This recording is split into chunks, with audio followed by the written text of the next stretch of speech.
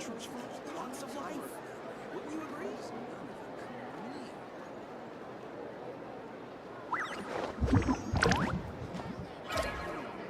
I better get me some alpacas. Once they've hauled everything over to Snezhnaya, I can make a little extra myself.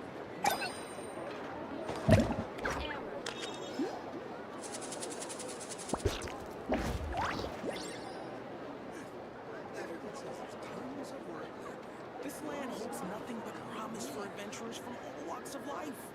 Wouldn't you agree? I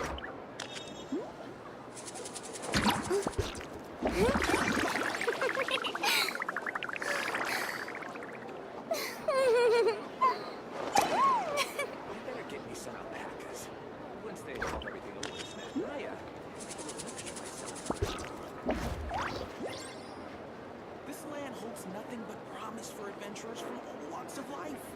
Wouldn't you agree?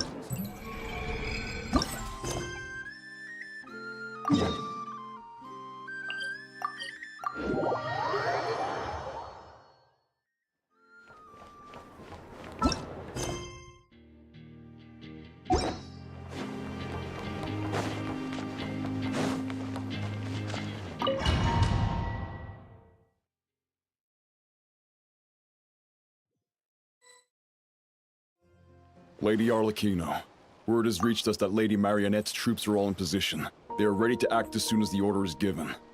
Excellent. The only thing is, they are fewer in number than we expected. It looks like many of them must have lost their lives at the hand of the monsters released by the Doctor. Can't be helped. Allow them to join our ranks, and keep in contact. As you wish.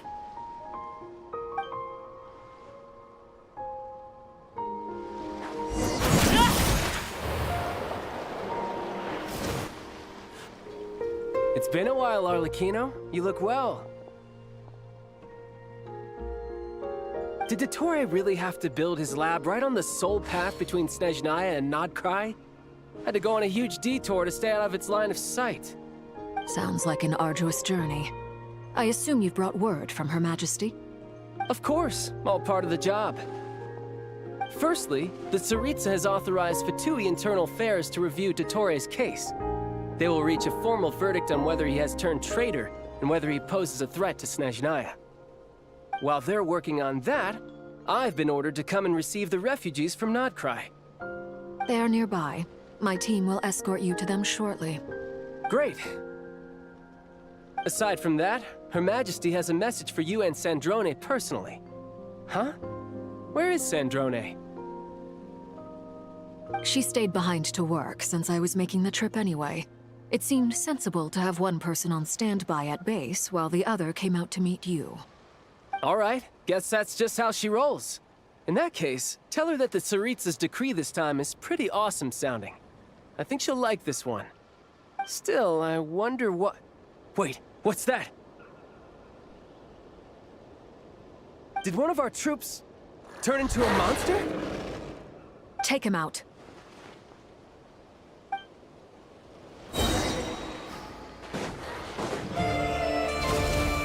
Laser bear!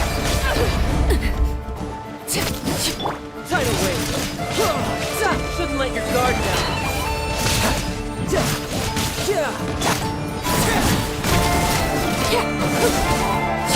You've gotten stronger, Arlecchino. Nice. Stop that right now. I appreciate the praise, but I am not fighting you today. I knew it.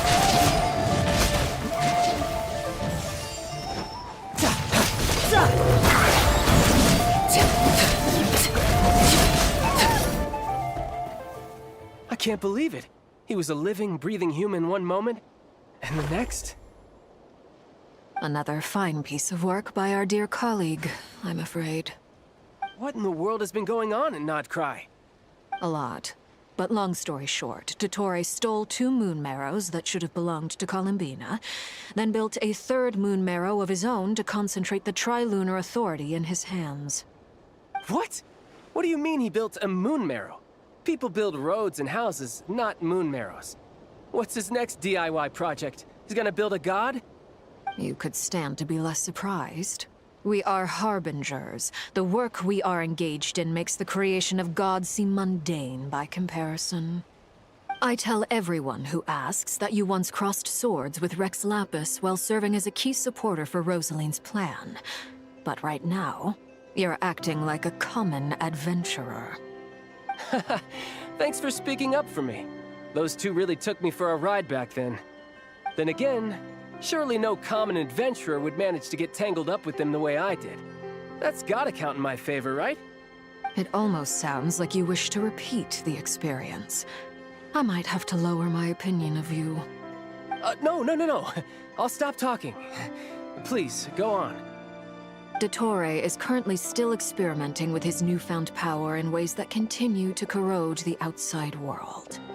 As for the human mutation, I believe this is simply a consequence of his experiments, and not a strategic move. That radiant beast was once a subordinate of Sandrone's. I suspect he was only allowed to live so that he could become an experimental subject.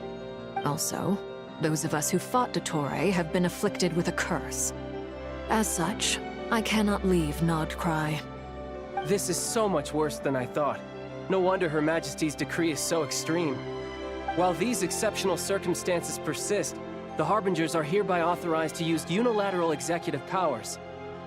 Should Dottore pose a threat, Arlecchino and Sandrone are permitted to eliminate him. My thanks to Her Majesty. I will pass these good tidings on to Sandrone. Her Majesty has also declared that she will refrain from launching an attack on the now evacuated Nodcry due to the presence of unretrieved research material. A wise decision. By the way, how's my old partner doing? I'm assuming they're with you? Partner? You mean the Traveler? I'm afraid I have bad news. He was captured after our failed assault in Dottore's lab. His whereabouts are currently unknown. What? Why? Since when does Dottore have a bone to pick with him? That is indeed the question. I'm not sure he does. He must have some other goal in mind. This won't do. I have to rescue him. You can't. We have no idea where the Traveler is. What am I supposed to do then? Stand here twiddling my thumbs? Sandrone is working on it. The best thing you can do right now is complete your mission. Fine. I guess I'll leave this to you then. One last thing. Tell the Rooster to get the message out to the gods and citizens of every nation in Teyvat. Beware. An uncontrollable pollution is spreading forth from Nodcry. The source of that pollution is a madman drunk on the success of his experiments.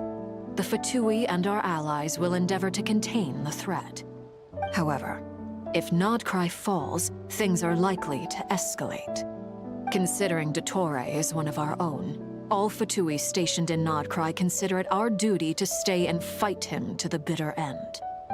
Whatever the cost. Hey, don't be too pessimistic. If it comes to it, I'm sure Her Majesty won't stand by and do nothing. I hope you're right.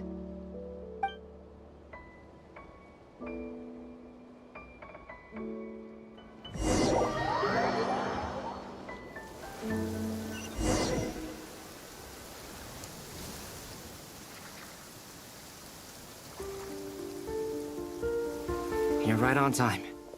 Thanks. Hey, do you think I'll get that gliding exam exemption? I made sure I was on my best behavior in Mondstadt. I landed well outside the city and walked in through the gates. I'll help you apply, don't worry. For now, let's see what we have here. What are the doctor's energy fields even made from? The usual attract and repel principles that govern Kuvaki don't seem to apply to them. They are very mysterious, but ultimately, they appear to be comprised of energies from the three realms. Thanks to research by Master in the Hexen Circle, we know that Teyvat's 7 elements are derived from the more primordial power of the Light Realm, which is antagonistic with the power of the Void Realm. Since you have the power of the Dragon Durin within you, I'm sure you can already tell that this energy field contains no abyssal energy. That's true. It's not abyssal energy, it's something pure, wild, and untamed. I've been thinking about something. Do you still remember the device that Dory supplied from the Academia when you and Miss Columbina fought Raria? That was one of the most marvelous feats of ingenuity I've ever seen. The design, the craftsmanship, the material selection. I couldn't fault any of it. Not to mention the operating principles. Surely the most ingenious feature of all. Dory didn't go into detail on how it functions, but I have a working theory. The clue was that Miss Columbina was somehow able to use the pyro energy that you provided, despite the fact that, as a moon goddess, she should only be able to use light realm energy in principle. Now, all elemental energy is, of course, derived from light realm energy to begin with. Hence, I suspect that the device works by restoring elemental energy to its original state. This presumes a theoretical model of the 7 elements akin to that of light refracted through a prism. Perhaps it is no mere analogy. Maybe there is indeed a prism in this model. I almost wonder if the idea for the device was conceived based on direct observations of said prism. It would explain how such an ironclad design concept was achieved. It is at once a masterwork of engineering and a groundbreaking application of the Academia's latest elemental theories. I suspect only Lesser Lord Kusanali herself could have devised such an ambitious technology. But back to the energy field before us. If this is pure light realm energy, its relation to elemental energy is one of integration versus division. Or you could say that the former contains the latter. Could this mean that elemental energy can dilute the power of the light realm? Should we give it a try? We should.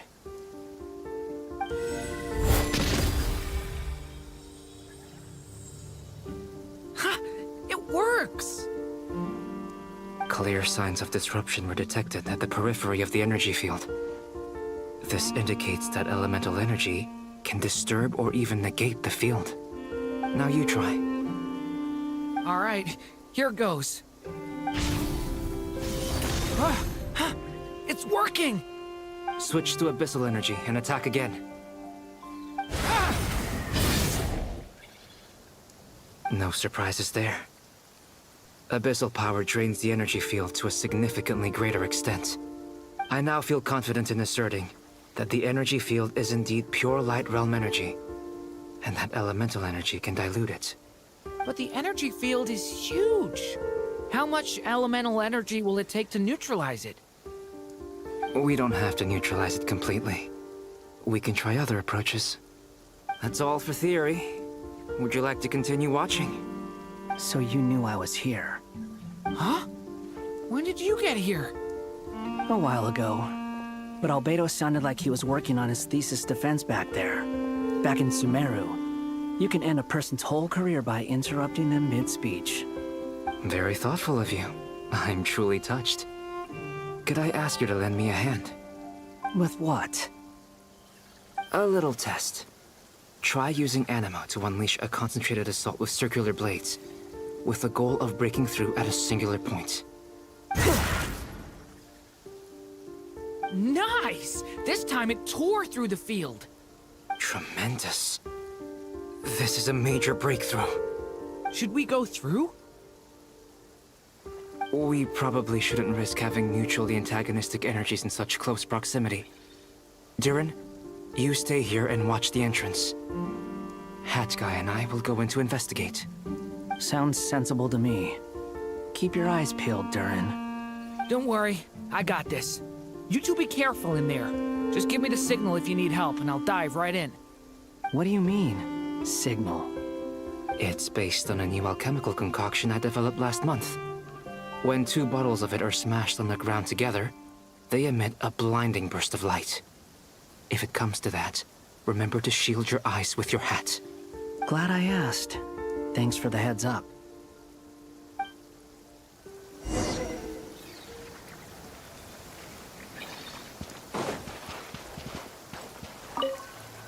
Like I thought. Beyond a certain distance, we can't see the opening where we came in. Maybe that's to prevent people from escaping. Sounds like Dottore style to me. Not much has changed. Things are basically the same here as they were before the energy field appeared. They have no heartbeats and they're not breathing. We can only assume they're dead. But there are no visible wounds. Also, there's an animal squatting next to each body. It's watching us. That's not an animal's gaze. What are you trying to tell us? Doesn't seem eager to talk. I guess maybe it's just an animal after all. Let's keep looking around.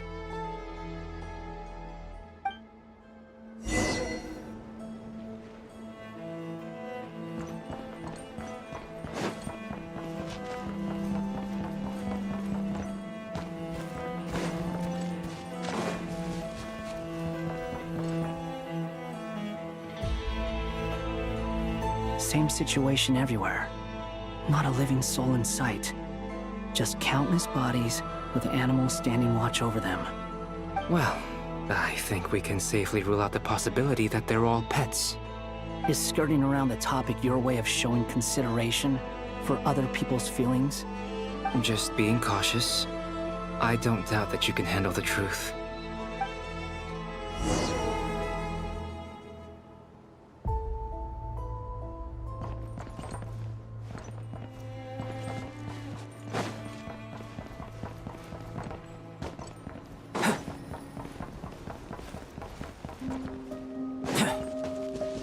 Careful. Please. Help us. Please. Please. Help us. What happened here? I don't know. Suddenly, everyone collapsed. Then my line of sight got lower. I still have some of my senses left. I gotta get out of here.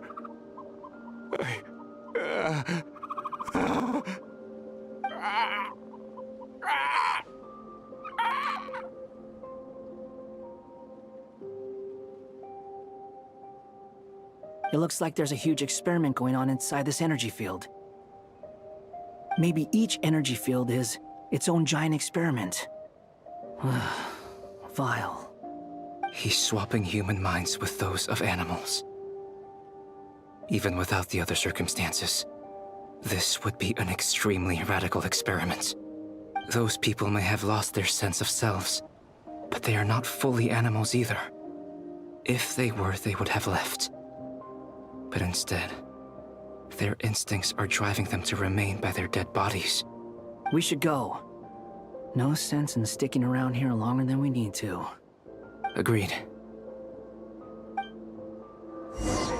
Over there, I hear a voice.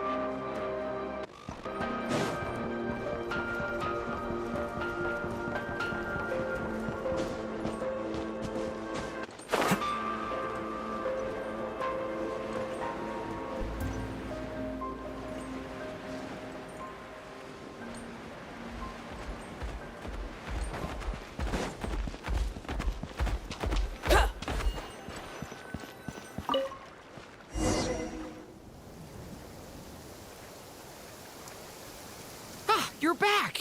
Everything okay? We saw some things that take a strong stomach. Otherwise, we're fine. We should share our findings with the others.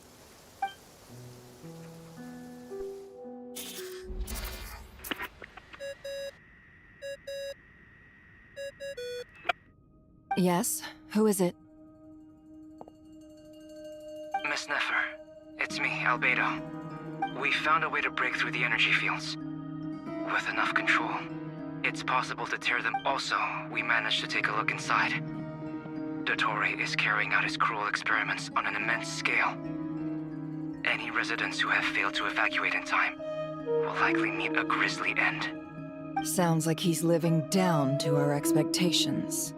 Might I ask how things are proceeding on your end? I'm just about to get started. I'll be in touch once I have a result. Understood. Stay safe. I will.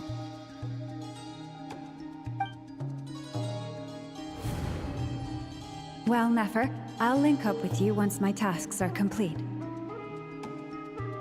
What makes you think I'd need you to do that? I'll need it. And considering the way you approach certain matters, I think you'll be better off with me present.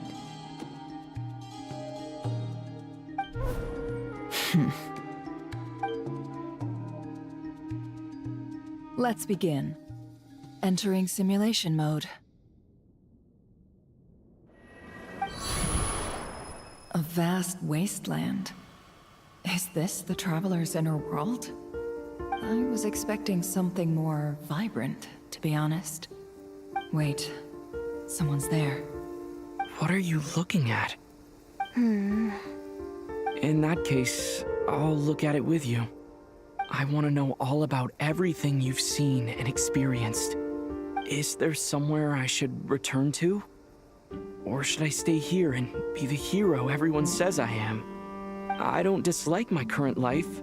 Roaming the land, fighting battles, accomplishing missions, earning a living, looking after Paimon. It's not so bad. I guess the only thing that's missing is that you're not here with me. This is the conscious layer, which contains a person's true feelings. It is filled with both longing and kindness. I suppose anyone who lives long enough ends up wishing for someone who can't be there. Maybe it's the only way we can feel truly alive. Time to delve a little deeper.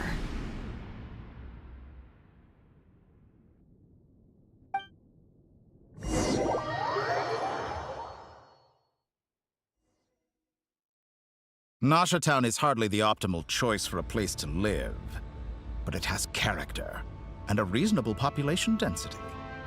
What are you trying to say? Oh, don't be nervous. I was just thinking where might make a good starting point for your journey. Perhaps I should send you further afield. Conria, perhaps. Conria ceased to exist long ago.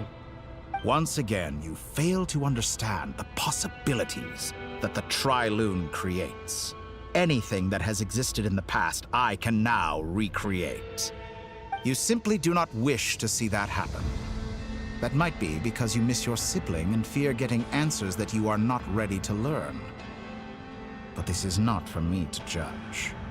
If we are to collaborate, we need to maintain an amicable relationship. In a moment, you will be able to... Oh no. What are you...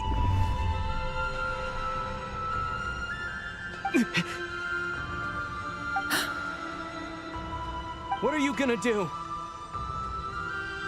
Don't move. Something unwanted has crept into... Oh? Gone as quickly as it came.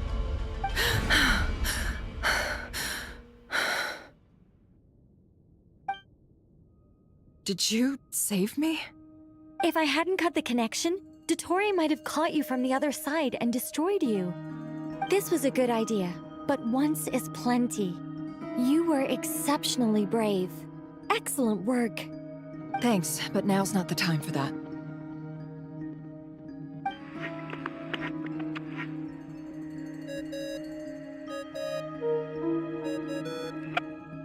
Albedo speaking. I think I know where he is. What is this endless darkness? I can't see anything, even though my eyes are wide open. But why? What happened? Ah, sorry about that. I take it you didn't notice. Just now, a friend of yours took a little peek into your mind. Could it be Nefer? How did she do it? Did she use something as a medium to connect to me?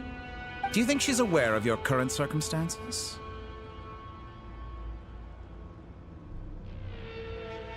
Oh dear. Have I stunned you into silence? I only wanted to slow down your time a little so I could stop your intruder in her tracks. It would have been nice to capture the spy. I must say, I'm finding the ability to adjust the flow of time rather intriguing. The moment you closed your eyes, time seemed to grow impossibly viscous, didn't it? A whole month passed before you opened your eyes again, but only for you. No one else was affected. I dare say this is something only a god can achieve. Point taken. You've proven once again that you have god-tier powers. Oh, you misunderstand. This wasn't about proving a point. I was testing things out. I find I learn best by doing, and I have to admit, time is not the easiest dimension to control. I only wanted to make you sleep for a short while, but it ended up lasting a whole month. Clearly some finesse is required to wield the authority over time as I wish. I hope you're not angry with me. It was only a month's discrepancy, nothing too serious. Had I been off by a year, a decade, or even a century, that would have been quite a different story. You could have frozen me for millions of years. So much for collaboration. You aren't showing much sincerity. Millions of years? To what end? I wonder if you don't understand humans all that well. They are very pragmatic creatures who understand only that which they can perceive with their senses. If I had you sit here for a week, I imagine people might sympathize. But if I left you here for 100, 1,000, or 10,000 years, the sheer size of that number would cause it to lose all meaning to them. They would not have the capacity to comprehend your suffering, and thus they could not empathize. Unfortunately, while gods do exist in Teyvat, it is ordinary humans that account for most of the population. Their lifespans are so limited, their bodies so fragile. Did you ever really hope that they could begin to understand someone like you? Your long life and unique origins make you fundamentally different from them. How long will it be before they start to treat you like the alien you are? Before you are ostracized, outcast? Alien? Even I feel bad for you sometimes. This world has made you into a slave. So many times you have served its will, and not once have the powers that be ever thought to grant you the one simple thing you wish for.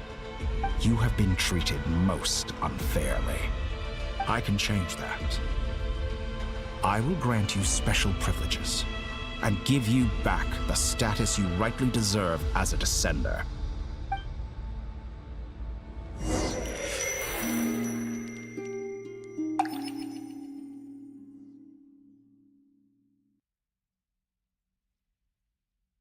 I've entered the past 3 times at this point, but I still have so many questions. For instance, beyond each point being further back in time than the last, what determines the specific locations at which I can make entry? So far, the common thread linking all 3 scenarios is that the Traveler has been present. But it's more than that. I know I sensed something familiar around him. What was it? I'll keep this question in mind as I carry on.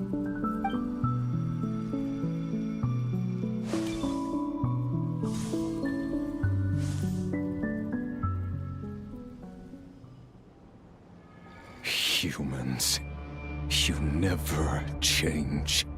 Always trying to use powers you neither comprehend nor control. This looks like Star Sand Shoal. Was this before Rerir regained his physical form?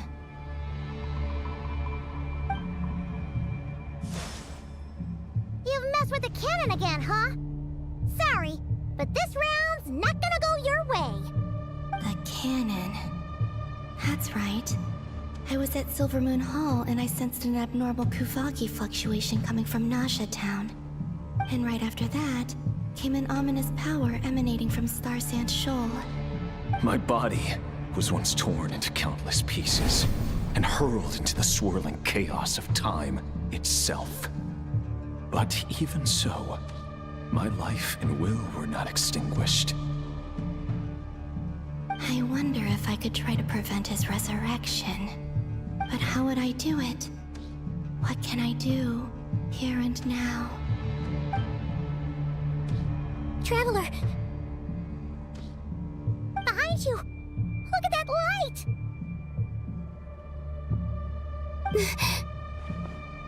No, I won't make it in time. He's using the Kuvaki shield, like I taught him. Is he going to use it to block the cannon's beam? He's strong.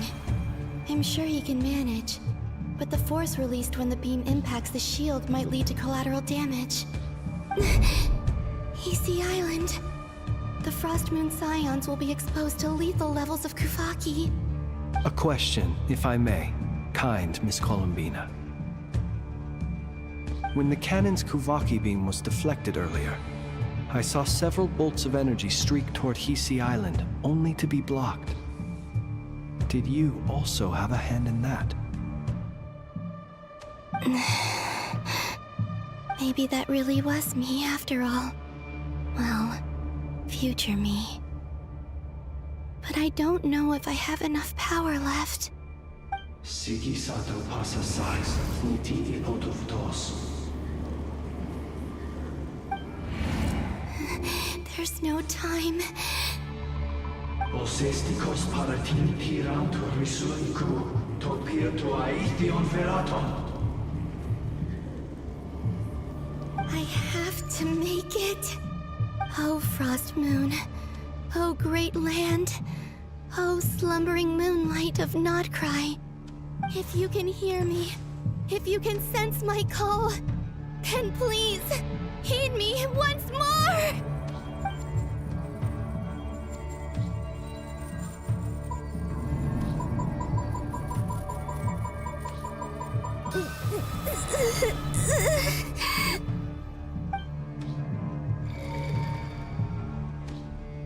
Did it work?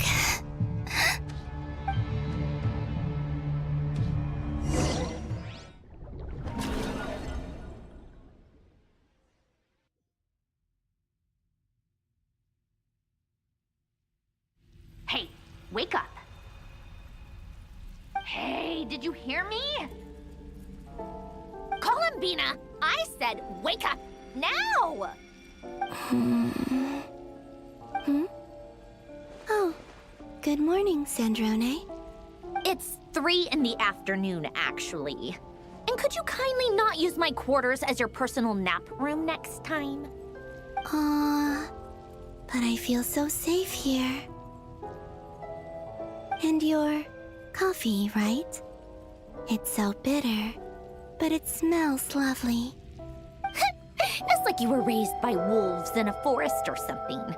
What did you drink growing up? Grass tea? The Frost Moon Scions certainly led a more frugal existence than the Fatui. Then I'll bet you've never eaten one of these before. It smells delicious. That's because it's a Fontanian recipe. I had a little free time today, so I made a batch. Rosaline will be here shortly, but if you really can't wait, I guess you can go ahead and... Hey, at least let me finish before you start eating! Did the Frost Moon Scions not teach you basic table manners? Or did the rules not apply to you because you're the high and mighty moon goddess? These are so tasty. Of course they are. I made them. I was worried they might contain traces of machine oil. What?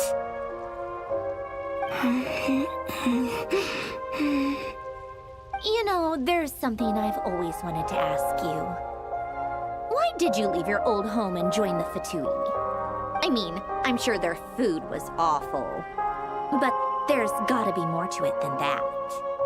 Well, life there didn't go quite how I imagined.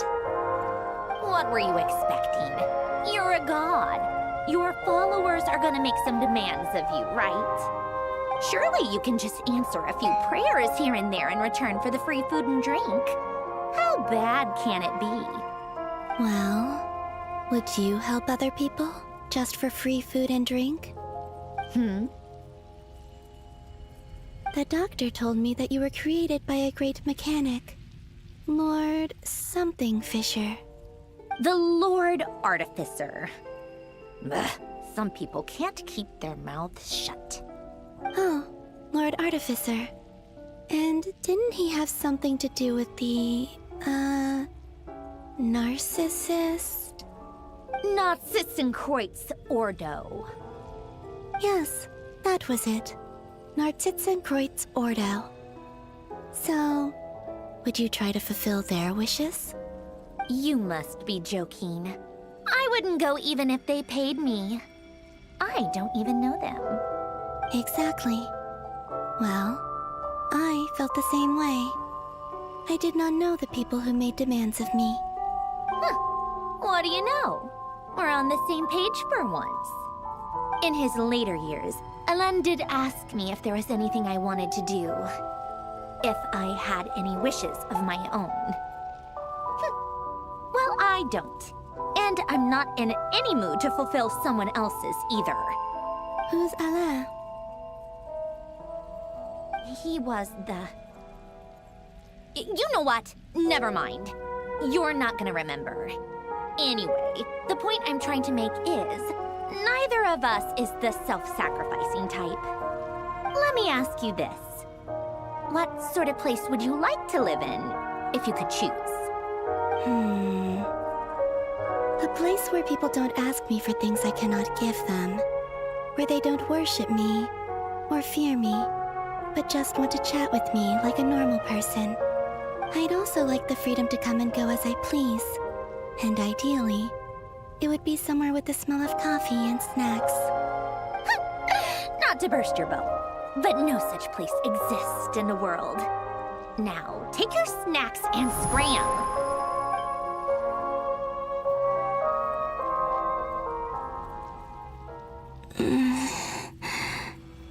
Did I pass out? Of course. I'm back here again. I dreamed of events from my past. Sandrone. Traveler. I miss you all so much. Back there. I guess I managed to harness all the Kuvaki energy on Hisi Island. But how did I do it? Time is flowing backwards here, and I can use that familiar power to enter the world of the past. That mystery ally everyone talked about. It was me all along. I can sense that there isn't much more power remaining up ahead. What lies at the end of all of this? Will time keep flowing into the past? And will I ever find my way back?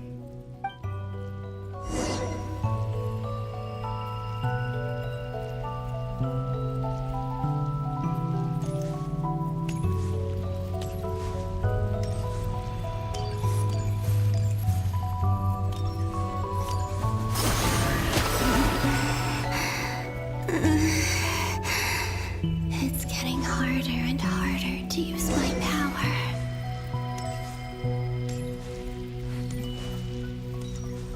I'm no match for the Abyss in this state. I need to avoid the contaminated fragments.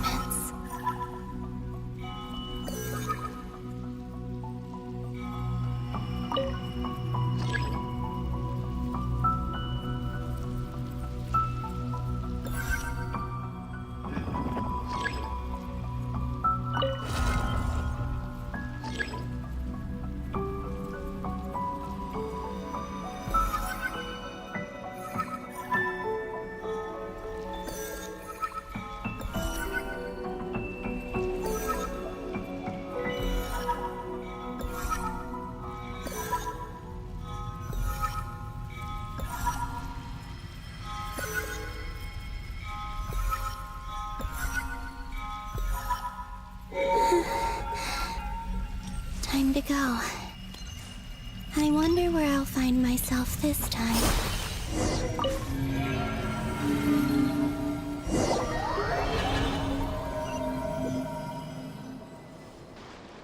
The Final Night Cemetery. This is where Flint's is based. Or not! How are we supposed to read through this many files? Difficult, yes, but it is also our most efficient option. Seems like they're searching for information. Oh, I remember. Flint and Varga talked about some files on the Wild Hunt. Was this my doing too? To expose the true intentions of this Rereer, we need to dive into Notcry's history. Are my actions changing the past? Or are they simply completing a process? Is all of this inevitable? Or am I the one making these decisions? If I choose not to help them now, will it change how things turn out? Hope we don't land on our heads then. They're my friends.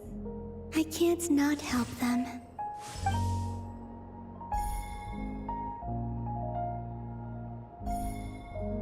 Ghost!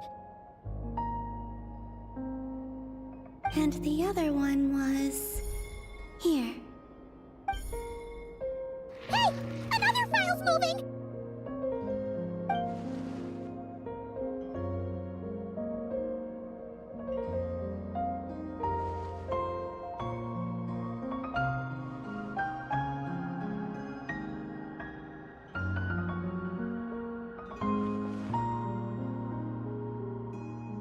That should do it.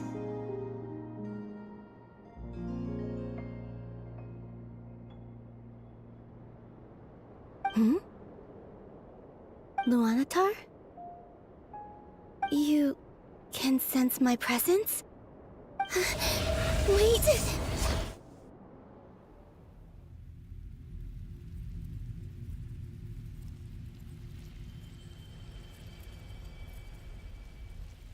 Luanatar. So she's that familiar presence I've been sensing all along. She's always been by the Traveler's side. That explains why the Traveler has been there each time I've entered the past. But why Luanatar? Is it because she has a connection to me as the Moon Goddess's familiar? If so, why not any other Kuhenki? That's...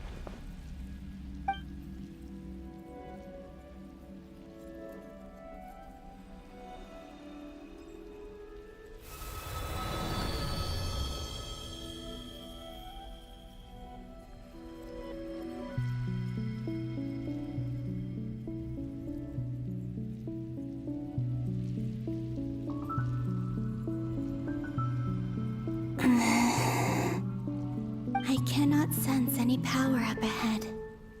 Just a void, stretching out into infinity. This is likely my final chance to enter the past. It's now or never. I have to find a way back.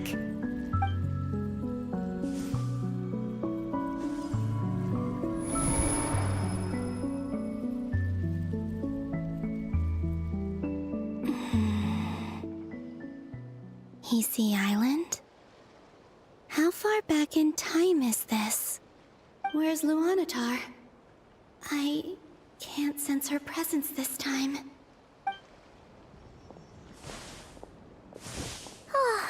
Seeing Enefa and Aino reunited like that sure was heartwarming.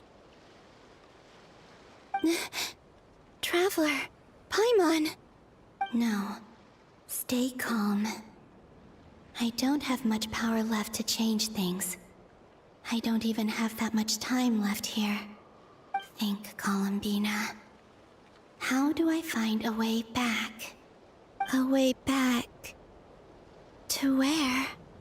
Do I go back to Moon Prayer Night? Or to the future that followed? And if I return in my current state, what will become of me then? Dotori's actions that day proved that he'd been planning that for a long time. He had already seized the power of 2 moon marrows before capturing me. Even if I managed to get back, How can I fight against him when he wields the Tri-Lune authority? I can't. If I go back like this, I'll be playing right into his hands. I have to find some way of rivaling the power he has usurped.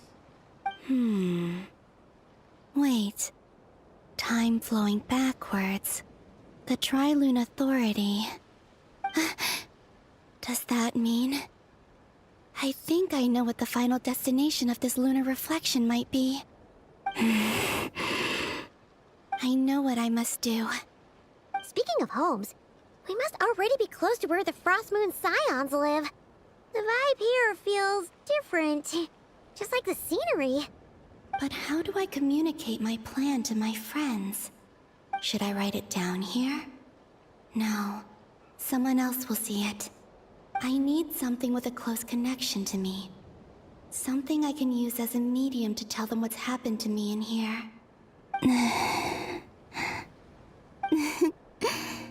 Now it makes sense.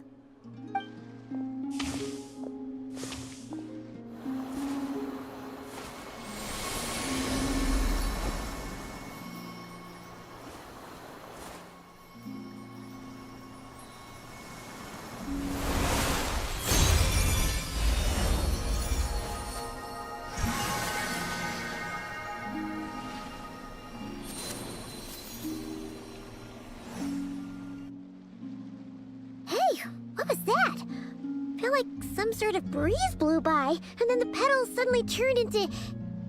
Huh?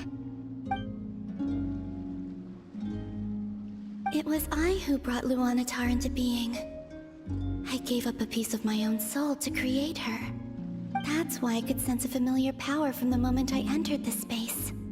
It also explains why she's been present in every past location that I've entered. Because we have a deep connection.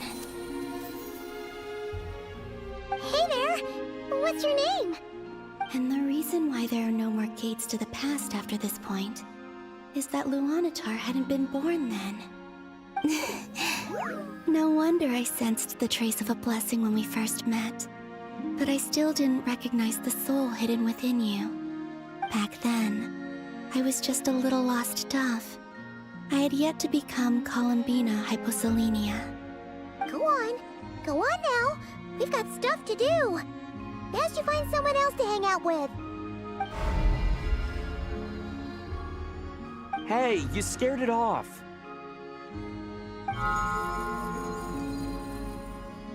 I'll be counting on you. Remember to stay by the traveler's side, guide him, and help him in my stead. Oh, and bring him to the garden where the moon prayer blossoms grow. There's a little lost dove there who will need his help.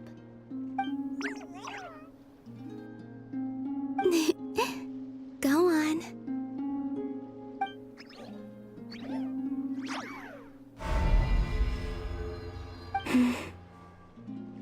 You too.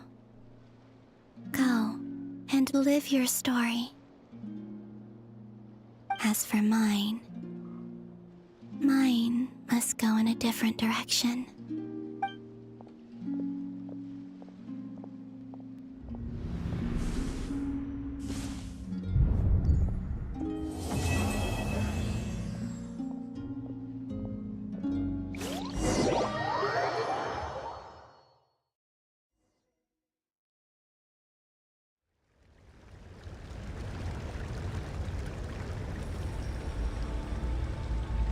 How would you like to experience the thrill of never being held accountable for your actions? You could crush people like ants without consequence, or tear off their heads or limbs as you please. Believe me, such a life is but one small step away. What point is he trying to make? Freedom? But the freedom to kill? To do evil and get away with it? Why would you offer me that? The creation of a world is the ultimate scientific experiment. I have taken my research to the highest level, where I shall be not just a god, but also a servant to many sacred spirits. I shall heed the truth and perform holy deeds. A god's laboratory is the perfect playground. But it needs the right occupant to explore its full potential. Mortals are found everywhere one looks. Not so with Descenders. I'd prefer my first guest to be a distinguished individual such as yourself. And I know you could make the most of the opportunities it offers.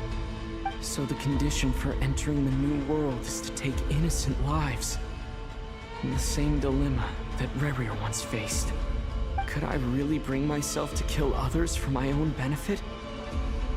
Rerir did. And look where it got him. Have you made up your mind? I can't do it. Your playground is no place for me. You're putting your hopes in the wrong person. But we both know I'm not quite the hero you say I am either. I have my own reasons for the journey I'm on. And they aren't all selfless. You've grown a lot since we last met. But there are still things you are unwilling to compromise on. This will only hinder you. Why don't I lower my requirements a little as a gesture of goodwill? I'll give you a little time to learn to be a less noble soul. That'll make things much easier for you. I really doubt I could live that sort of life. And yet you already sound less defiant than a moment ago. The benefits appeal to you because you can read the signs of the times. Why don't we return to my research facility? Your last visit was so rushed. There is much that I have yet to show you.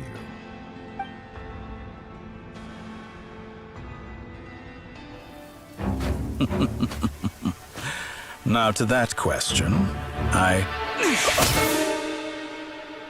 Heroes don't attack from behind. Guess I'm no hero. This is most disappointing.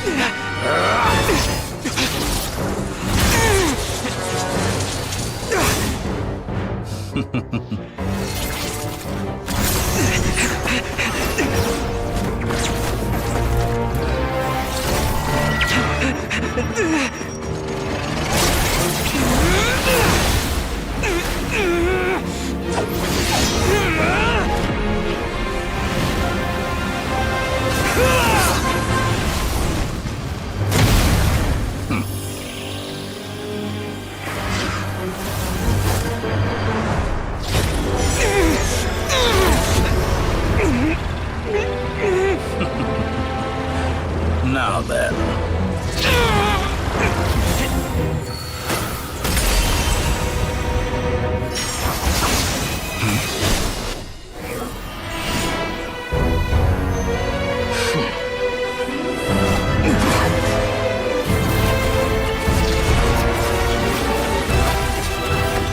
A new face. Interesting.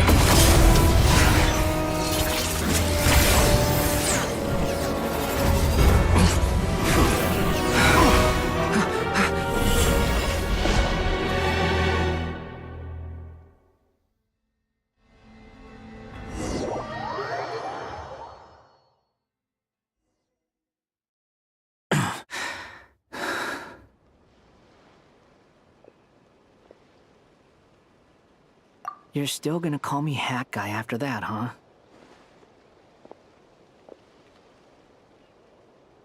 I didn't see anyone else in there who needed saving.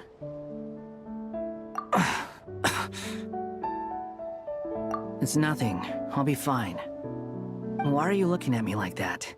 Is it that shocking that I'd come to your rescue? I owed you a favor back in Sumeru. Now we're even. Distracting Dotori was tough, I won't lie. He's not gonna fall for the same trick twice. That was my one shot. I'd hoped to use it to take him out. Ugh. I never wanted to obliterate someone more than I do right now. Dotori doesn't recognize me, but his segments were originally made based on an analysis of my operational principles. I expect it's only a matter of time before he figures out what I am.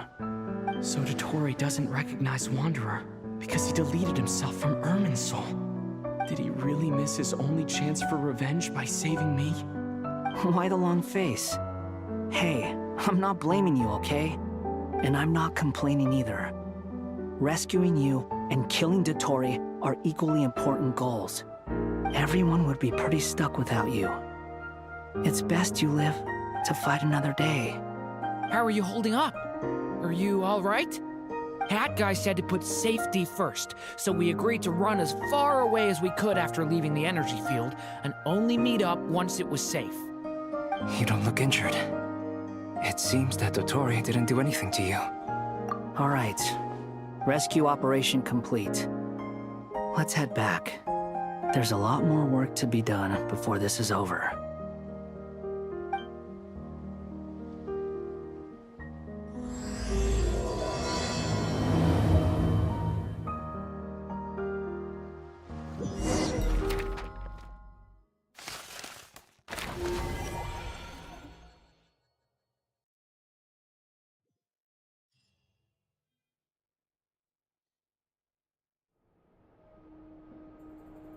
Understood. I will bear the Tsaritsa's decree in mind. I don't see what's so awesome about it, though. Does he really think everyone else is as immature as him?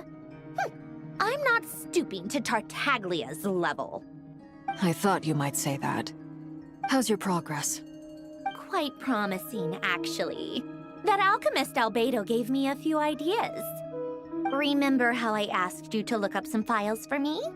That stuff on the Nachtspitzenkreuz Institute. René de Petrichor and Jakob Ingold. Alain Guillotin despised René's theories and methods, but he never managed to come up with better alternatives either.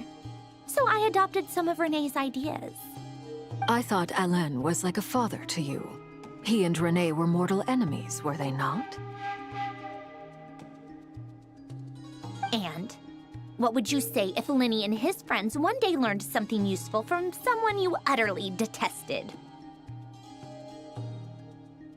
I would applaud them for it. That would mean that they have surpassed me. For all we know, Alain Guillotin might have thought the same thing. Not that it matters, though. He's dead, and I'm alive. So it's my call to make. Once you die, it doesn't matter how great you were in life. Only the living get to decide what happens next. Hey, come on out. They're back. Huh?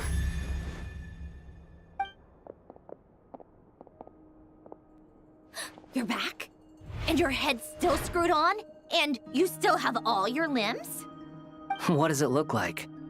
Way to keep your composure, madam. Excuse you. I am perfectly composed. Glad you're okay. Yes, it's a huge relief. Worry? Oh, yeah, right. You think we, the Fatui, were worried about you? We were worried sick. Hey!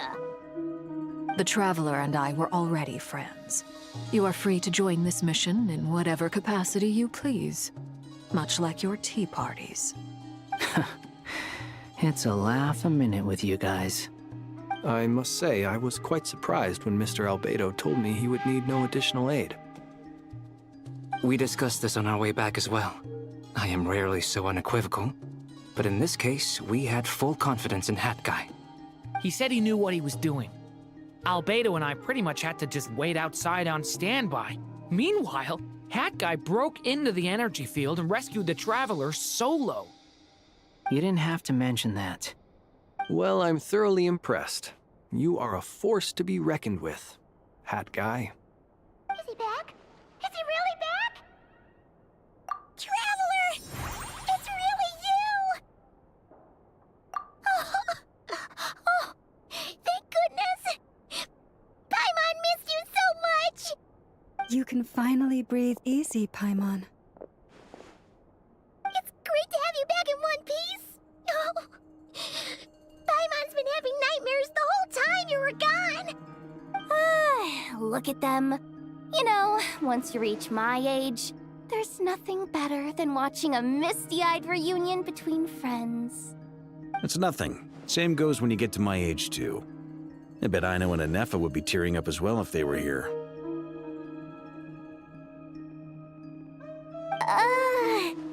Varka, I'm not sure Anefa can cry. Oh, yeah, good point. Hey, your eyes are looking a little red and puffy. Come here, let's hug it out. What? Ew, no! No, thank you. You're not my dad, okay? Knock it off!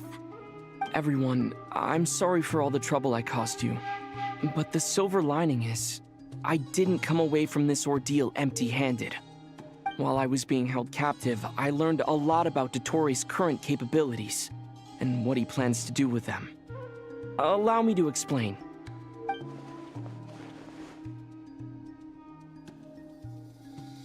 The three moon goddesses were even more powerful than we imagined. No wonder Dottore believes himself to be equal to the gods, maybe even superior. Utter blasphemy. While everyone was gone, Nefer and I made an interesting discovery, and I believe Miss Sandrone has something to share too. Ma'am, perhaps you could do the honors?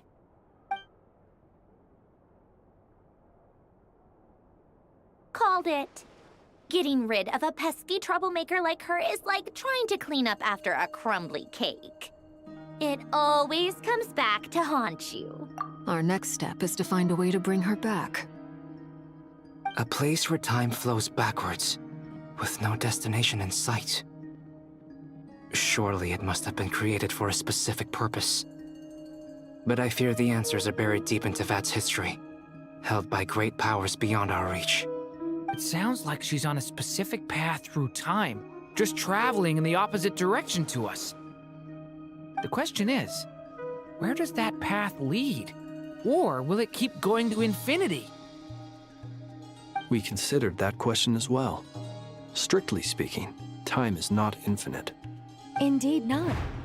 Every road has an end. Nicole! You sure love quietly sneaking in mid-conversation. I do, in fact. It's something I've always done at our mages' tea parties. Quiet, mysterious, and persuasive. You wonder what lies at the end of her road. Well, just as the world has a beginning and an end, so too does time. And so, the end of the road is the moment that Tevat was born. But where Miss Columbina will end up along this road, that depends on where this particular river of reverse time began. What about the original moons and the moon goddesses? Do they have a beginning too? All things do. In the beginning, no moons adorned the sky. It was the Dragon King Nibelung who raised the three moons into the heavens, and thus were the moon goddesses born. They were shadows of the planet, born to wield Nibelung's authority and oversee the world on his behalf. They were extensions of his will, manifestations of his majesty. But then one day, they disappeared just as suddenly as they had once been brought into being. Nobody knew where they had gone.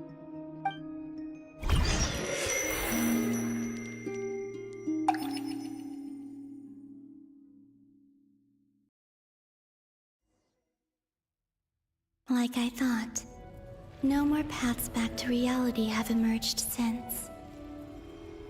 But how can I be sure that I'm going the right way without scenes from reality to keep me on track? I can't even be sure of how long I've been walking for.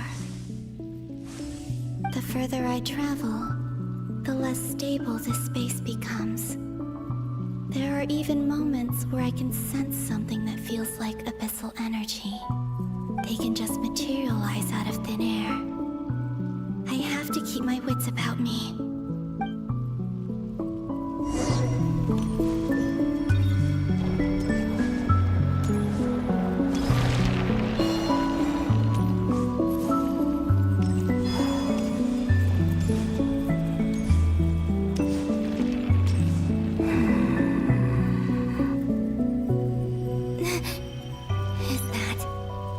Great hero of Solna.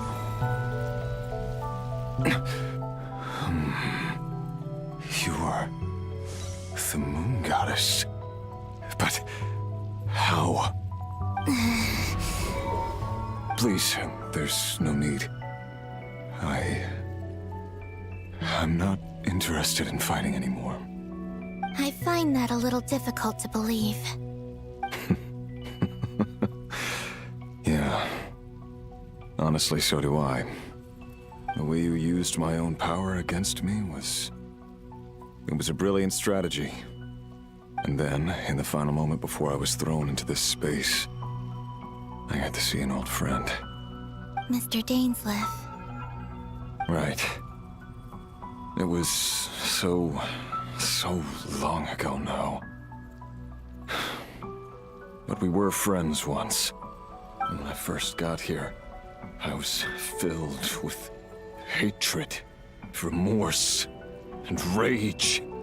How I cursed and devoured. I tore everything here apart. I was consumed by the desire to leave this place and have my vengeance. But to no avail. This is a place with no exit. This is the second time I've entered this space. Though I have no memory of the first. I was torn to shreds the moment I entered. But this time I survived. It must be partly because of this new body. And partly because of all the Kuvaki I absorbed in Nodcry. Are you the source of the abyssal power in here? Not all of it. Some is from when I first arrived here and tried to destroy everything. But there was already a degree of abyssal power here before I entered.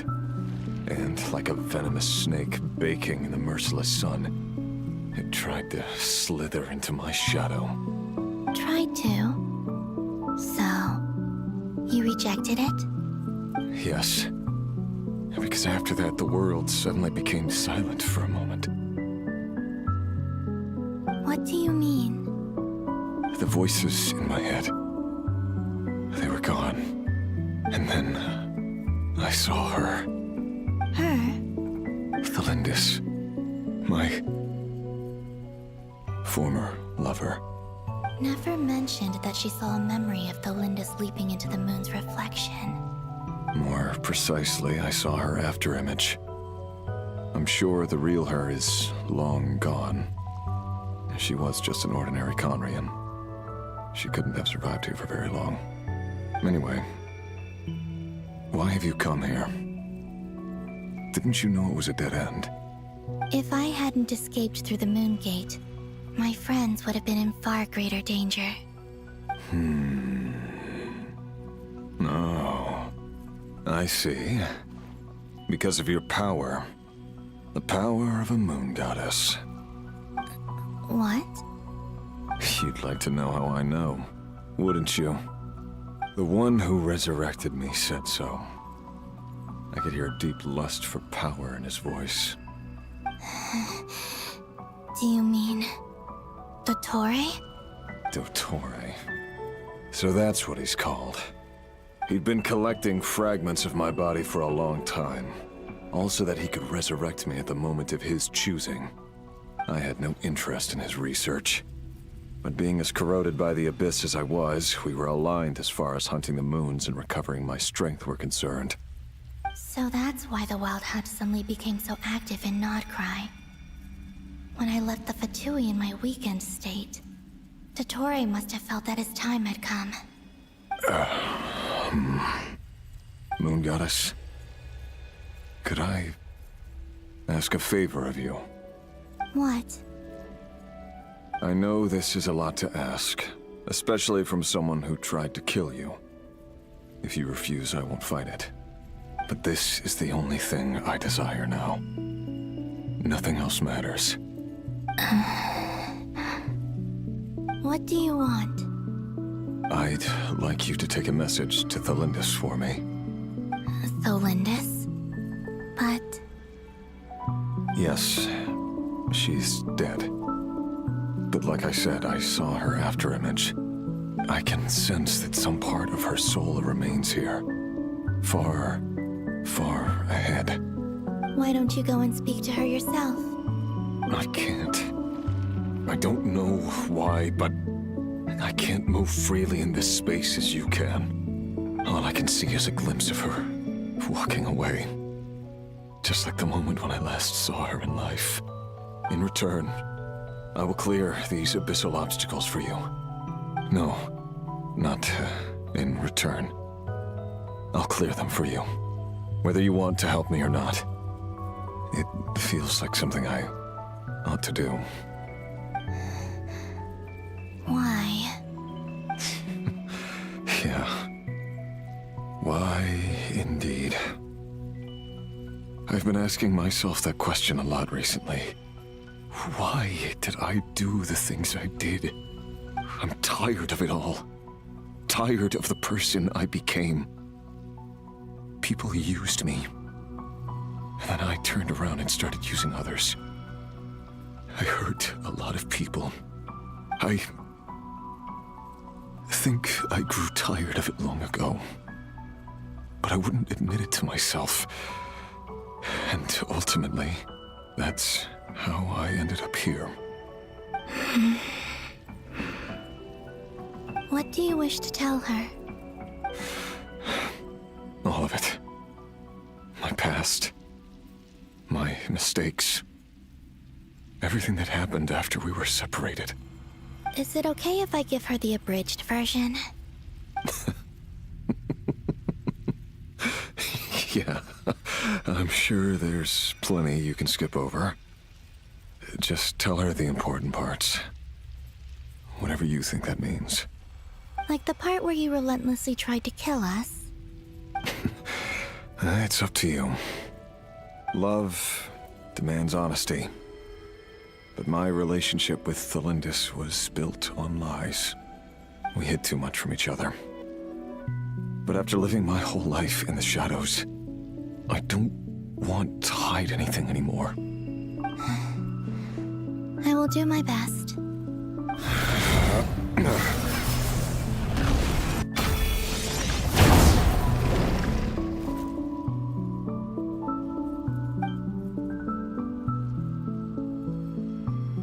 There.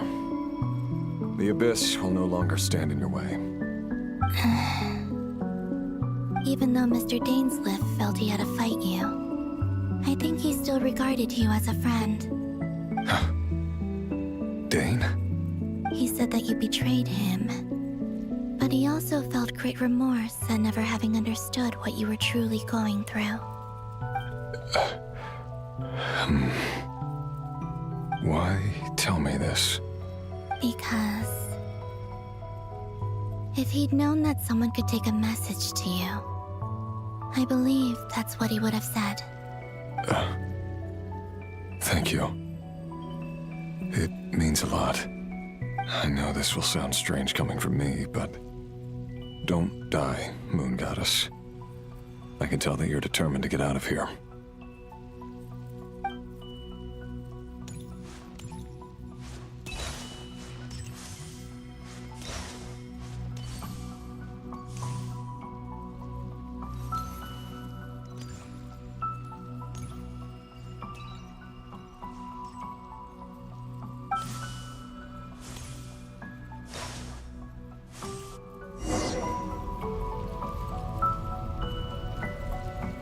He kept his word. The abyss is no longer obstructing my path.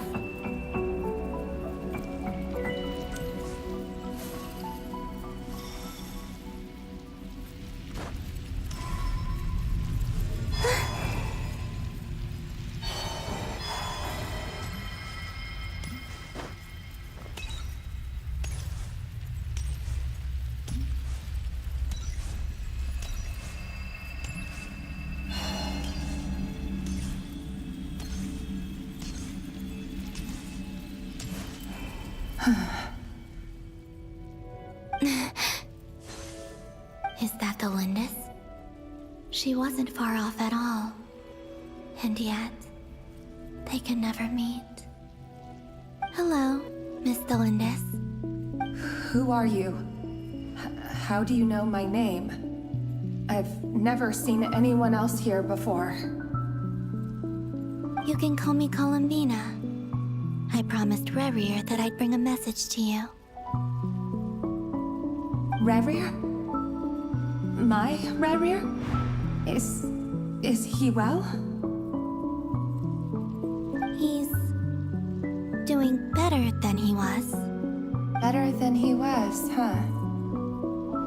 Sounds like he's had a pretty rough time. Others have had a rough time on his account too. In many cases, their time ran out because of him. And I'm not just talking about the children of the Crimson Moon. So, things got worse before they got better. Could you tell me what happened, Miss Columbina? Are you sure you wish to know? Yes. This is my opportunity to learn the truth. No matter how hard it is to hear, I have to know. I admire your courage. However, time is short. I cannot stay here for long.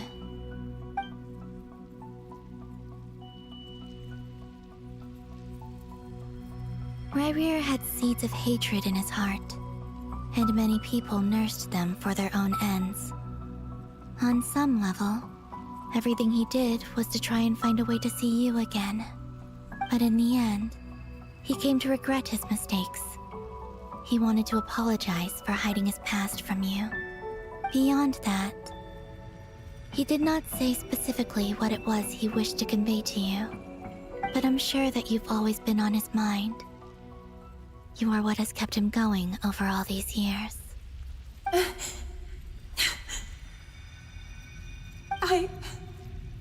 I'm sorry, Miss Columbina. This is so upsetting. I'm not sure how to put my feelings into words. It's all right. I understand.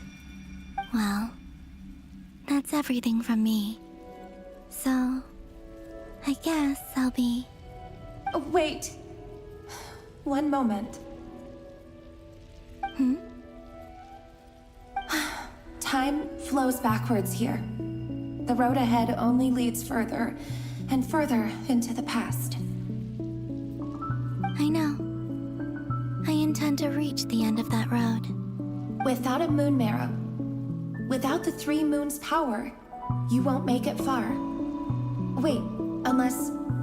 Are you one of the moon goddesses? You could say that. I see. I often think to myself, if life is like a train ride, why haven't I reached the terminus? Where am I even going? And it's not just me, it's this whole place. Wherever it is, it seems like it's existed forever. It's such a mystery. Where is it going? I must seem so ridiculous. I can't answer these basic questions, and yet I jumped right in here without hesitating, only to be torn apart the moment I entered by powerful energy currents. Only my soul remains now. Thinking back, I was suddenly overcome with fear and terror in that moment. Perhaps I too became bewitched by the abyss. I may have been the leverage it needed to control Rerir. I used to be a researcher at the Universitas Magistrorum in Conria, researching the iridescent moon's marrow. Eventually, I came to the conclusion that time in here flows in reverse. Rerir was one of the Venster King's retainers. With me, he was in an impossible position. It plagued him constantly. I wanted to help him escape his lot in life. I wanted him to be happy, so I thought I'd use this place to return to the past. At the time, I thought I could just go back to the day that the Venster King first found the princess. It was only after meeting the princess that the Venster King started going too far with his research into the abyss. That was the day all of our woes began. I thought I could stop the king from ever meeting her and solve everything. I couldn't kill the Vinster King himself, so I had to find another way to save Rayrir. That's why I wanted to go back, to kill the person who had brought new possibilities to our realm. I'm sure it was a futile endeavor, but the Abyss probably enhances the basest human desires. So I naively hoped I could change everything. But I was simply too weak. Like a speck of dust against the whole universe. Look at me. I didn't even survive the journey here. Not physically, at least. I know I'm never getting out of here. But you're different. You can make it, and I want to help you. I owe you that much. How do you plan to help me? Have you noticed the golden energy that exists here?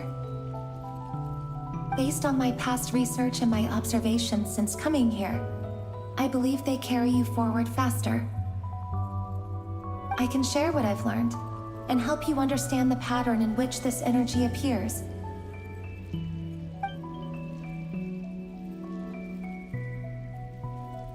I think you just might... Now, I know you will be able to change the past. Also, I've been speculating about where this phase ends. The documentation was scanned, but from what I know of the legends about the moons, the oldest ones seem to begin with Nibelung, king of dragonkind. I have no way of verifying any of it by this point, but if it's true, you might be able to reach that era if you keep walking. Understood. Thank you, Miss Delindis. I'm the one who should be thanking you. If you hadn't entered this realm of everlasting death, what use would my deductions be?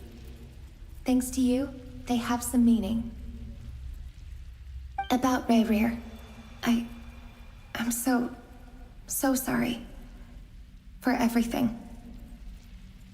It wasn't your fault. That's not true. Because we both feared bringing trouble upon each other, neither of us ever told the truth. And that dishonesty sealed our fates. But enough about that. I wish you a safe journey, Miss Columbina.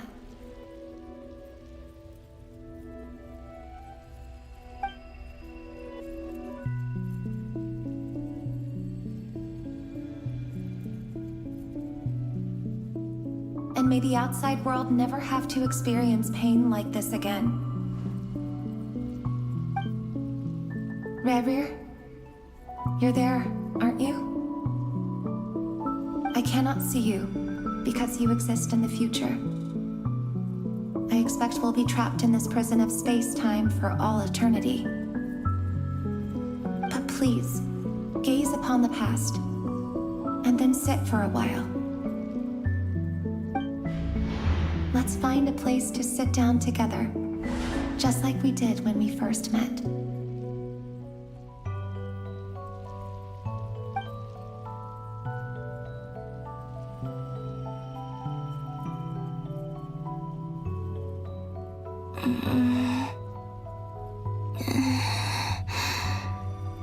How long have I been walking?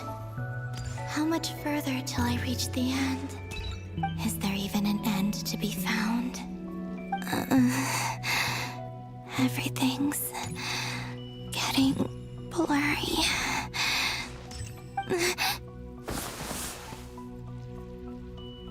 Huh? Are you all right, little sister? Have you come from the distant future?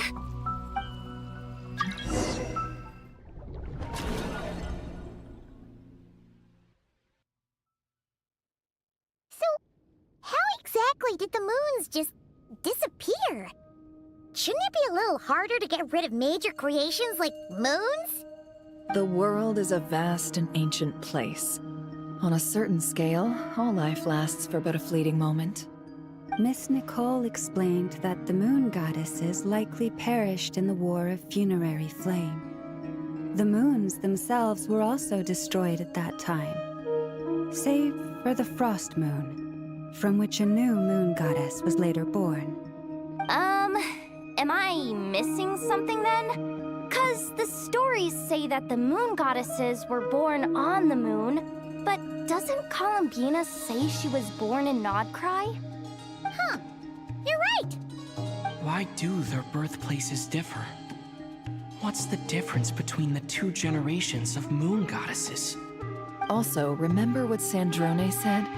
Her scans detected 4 moons. In other words, 4 moon marrows. Technically, the result of the scan means that 4 moon marrows were detected and positively identified as moons in that moment. In other words, this piece of information alone isn't enough for us to know how Miss Columbina is doing right now. Yup. We have no way of staying up to date on whether she's dead or alive. She's on her own for now. But at least she's trying her best to get back to us. Yeah. She's a tough cookie. And a sore loser, too. We have to trust that she'll find a way. Because we really need her power. As much as it pains me to say it, we've got no chance of beating Dottore in a straight-up fight. He's much too powerful. It wouldn't even be close. That maniac is going to devour everything in his path until he reaches us. We need to find someone or something that can stop him before he does anything worse. I'll be frank. Our only hope of defeating this false god is with a real moon goddess on our side. I'm not just saying this because Columbina's a friend and I want her back safe and sound. It's just the truth. And I know that even she was no match for him when he attacked, but I don't have a better solution. We're not giving up on saving her, whether she can defeat Dottore or not. Right. Don't worry, Miss Sandrone. We're all aligned on saving Columbina. No one's trying to argue that we can only justify saving our friend because it will help save the world. This is about multitasking. We want to save both. So, she's more than just a moon goddess to you guys? Absolutely. Duh! She's part of the gang! And you are too, you know. Yes, I know. You don't need to labor the point. I knew that the moment I came running over with my documents that I was part of the in-group. I mean, if Arlecchino can fit in, I certainly can. Anyway, as for how we get Columbina back, I've been working on it constantly. But I think I'm still lacking certain information about the moon. I'd probably get there if I could continue my calculations, but the problem is, I've run out of computing power. Computing power? You mean you need more energy? No, the issue isn't energy, it's processing power. There's so much data to get through that the whole process has just ground to a halt. That's a tricky problem. René de Petrichor of the Nazissenkreuz Ordo once foretold the fate of the world. But I don't know how he did it. My guess is that he used the primordial sea's power. However, that won't work for me. His methodology was vastly different from my own. What's worse, they're incompatible. And to top it all off, we can't even leave Nodcry. Ugh, this is so annoying. If I'd known we'd run into a bottleneck like this. Well, no, the design bureau's a bust as well. Curse that Dottore! Couldn't have made this harder for me if he tried. Oh, what do we do then? How about we grab a bite to eat and take a break? Maybe something will come to mind after you've cleared your head. You don't get it, do you? I'm trying to calculate the fate of an entire world here. And I need accurate results, not big prophecies. Where the heck am I gonna find the computing power for that? Ahem. Anyway, time to shelve the discussion on technical difficulties. Being a killjoy isn't very ladylike, after all. Either way, we've done what we can. Rest well, everyone. Remember to let us know if anything new comes up. Hat guy? Is he hinting that we should talk outside? Let's go somewhere a little more private.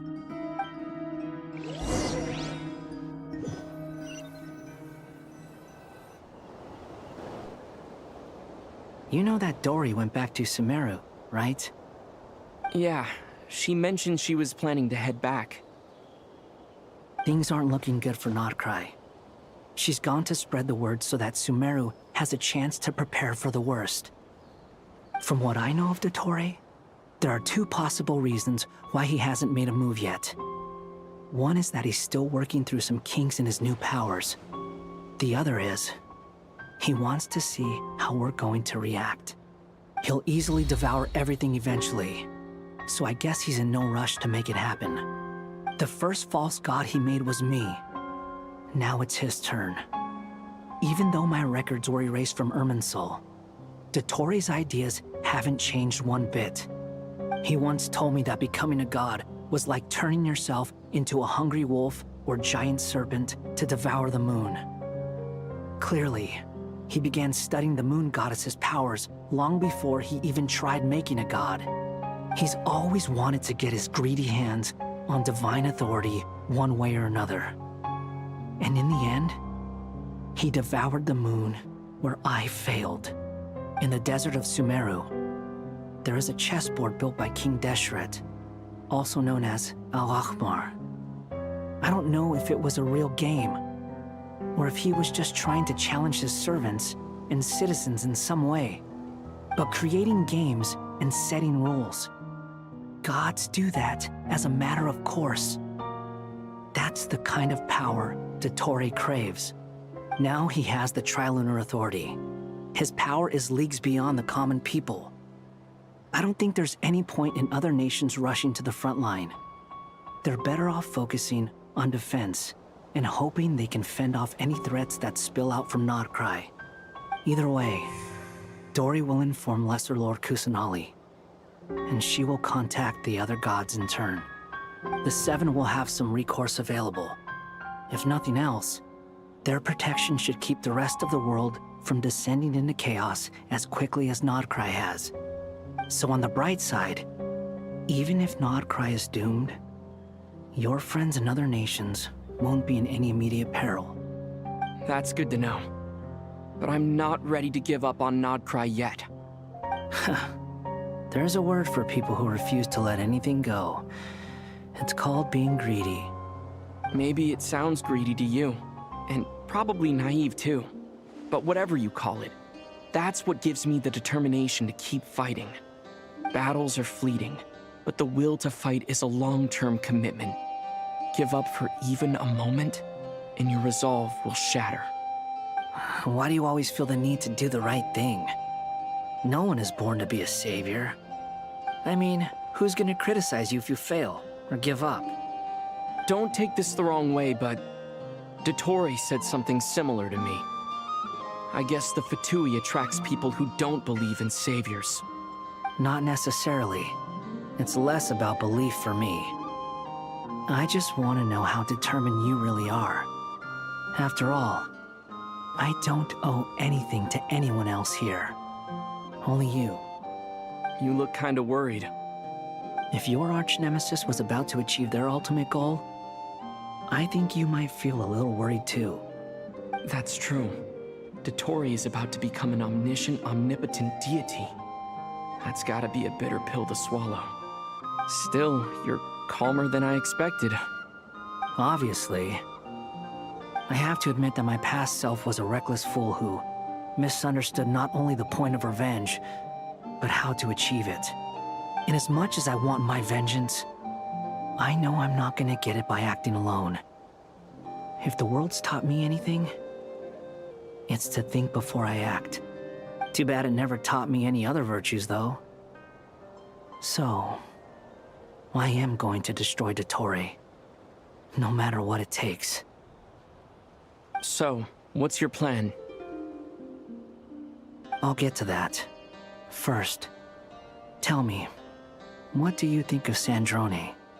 Just like Paimon said, she's a friend, part of the gang. How much do you trust her? This is a serious question. Think carefully before you answer. Although she's with the Fatui, she has her own values, and she's helped us a lot. If nothing else, she's clearly going the extra mile for Columbina. I see no reason not to trust her. If you say so. In that case, the three of us need to talk. I have some thoughts about her computing problem. It can be solved, but it will come with a cost. How much? If I can afford it, I'll cover it. Sometimes your heroism really backs me into a corner. You know that? Come on, let's go talk to her.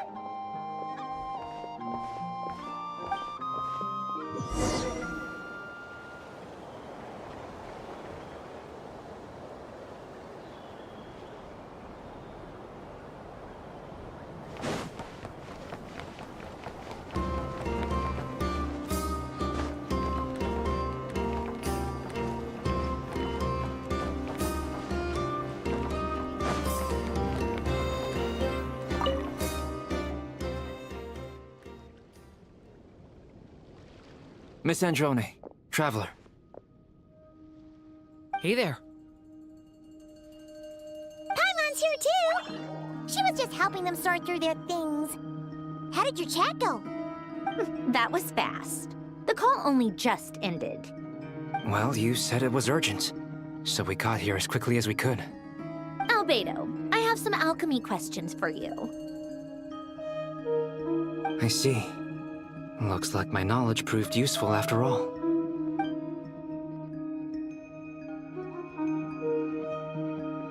If I might ask, what is the end goal for the modified formula you'll be using? I needed to predict the future of the entire world. But I've run into some teething issues since trying to implement Renee's theory of the 4 Orthants. I see. I'll have a look at it. Still, computing power is the real issue here. How do you plan to solve it? About that, that's been sorted. Oh, with the Traveler's help?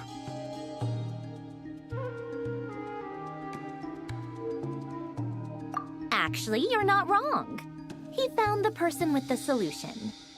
Was it Hat Guy? Yeah, it was him. Wow! Go Hat Guy! Seems like all that time studying at the Academia is paying off big time. But where is he? Wasn't he the one who asked Albedo and I to come here? Come with me.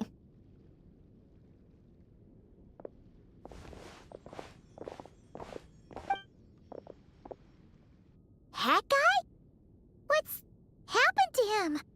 Hat Guy! Can you hear us? No response. I guess he's in hibernation. Hat Guy mentioned that he was a puppet. It seems that his functions are currently shut down. I presume this has something to do with the solution to your computing problem. That's right. He and the Traveler came to see me. Wait, what? You have a solution? Would you calm down? Why do you always react so hysterically to everything? Excuse me? How would you know? You shouldn't be so quick to judge complete strangers. It's very bad manners. Oh, please. It doesn't take that long to figure out that you have a temper. Where does a mere student get that kind of confidence? I've actually published more papers than you. Not that status counts for much. Even Paimon's applied for Academia admission. Huh?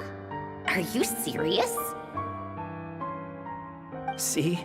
This is why I can't be bothered to explain myself. She recognizes no one's skills but her own. Okay, fine. I'll hear you out. So, tell me, how do you propose to solve my computing power problem? This world itself is constantly processing all kinds of information. If it's the world's future you're trying to calculate, you need a processing device that's designed to cope with that volume. Easier said than done. Only Irminsul can handle that kind of...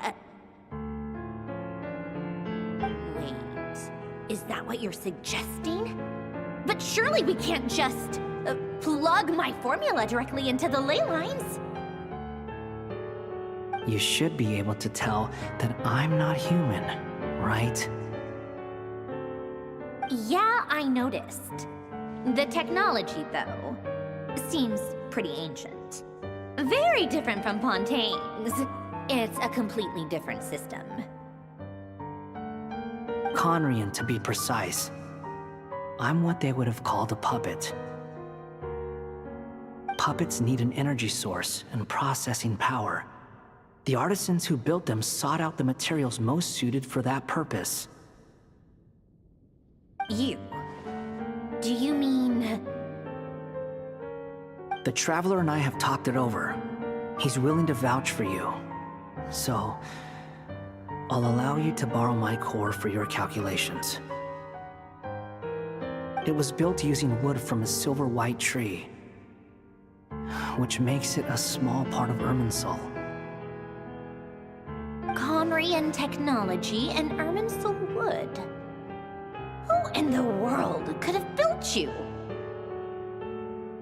Are you sure about this? A puppet without its core will cease functioning completely. And if it's left in that state for too long, it might not recover. You could die if you do this. You do realize that, don't you? I can put two and two together, yes. No need to rub it in. I won't lie to you. This has never been done before. I cannot guarantee your safety. Doesn't matter. I'm prepared for the worst. Did you two actually talk this through? Is he... Are we really considering this? Yes, we discussed it. The bottom line is, he trusts me, and I trust you. Let's give it a shot, shall we? Honestly, I have no clue where this kid even came from. But for whatever reason, he lent me his core to use in my formula. I'm very close to finishing my calculations now, and the core is currently in use. So I'm sorry, but I can only show you a sketch right now. This is what the core looks like. A silver-white branch. It certainly matches the legends told about Irminsul. Is Hat Guy gonna be okay? He's not gonna die, right? Right? In theory, he should be fine. As long as we put his core back in time. Beyond that, all I can say is that I'll try my best to avoid risk and make sure the core doesn't sustain any damage. I think I know why you called us here now. Someone needs to watch over his body and make sure it's protected until the process completes. Correct. He said that the only ones he trusts here are you two, and the Traveler. He will have our undivided attention. Aww. On a more positive note, things are progressing steadily on my end. I'll call everyone in for a meeting once the results are out.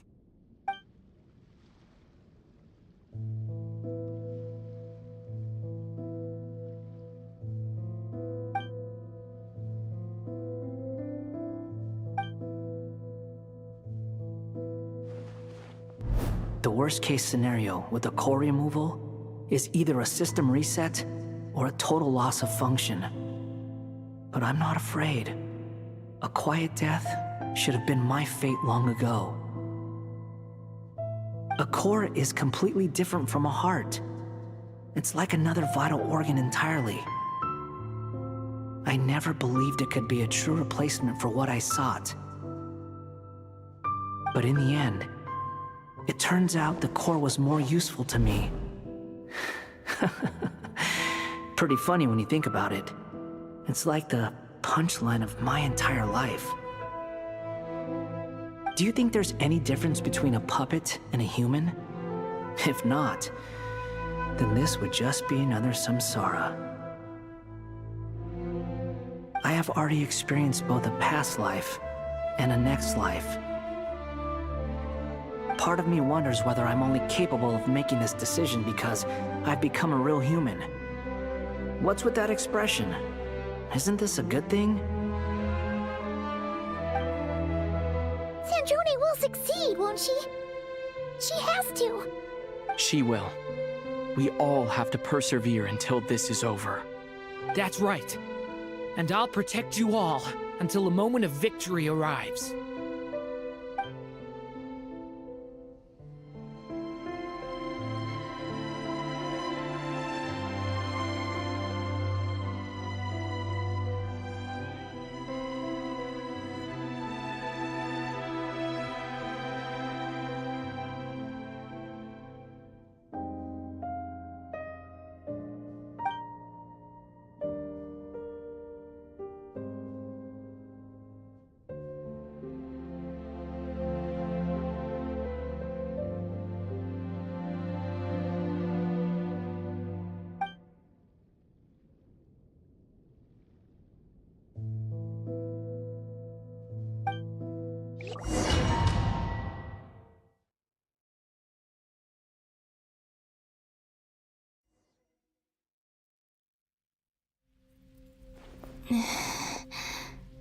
Who are you? Call me Sonnet. You have the same power as Canon. Sonnet. So, you're the goddess of the iridescent moon? Oh, goodness! You recognize me? Well then, what's your name? Columbina. Columbina Hyposelenia. Hyposelenia? What a lovely name. Did you choose it yourself? It was a joint effort between me and my friends. Friends? You mean your friends in the heavens? Huh? Oh, sorry. You must be exhausted. I apologize. Hang in there. Let me introduce you to my older sisters. Do you mean the other two moon goddesses? Arya and Canon? Wow, you sure know a lot. Hey, does that mean that our story goes on into the future? Oh, I guess that wasn't the best question to ask. It's all right. We were prepared for that possibility. You could say we were too prepared. I can't even remember how long my sisters and I have been here by this point. When did you get here? How long has it been? I can't say for sure, but it feels like it's been forever. I see. Are you feeling all right? You look a little unwell. I can hold out a while longer. We don't have far to go. The place where my sisters and I are based is just up ahead. Don't worry, they're both really nice. I'll introduce you.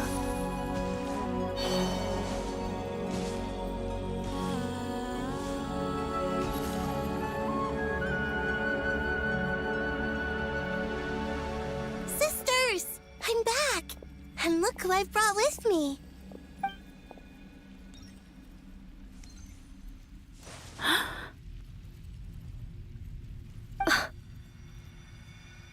It's our lovely little sister, born in the far future. The pleasure is all mine. Allow me to introduce you to Columbina Hyposelenia. This is Arya, the goddess of the eternal moon. And this is Canon, goddess of the frost moon. Canon, don't you think Hyposelenia's power is similar to yours? Hello, Columbina. I apologize for our startled reaction just now. And please, forgive our little sister if she's been annoying you. It's fine. You seem shy. Don't worry, Columbina Hyposelenia. No one can hurt you here. Could you tell me where here is? Please. This is where Tevat's original ruler, the Dragon King Nibelung, imprisoned the moon goddesses. What? You're scaring her, Canon. No, I'm fine. Please. Nibelung, our original master, created us in the distant past to maintain Tevat. But he left this world and traveled into the dark universe beyond, to explore world. Day and night, we fulfilled our duty in the heavens, until the day that the first Descender arrived. The great ruler of the firmament. The heavenly principles. Is that what later generations call them? I see. But we did not reject them at first, nor did they seem to harbor ill intent towards this world. We coexisted in peace. They were like a guest in our home. Slowly, however, we came to realize that our guest had a growing desire to change and dominate the world. And you didn't stop it? No. There was an order to the rules they set up that Nibelung never taught us. We wanted to know if this order would bode good or ill for Tevat. All right. Canon and I wanted to know. Sonnet was against it from the outset. Later, we discovered that this great ruler of the firmament bore an almost paranoid hostility toward the desire of certain life forms to seek power. Or perhaps they feared them. They would even cast down celestial nails as manifestations of their power, to punish the civilizations of the world below. Only this was far beyond mere punishment. Right. Their rules brought order, but the price people paid for merely testing the limits of those rules was far too great. I did everything in my power to help the punished escape catastrophe, but still, too many lives were lost. The ancestors of the Frost Moon Scions were some of the ones you helped. But just when we had decided to take countermeasures, the Dragon King, Nibelung, returned. And so began the War of Funerary Flame. So, that's the name the world gave that war in the future. Well, who won in the end? As far as I know, the Heavenly Principles won, although it came at a great cost. They remained in Tevat, where they continue to rule to this day. And the world's original master, the Dragon King Nibelung, was destroyed. And what of the moons? Are there still 3 moons in Tevat's skies? You can tell us the truth, Columbina. We know we are but remnants of a bygone age. We are prepared for the answer. Only the Frost Moon remains. But it has been cast beyond the false firmament by the Heavenly Principles. The eternal and iridescent moons were both shattered during the war. So death finally came for us in the end. Sonnet. But you're still here, aren't you? A moon goddess cannot live without her moon, Columbina. She's right. That's why I began to disappear. Because the Frost Moon is cut off by the false sky. How much worse it would have been if it were outright destroyed. Our souls may endure within this lunar palace, but if our moons are destroyed, then we shall disappear the moment we depart from it. I'm sorry. There's no need to apologize to us, dear sister. If anything, we owe the world an apology. If only we'd decided to act sooner, rather than arguing amongst ourselves. all the more reason not to spend this time in regret and repentance. Instead, we should focus our efforts on how we might help our future sister. Don't you see, Columbina, your story is not yet over.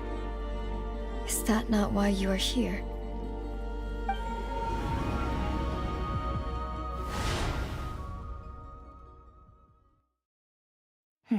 It's done. Initiate numerological array. Continue running primary process. Calculate the world's fate through extrapolation. And identify nodes of potential change. Secondary process, scan for moons. Still 4.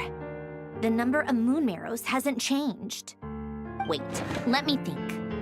Is it possible that there's something I've been misunderstanding about the moons all along? Variables. Variables in the world.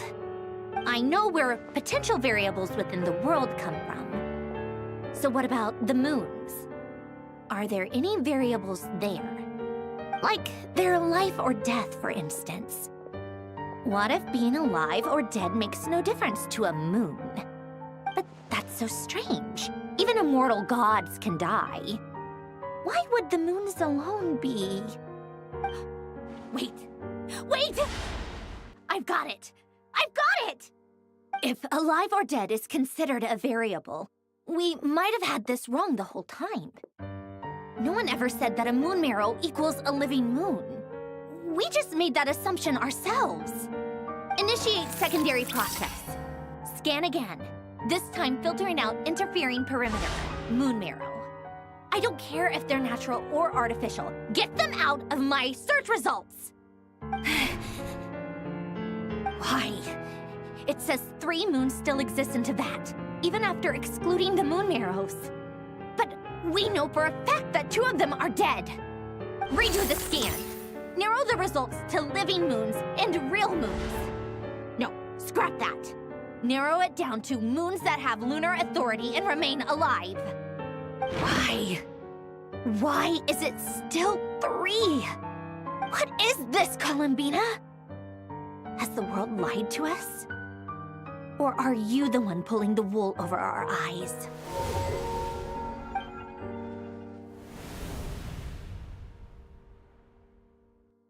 So, you think that the moon's reflection might be where Nibelung imprisoned the 3 moon sisters? Yes, it would explain a lot, such as why that space would respond to a moon goddess's power, opening the moon gate at her command. It would also explain why Miss Columbina has been unable to leave, and why time flows in reverse there. In the messages she sent, Columbina promised us she'd find a way to return, but we have no way of knowing how, when, or where this might happen. The fact that she still has yet to reappear in this world indicates that returning from that place is no easy feat. We cannot afford to simply wait for her. So you're saying, if she could return by her own power alone, she would have done so long ago? Yes, she certainly wouldn't leave it to this late stage when it's so touch and go. I've been giving this some thought, and I've come to believe that Luana's heart might be an anchor that she left behind, as a sort of future waypoint. This could also explain why Luana's heart is always by the Traveler's side. Sounds like a plausible theory. If that's the case, there must be some criteria we need to fulfill to allow Columbina to return to the present. The question is, what could they be?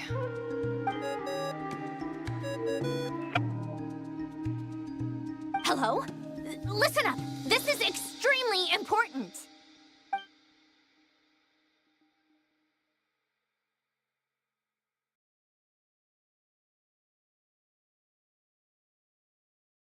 Not only is Columbina alive, but she may well exist in a form unimaginable to us. I'm still unclear on the details, but she's done something truly inconceivable in the past. And the clue to what she's done lies in the moon and Teyvat sky. Truly amazing. Oh, I'm so delighted for her. I'm sure we all feel the same. And I'm sure Columbina is ready to get back here and fight by our side. I'll keep my calculations going and try to find some way of coordinating with her. But that's not an excuse for everyone else to slack off, okay? All of you had better keep trying to think of solutions. How can the dead moon still live? And Luanatar.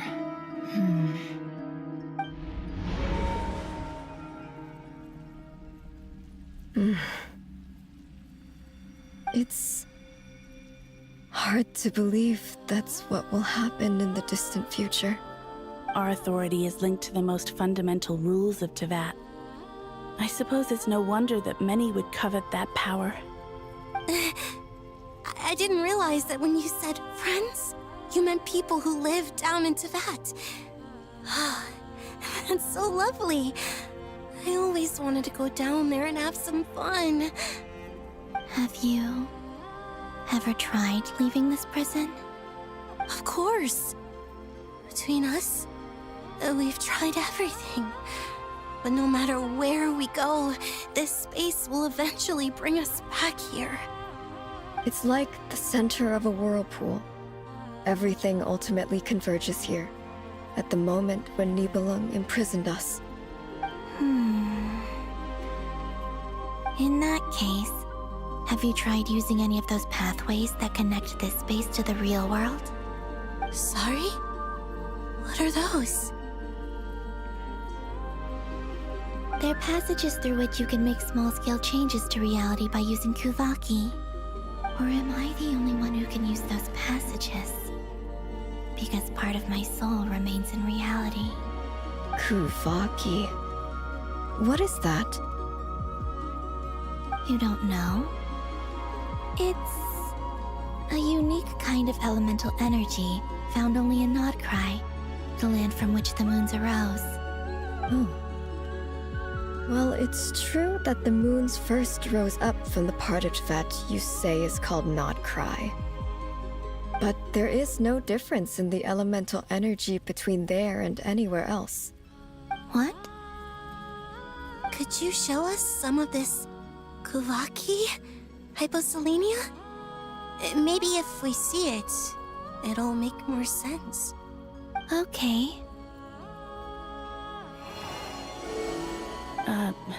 Isn't that just your power? What? But it's everywhere in Nodcry. In the air, in the land. Even the creatures who live there have adapted to its influence. How curious. This Kuvaki certainly did not exist anywhere in the world before we were imprisoned. Let alone influence living creatures. So, how exactly does it affect them anyway? Can they float in the air like us? This is so strange. Why would their reality differ so much from mine? Columbina, you're looking for more than just a way out of here, aren't you? Yes. If I am to help my friends, I will need tri-lunar authority on par with that of our foe. You mean... you'll need our power? This sounds extremely risky. The Three Moons' powers are not mutually compatible. Concentrating them into one goddess will be a very painful process. And if anything goes wrong, it could tear you to pieces. I know. But I'm willing to take that risk. Even so, let's say we successfully transfer our authority to you. How will you take it outside this prison? Nibelung constructed this realm specifically to prevent us from using our powers to interfere in his war. No moon goddess can leave this place alive. What if I don't leave alive?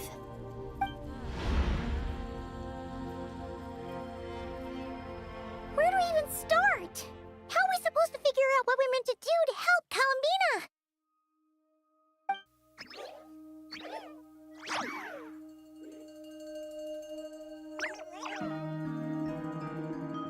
Columbina? What do you need from us? If she really got to the beginning of time in there, how do you think she'd leave us a message?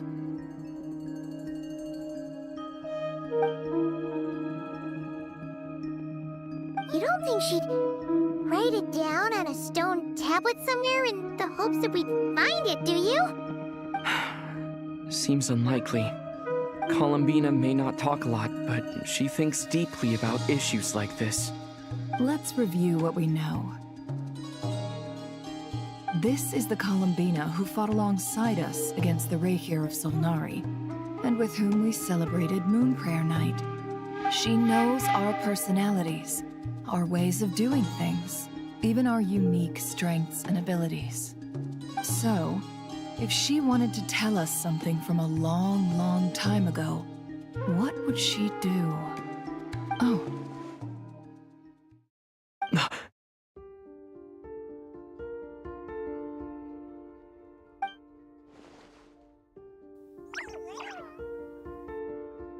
Traveler, you once said that those golden ripples also appeared when Luanatar was born. What if Columbina left Luanatar here, not just as an anchor to the real world, but for some other purpose? If she is part of Columbina, and Columbina knows that I can see past events through her... Oh yeah! Like when you peeked into Rare's past through his heart! Nefer, wait! If you're right about this, and you can really see past events through Luanatar, your eyes, they'll... Oh, I know. Looking at Rarir's past in Conria was already enough of a strain on my eyes. Looking this far back into the past, it'll surely blind me. But it's our only chance. This is the only way. Boss. We spoke about this once, a long time ago. Do you remember what I said, Yehoda? The day I lose my sight, the Curatorium of Secrets will be yours to run. But... What's wrong? I'd be overjoyed if I were you. This day's come a lot earlier than either of us expected. I need to know you'll honor our agreement, Yehoda. Promise me. Yes, Boss Neff. I promise. Are you sure you don't want some time to think this through? What is there to think through? I should have gone blind after our battle with Rarir.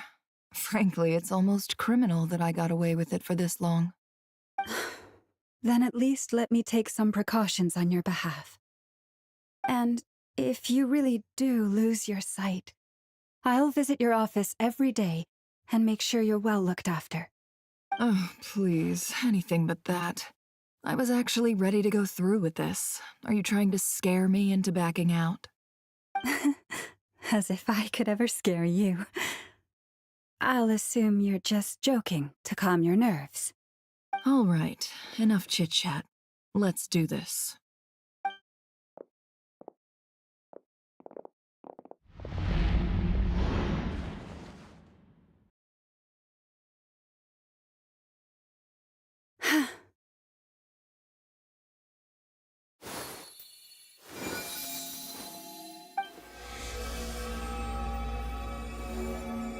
All done.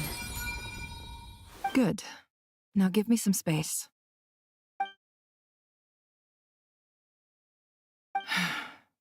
Come on then, little one. Show me what happened in the past.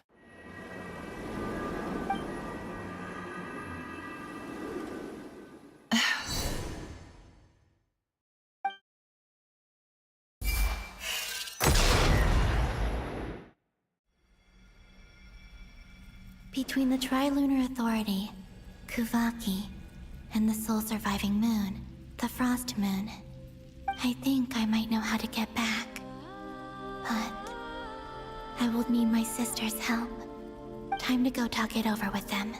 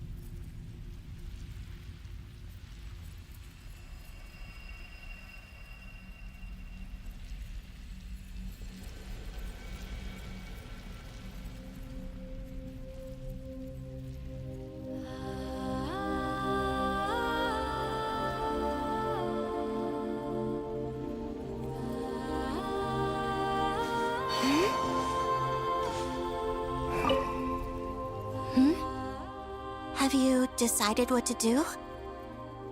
I hope it's not too dangerous. You really scared me when you said that thing about not leaving here alive.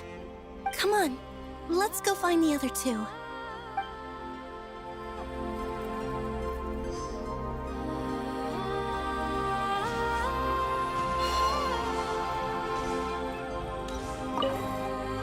It seems you have reached a decision. I'm all ears. What do you propose?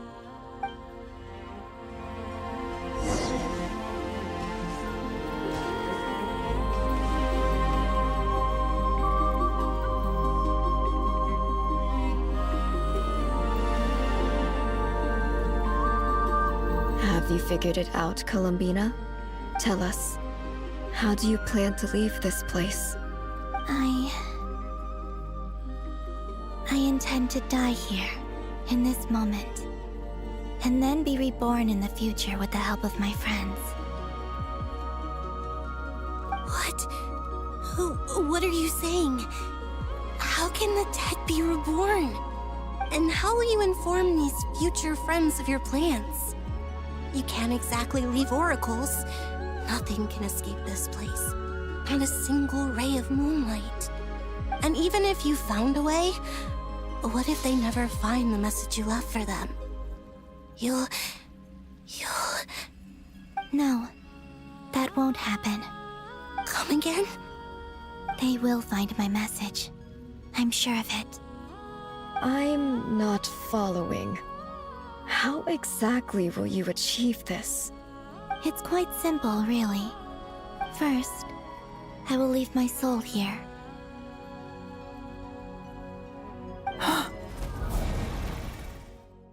I see it.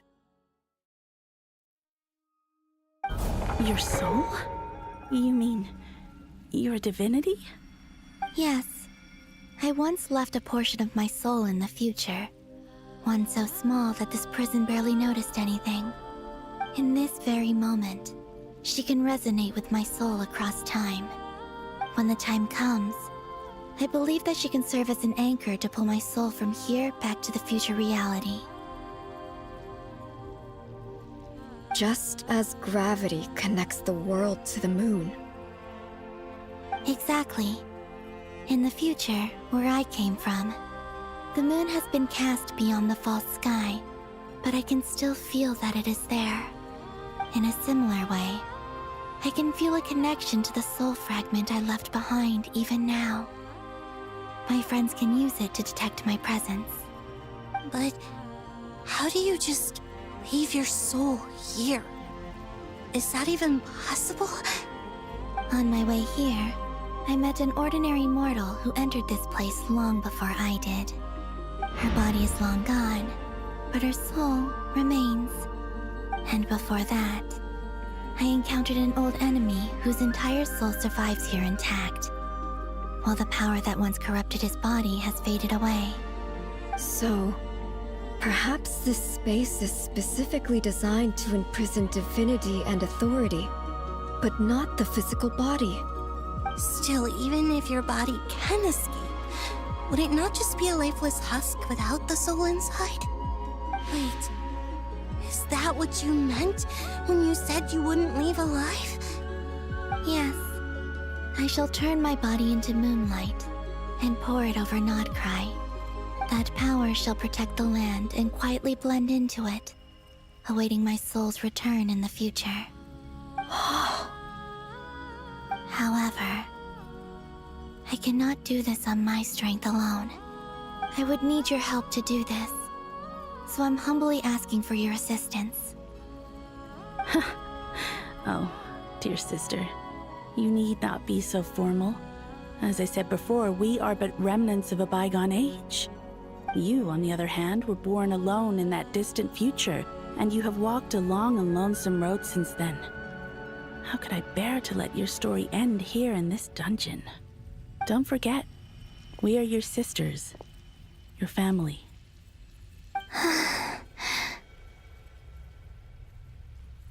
Arya's right.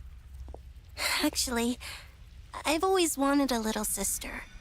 Can you imagine how it's been for me? getting nagged by 2 older sisters all the time. Now, I finally get to be the big sis. And not just that, but I get to help you return to your world, too. How could I say no to that? Sonnet.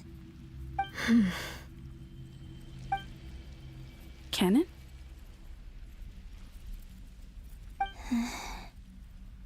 I'm sorry. I know this is a bold request. The Frost Moon is rightfully yours, and it remains intact. Oh, no, please. Don't misunderstand me, Columbina. I was just thinking back on the years that the 3 of us once spent together. You cannot imagine how happy I am to hear of the future world you describe. The Frost Moon Scions, your lovely, kindly friends. For the 3 of us, whose purpose in life was to maintain the peace in Teyvat, it is a great relief to know that the people of this world live in such an abundant future. If your plan can save them, and save Notcry, I will gladly give you all that I can. Besides, the 3 of us have been together since the day we were born. I could never abandon them to live on alone without them. Canon. Still, I do have one question I would like to ask you before we proceed. Certainly. What is it? Why do you cover your eyes?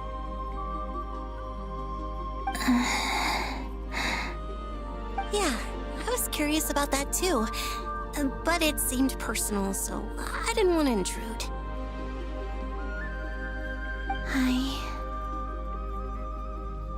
There was a time when I refused to look upon the world. I believed it was full of nothing but lies and falsehoods. I wished to hide my feelings, seal my heart, until I could return to my true home. I see. Perhaps that decision saved you from ever having to see the false sky again. But at the same time, you likely missed out on many true and precious things, like the smiles on your friends' faces. Promise me this, Columbina. When you return to the future, open your eyes, take a look at the world around you, and see your friends.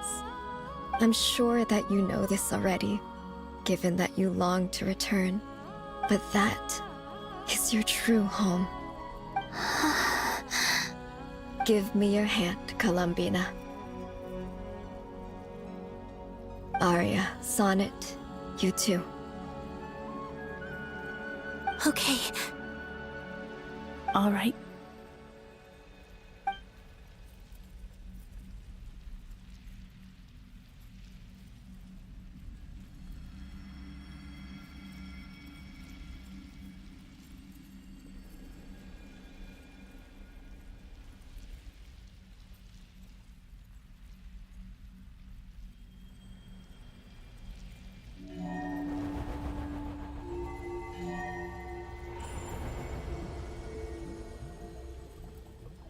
We once were the songs sung for eternity, but now it is you who must continue to sing.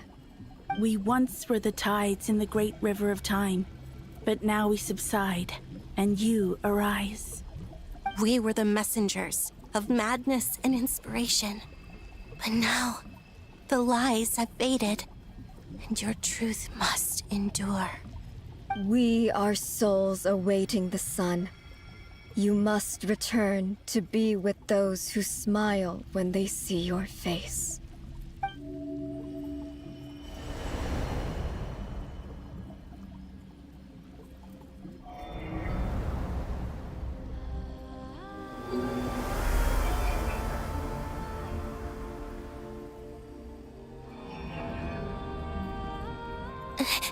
Is it done? Yes. We have transferred the authority over all 3 moons to Columbina Hyposelenia. From this moment on, She is the Tri-Lune Goddess, the one and only moon goddess of this world.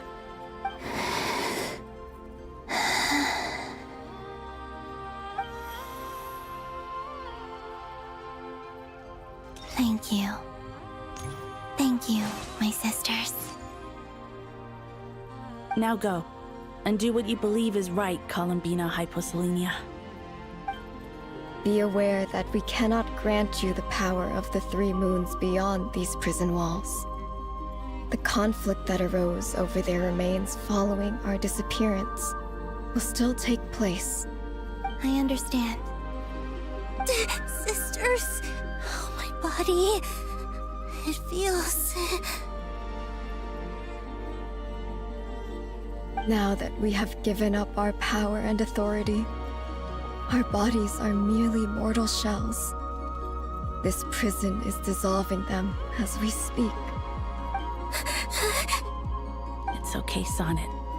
The end must come for every god, just as it does for every human. That's all this is. The final destination of our lives. Canon and I will be by your side the whole way. We have one final request, Columbina. Could you use the Three Moons' power to send us back into the real world? Now that we have lost our powers, I doubt this space will seek to hold us further. It's just... we would like to spend our final moments together in the only place we ever called home. Of course. Gladly.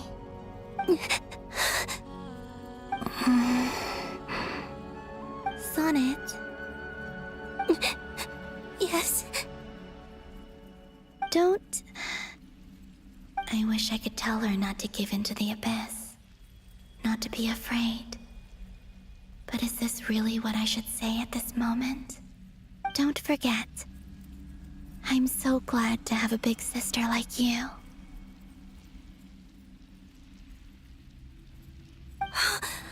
No, Hypo... Thank you. I'm okay.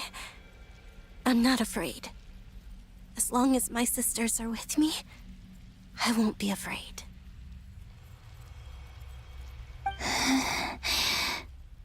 It looks like this is goodbye, sisters. Goodbye, Columbina. Take care of this world in our stead. I will.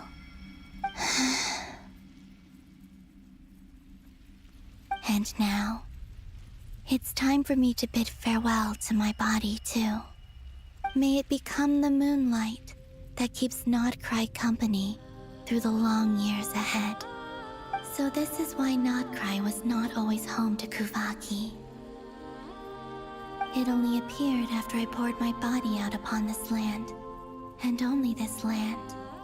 Kuvaki responds to me because it is me, my body, answering the call of my soul.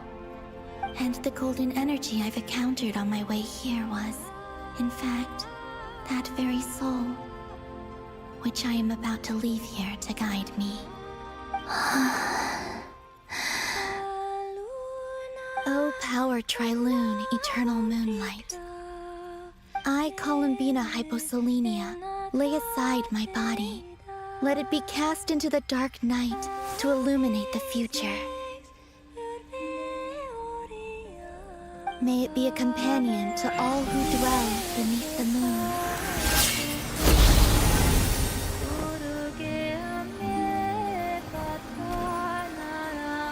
Until the time comes for me to return home.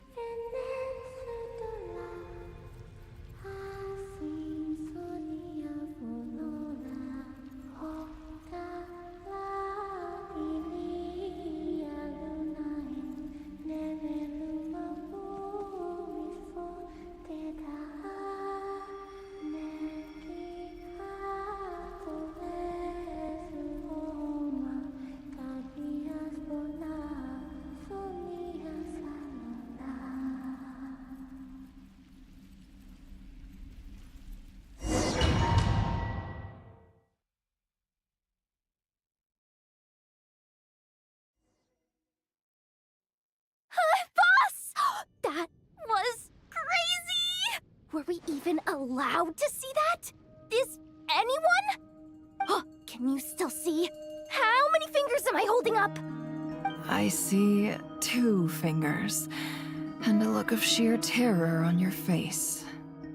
Truly astounding, Miss Nefer.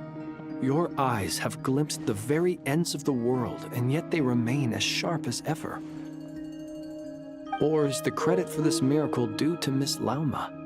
It seems that even time itself is no match for your medical skills. Surely you jest, Mr. Flint. I suspect we have Columbina to thank. She must have realized the immense toll that the ritual would take and purposely set aside some of her power in the past to protect Nefer's eyes when this moment arrived. There is always a great price to pay for witnessing the truth, but it seems that this time, Columbina has shouldered that burden on our behalf. She chose the perfect method of getting a message to us. Though her eyes were always shut, she was clearly so perceptive.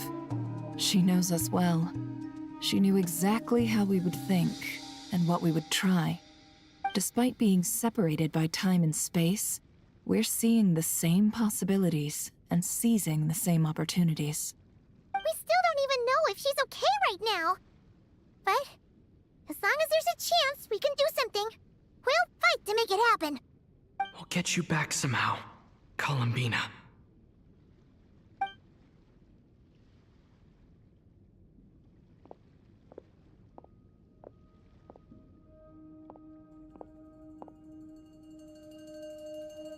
Well, based on the information we now have, let's figure out our next moves. Thanks to these gentlemen, we have a much clearer picture of the situation with Dottore. The civilian population has been moved to safety, so we no longer need to hold back. Miss Androne, how are the calculations going? So far, so good. I'll keep seeing how far I can push the system, though. Can't have Hatman being powered down for nothing. There's still a long road ahead. Where should we begin?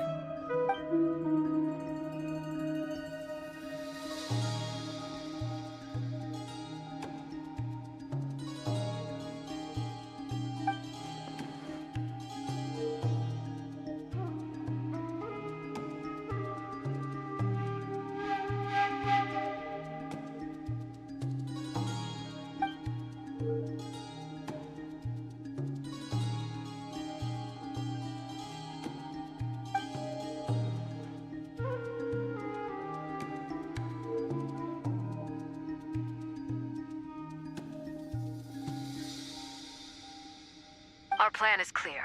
Time is short, so let's get moving. There's just never enough time, is there? Time is the bane of my existence. Ugh. Anyway, I'm gonna get back to work. All right, we'll do our part too. Yeah.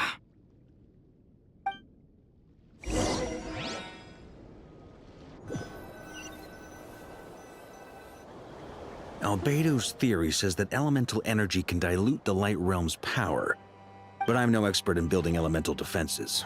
Sounds like something out of the advanced elemental theory section of the library. Whew.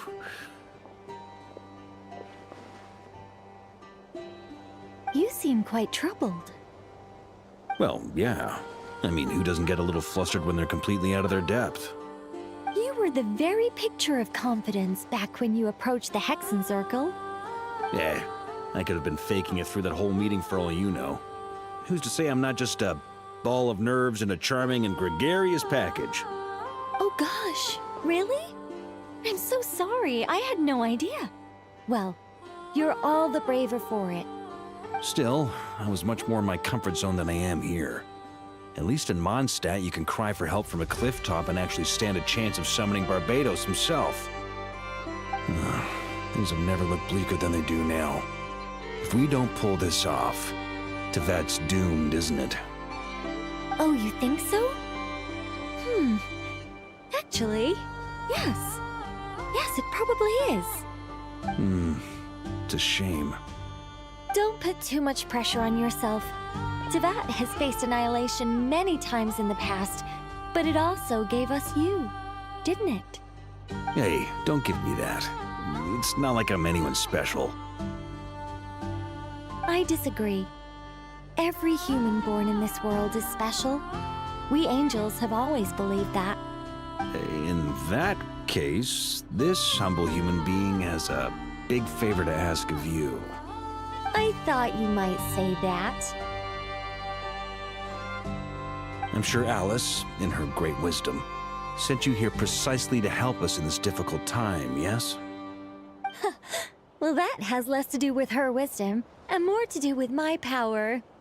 Of course, of course. Well, the thing is, these elemental defenses we're about to build, I don't think it's a question of if they'll fail, but when. Durin's findings from his patrols make it clear that Dottore is constantly expanding his territory. First it was his lab, then the design bureau, and now this. It's not realistic to completely stop him encroaching on the rest of Nagcry. Rather, our goal should be to stall him for as long as possible. If Miss Sandroni's calculations are correct, well, they're the closest thing to certainty we have in this situation, so let's assume they are. Anyway, her calculations suggest that our best hope for victory lies in Miss Columbina's return. It's up to us to slow Dottore's advance and buy time for her to make a return. Are you asking me to help you with building the defenses? No. I'd like you to prepare for what comes next. When he eventually reaches us, we will have to fight him. You were an angel once and a mage now. I'm asking you to lend us your protection. Oh. Can I take it that you're triggering the terms you fought for during our three-way talks? Well, technically those terms were about protecting Mondstadt. But if you're happy to agree to the change in location, then yes, let's do that. You're cashing in on this much sooner than I'd imagined. Well, yeah. The way things are going, I might not get another chance. Very well. The mages have heard the knight's plea, and we will respond. To tell the truth, Alice and I had already discussed how we might help you all, so I didn't come empty-handed. I always like to be prepared.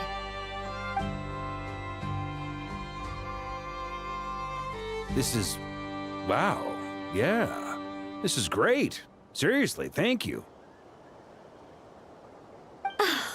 It's been many long years since I had a chance to dazzle humanity with a little divine intervention.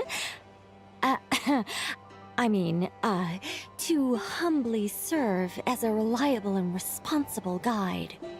Anyway, Knight of Boreas, please accept this gift in recognition of your great virtue. Go now. May the angel's blessing deliver you safely to your destination.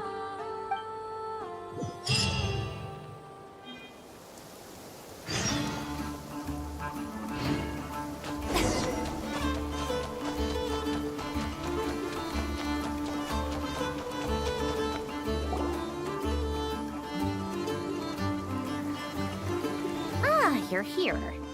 Sandroni! How are things going? Glad you asked. You two are about to become the first people to lay eyes upon my masterpiece.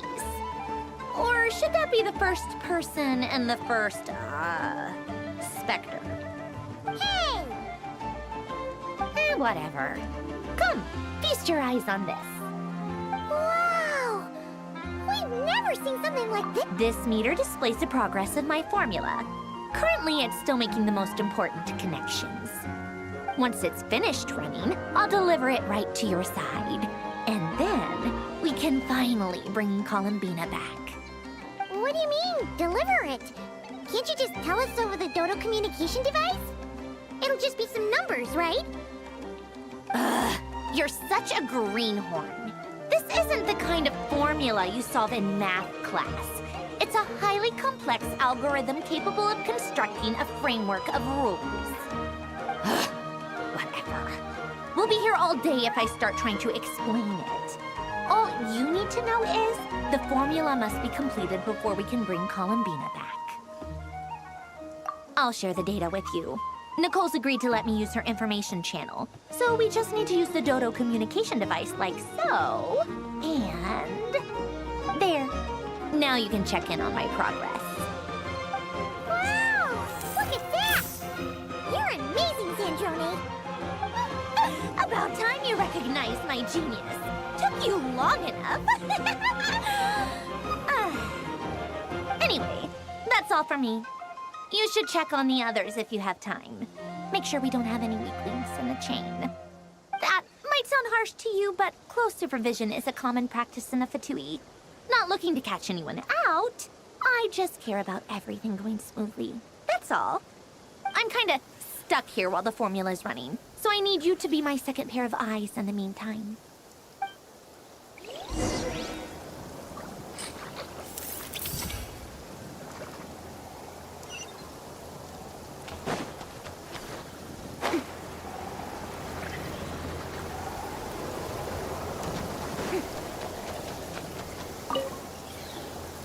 Traveler, Paimon, a pleasure to see you both. Friends! How's everything coming along? Fairly well, if I do say so myself. Personally, I am ready to confront Dottore head-on. Ooh, you sound much more serious than usual. To be honest, I am not usually fond of exercising my full strength. For one thing, it's hardly conducive to maintaining a low profile. Besides, I believe one should have the right to choose when to show their hand. I am conserving my strength until the moment of battle is upon us. Anything to boost our chances of victory. Seeing you get into the zone like this really puts Paimon at ease. Huh, Traveler?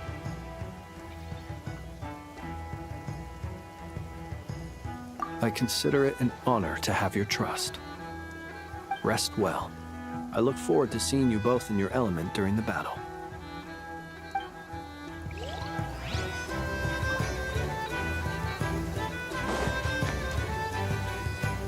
Thankfully, Miss Nicole has come to our aid. Nasha Town is now looking very well defended. Golden Flame. Yes, that's Nicole's power, all right. Based on the latest message from Grandmaster Varka, it sounds like they've reached an agreement. The situation should be more stable with her assistance. Everyone will have at least some degree of protection. Albedo! Duran! Hello there, you two. Are you well rested?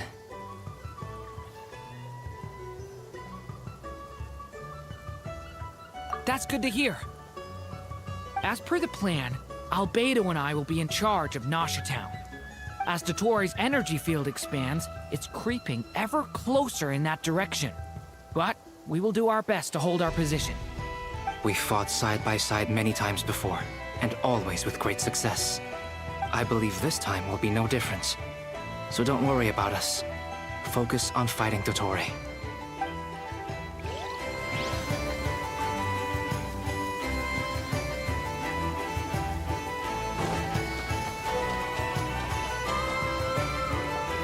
Yes, Miss Moonchanter? What are you staring at? You always address me in the strangest ways. Lady Moonchanter one minute, Miss Moonchanter the next. Yes, and? Are either of those incorrect? Not as such. It's just that I simply call you Nefer nowadays. Uh-huh. That's my name. What's your point? The point is I don't add any honorifics or titles. Meaning what? That maybe we're on friendlier terms now than we used to be. Is that how you see it? And I thought I was the one with eye damage. Never! Wilma! Paimon, Traveler. Just swinging by to check in on you. How are things going? Did you manage to get some rest? Don't worry about me. I won't slow us down. And I give my all to ensure our victory. Ah, yes. Allow me to give you two a quick checkup. All done. You're both in good shape. You're welcome. You'll have your work cut out for you in this battle against Dottore, so make sure to get some rest in first. Paimon will keep an eye on him, don't you worry. I'm glad to hear it. Take good care of yourself, too, Paimon. Sure thing.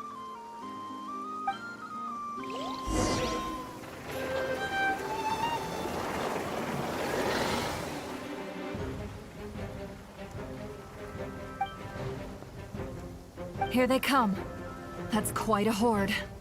As we expected. Get ready, everyone. Take your positions. Let's begin. I'm at the ready.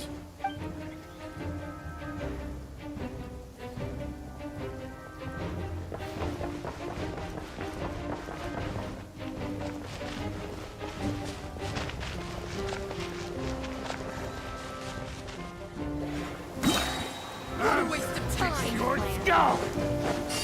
Bombs away! Observe. Good Night falls.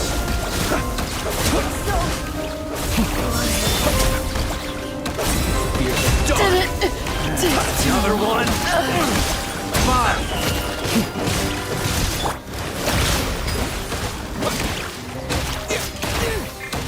Got a present with your name on it! Night falls.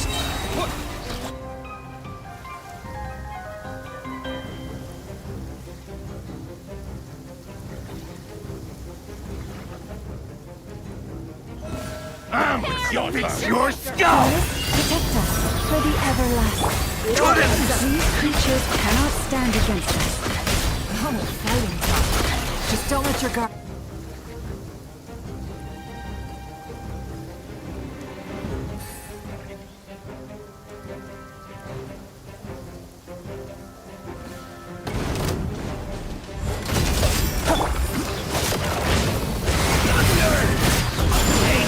Away from me! Feel this ancient power. That was easier than I thought. Naturally. What do you mean? Is it because as created beings go...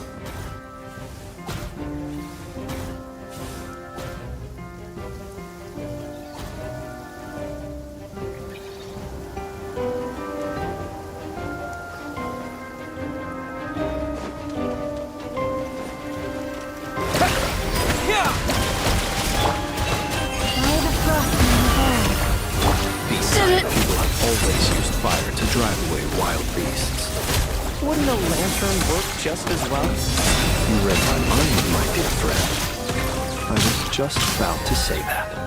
All right then, dear friend. Bring the light!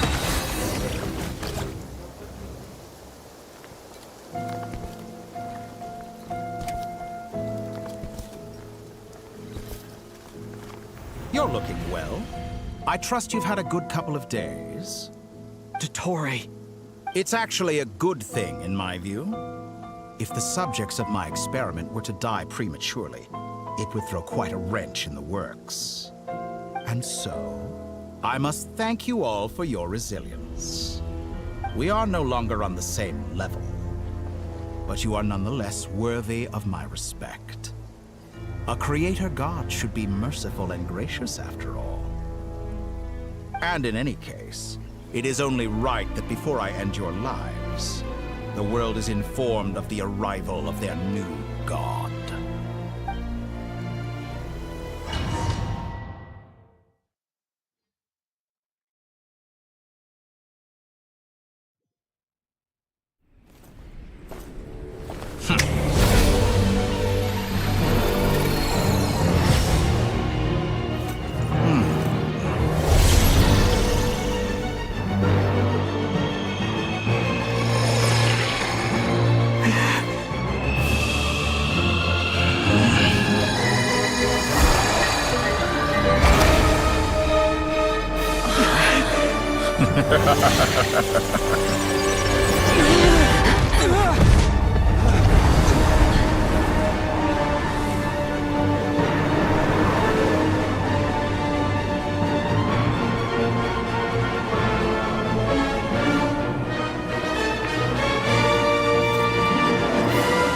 The experiment begins.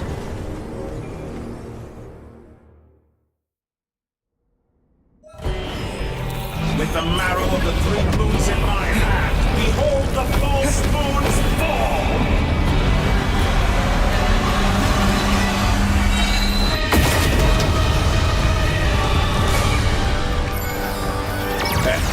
Water jet! Wipe out! One heart. Be shackled! Be silent. Night falls. Foul! Did you honestly leaving openings up? Good. Keep it up.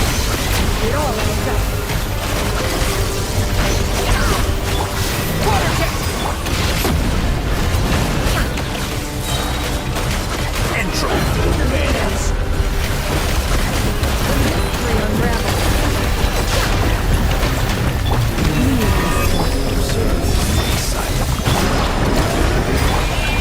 Leaving openings on purpose. Well done.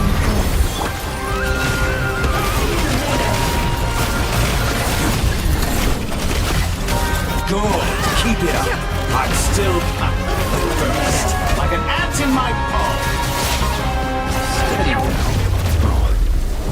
I've been moved inside another space. It's sealed off. Looking at the structure of it, seems like the Tory intends to trap us here.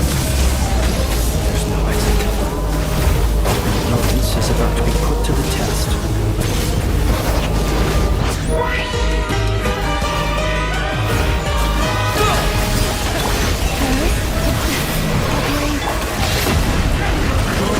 Keep it up. I'm still collecting data.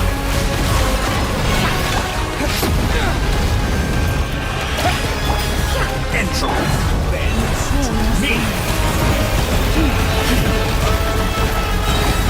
Leaving openings on purpose. Confident, aren't we? Excellent. You barely managed to touch my weapon. Reverse. Good. Keep it up.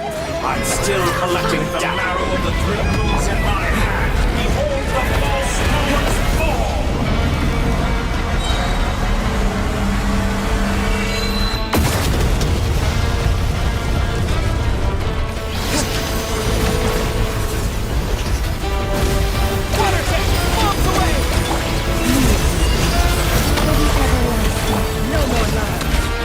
Did you honestly think that would hit me?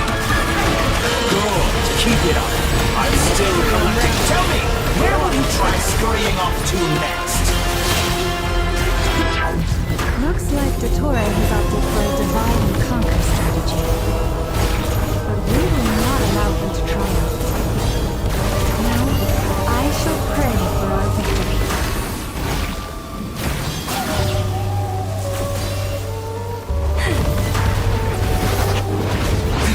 Entry bends to me. Go!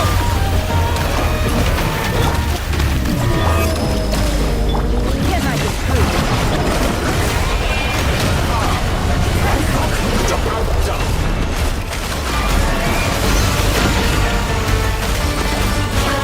You cannot face me.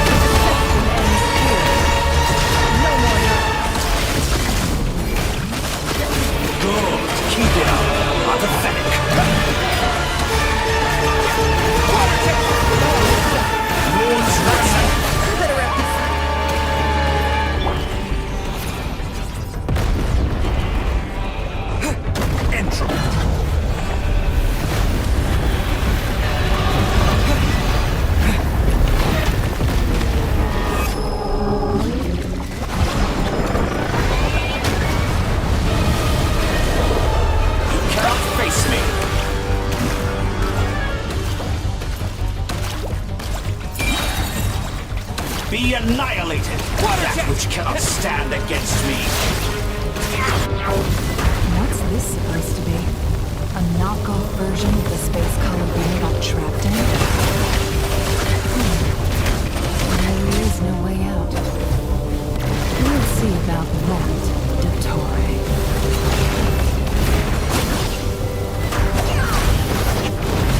Did you honestly? My apologies. I had not intended to take your team.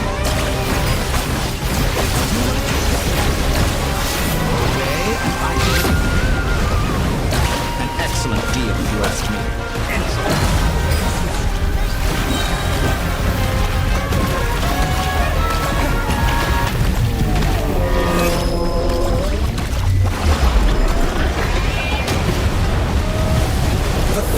Bounce away! Water jet! Be shackled! Found!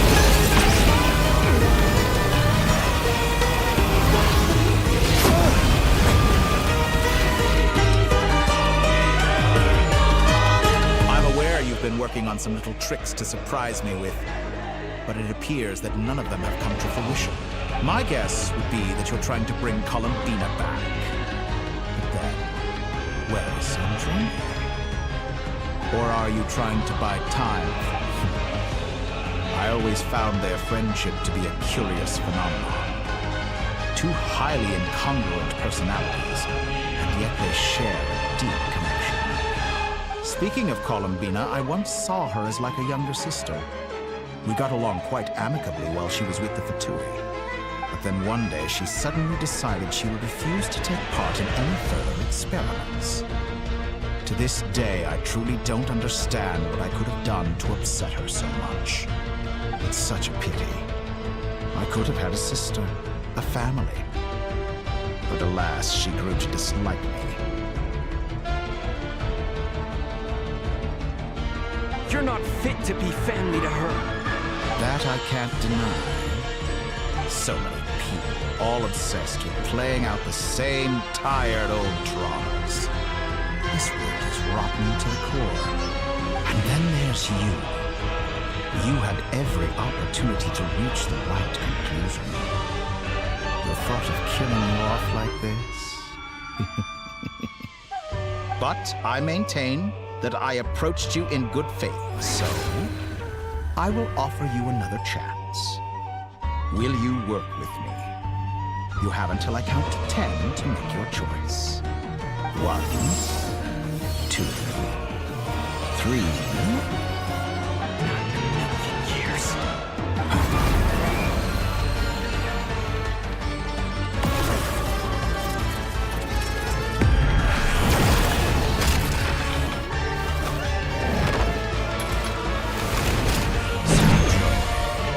What a pleasant surprise. I didn't think you'd join us all the way up here. You're as sick and twisted as ever. Don't fool yourself into thinking anyone's grateful for the chances you're offering them. The formula hasn't finished running yet. Funnily enough, I was just discussing a collaboration opportunity with the Traveler, and then I see you, who I must say is a good example of an opportunity gone to waste. Gone to waste? I said that everyone would get one chance, and you've used yours to march right back into the lion's den. So yes, it's an utterly wasted opportunity. And what makes you think I believe a word that comes out of your mouth? I was planning on disposing of your little formula after wrapping up more urgent business here. Since you've taken the trouble of serving it to me on a silver platter, I can simply bring it forward in the schedule.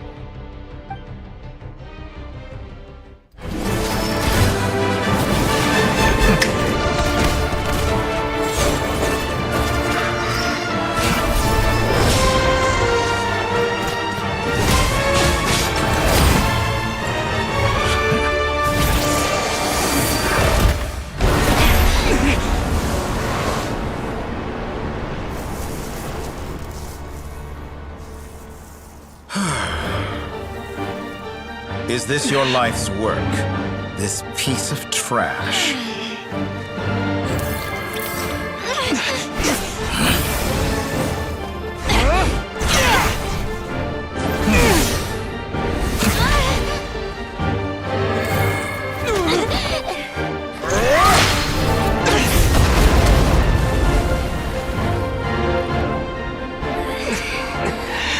Your formula runs too slowly, Sandrone. You put your hope for success on others instead of fighting dirty. That is why you have failed.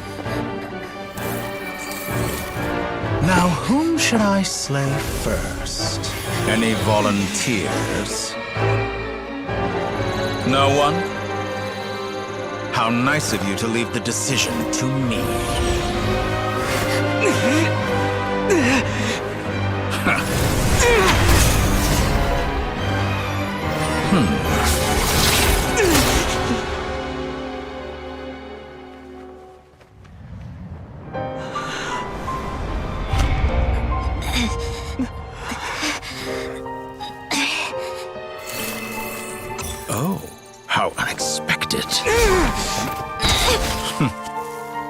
Sandrone, any last words for me, comrade?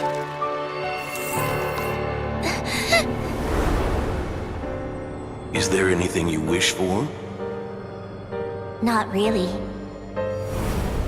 But I've always known what I don't want. Go to hell, Dottore.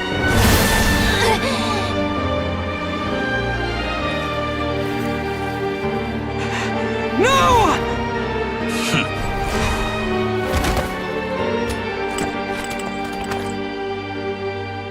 And now, you have failed.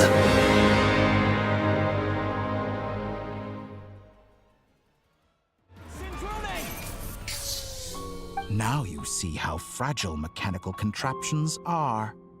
Just a gentle tap, and they fall to pieces.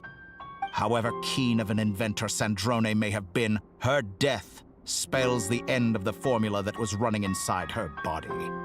Of course, I have to commend her for making it this far. As her colleague, I have to admire her stubborn tenacity. Now, it is time for you to take your place by my side. My count was interrupted, but the second chance I extended to you still stands. Once again, you are welcome to join me. By now, I'm sure you have gained a greater appreciation for the power and authority I wield. What is stopping you from embracing a new world of endless possibilities? Not in the mood to talk? As you wish. You seem less talkative than usual today. I'll change the topic to something more apropos. Sandrone was always like this, never trusting anyone, always so reluctant to share her research with them. Objectively speaking, she had her strengths. It is remarkable how she extracted and even optimized the world formula from so much data. But her inability to trust was her undoing. Had she allowed someone else to monitor or run the formula for her, you might still have a chance at victory even now. But regrettably, she was a stubborn fool. As much as it pains me, she had to go. Dottore, maybe this is news to you, but people can change. Columbina surprised you when she escaped. And I think Sandrone would surprise you too. Change? You can twist the truth however you want, but I see it clear as day. You're the one who can't trust other people. Is that how you see me? By this point, what can you hope to do about it?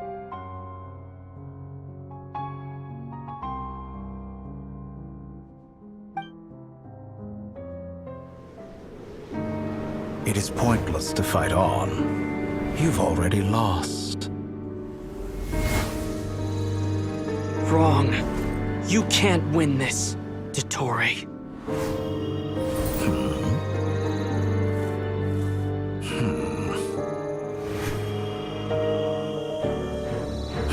What?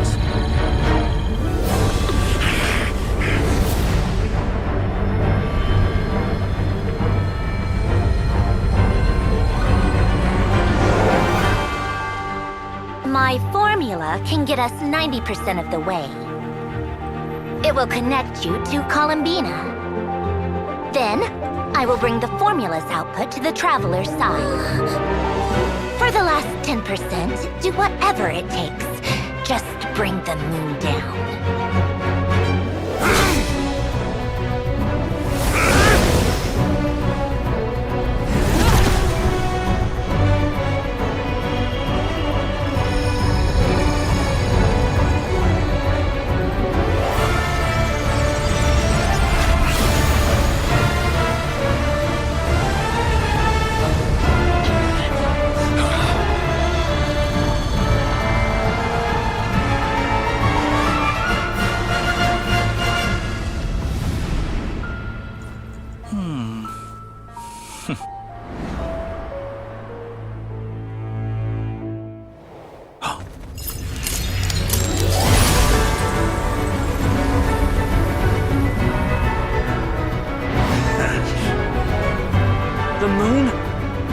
will never be yours!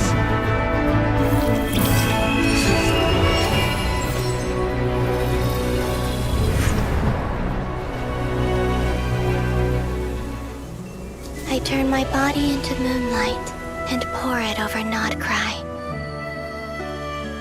My soul, I leave here to inform my future friends.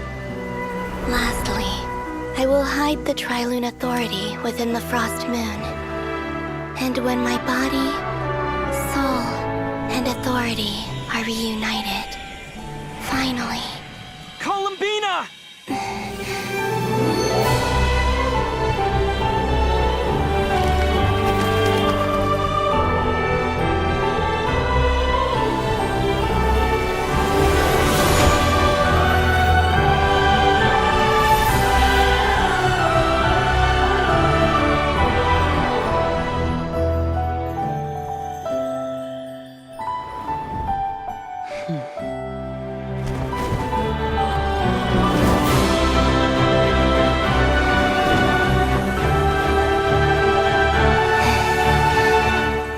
It's been too long. I'm back.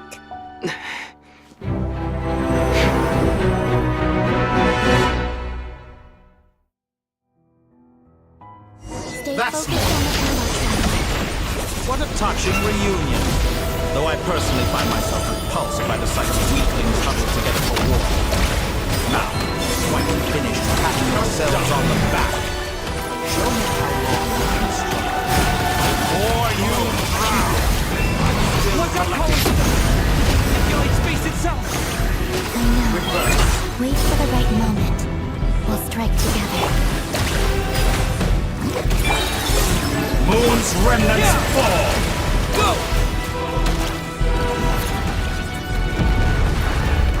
Did you honestly think that...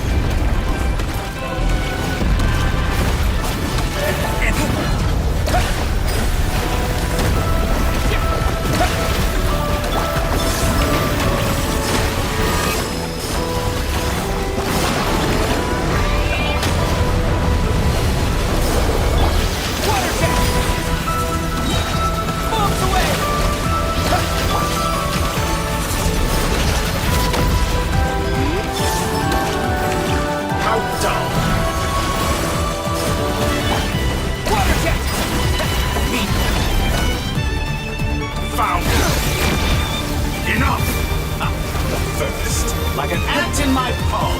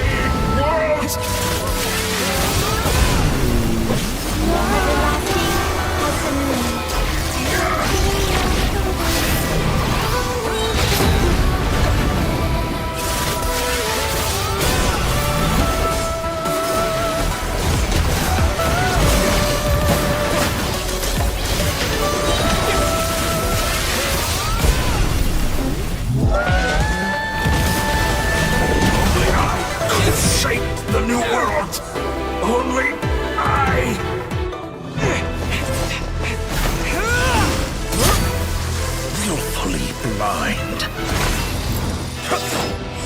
How can you be so satisfied with your fate?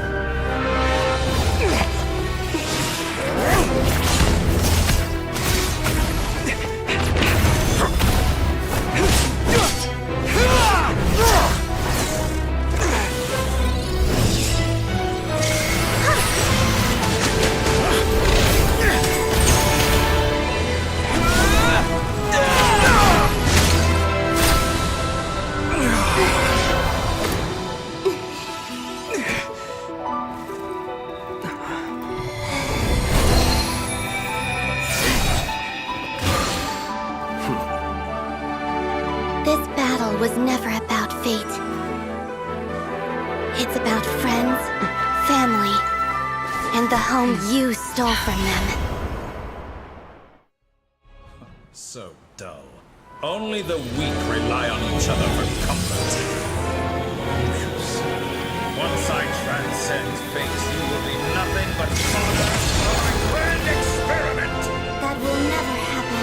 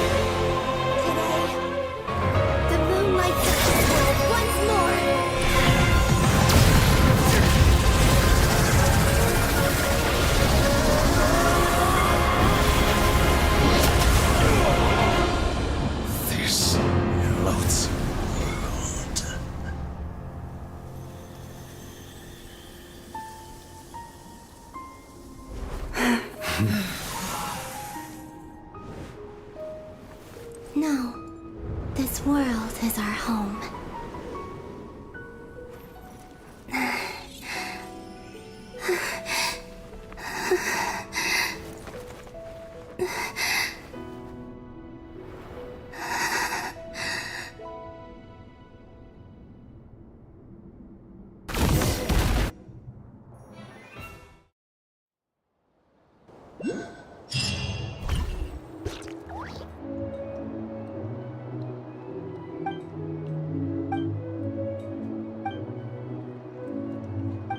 No, you're doing it wrong. The moon looks like this now. What are you drawing, children? The new moon, Mom! It looks different than before, doesn't it? Also... Can I... All right. I suppose today is a special day after all. Extra, extra! Get the latest Nasha Express here! Post-disaster report! Nasha Town rebuilt. The voyage begins today. The future looks bright thanks to the leak. I knew things would be different. But I didn't think that would include the moon. They say a new moon goddess has been born. A new moon goddess? Who's saying that? The Frost Moon Scions? I guess so. I'm not too clued up on the details. As far as I'm concerned, the moon's still in the sky and it's business as usual. Hey, since we've come all this way, shall we grab ourselves a free meal while we're here? Are you a convert now? Or are you just here for the free lunch? Oh, come on. What does it matter? After everything we've all just been through? That smells good. All right, that's it. I'm hungry. Time to eat. Come on! We gotta get there early, or there won't be any good spots left! Shh, keep it down. This is a residential area. What if people are still sleeping?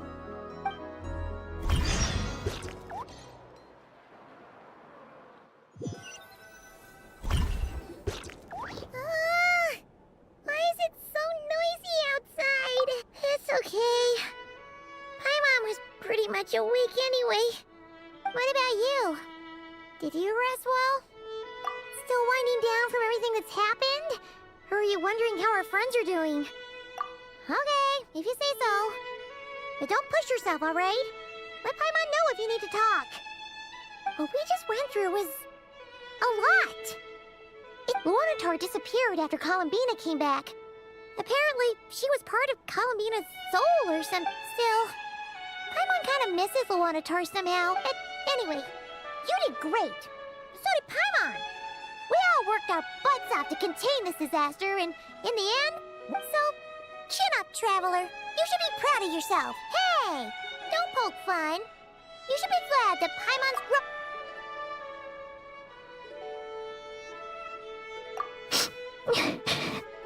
Paimon didn't think you'd mention it. You have no idea how anxious Paimon was. She was, well, if you really want to show Paimon you're sorry, you're gonna need to make it up to her.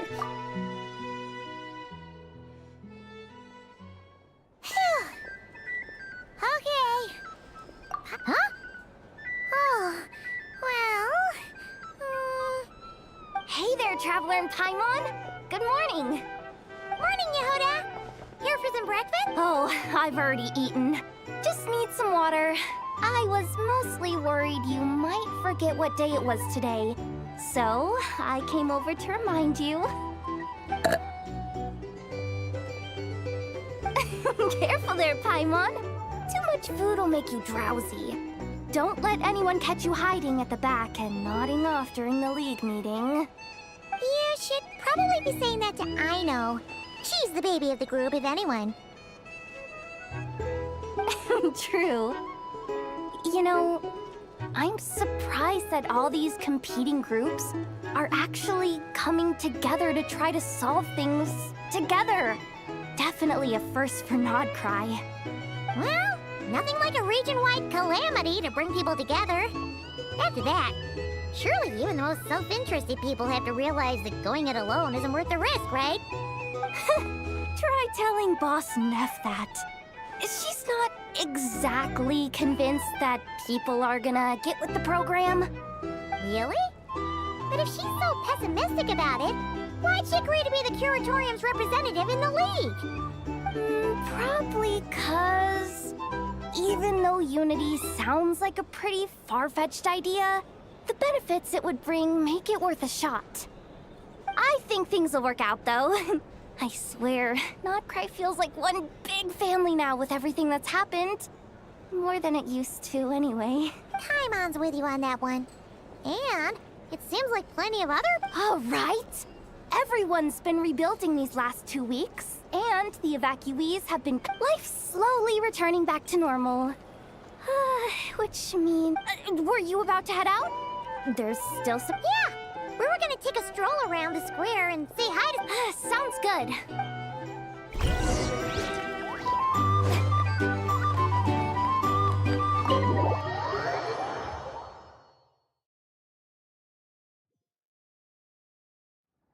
Please accept today's boon. Have a nice day. Are Paimon's eyes deceiving her? Or is that Inefa handing out food for the front? Hello there. Would you like a feast of the moon? So, what's new, Inefa? And Aino too? What are you talking about, Paimon? We're just here to help. In the wake of the disaster, it's all hands on deck. We respond at times like these. The smallest good deed can inspire others and help them through the hard days ahead. And we're using eggs and heating tubes to make that agree. Inefa! Did you hear that? That's because it's true, I know. Proposal. If you can resist eating today's dessert, I will provide you with compliments. No way! Well, that proposal got checked. I need something to get me through the hard times too, you know. Mom! Yes, dear. Go right... Excuse me. Could I take a... She helped us get safely out of Nodcry, and she helped us get back home too. She's the best. Of course she is. And since I'm the whiz kid who built her, that makes me even better than best, right? But you stole my snacks though. Oops. Shall we move to the open space near the center? The view there is better. Thank you. Aren't you the better pick for this job, Flint? You underestimate yourself yet again, Master Ilua. Not at all. I rarely come by Nasha Town. I don't know any of the big shots here. All in good time. Socializing. But you're much further ahead on that road, aren't you? You're not seeing the full picture. You know the truth now. There is no question about it. The Lightkeepers need a representative in the League. Someone who is upright, cares about other people. You say it like you wouldn't make the cut. I am most flattered that you think I would. Sigh a little less, Master Ilua, and have more faith in yourself. all the Lightkeepers agree that you're a very promising young man. That is precisely why Starshin and Nikita felt safe delegating. I'm sure we all also agree that we would sooner die of dehydration than manage to wrangle anything out of you in a discussion. My apologies. I am not in the habit of bringing water with me. Whatever. I'll take the job. By the way, who else is part of this? Oh, it's quite the who's who of Nodcry. There's the Moon Chanter of the Frostmoon Scions, the boss of the Curatorium of Secrets, a representative of the Voynich Guild. I'm sure you will find speaking with them to be a If you say so. I've never done this work before, so I'm honestly a little scared of making mistakes. But I'll do it. Not only is it our duty as Lightkeepers, but because I want to make Nodcry a more welcoming place. An admirable attitude to take. The beacons are lit, Itlua. We're but one step away from breaking through the blizzard. We have the chance to band together and build our shared homeland into an Elysium. Yeah. You're right. I'll do my best. Quite a few familiar faces have arrived. Let's go.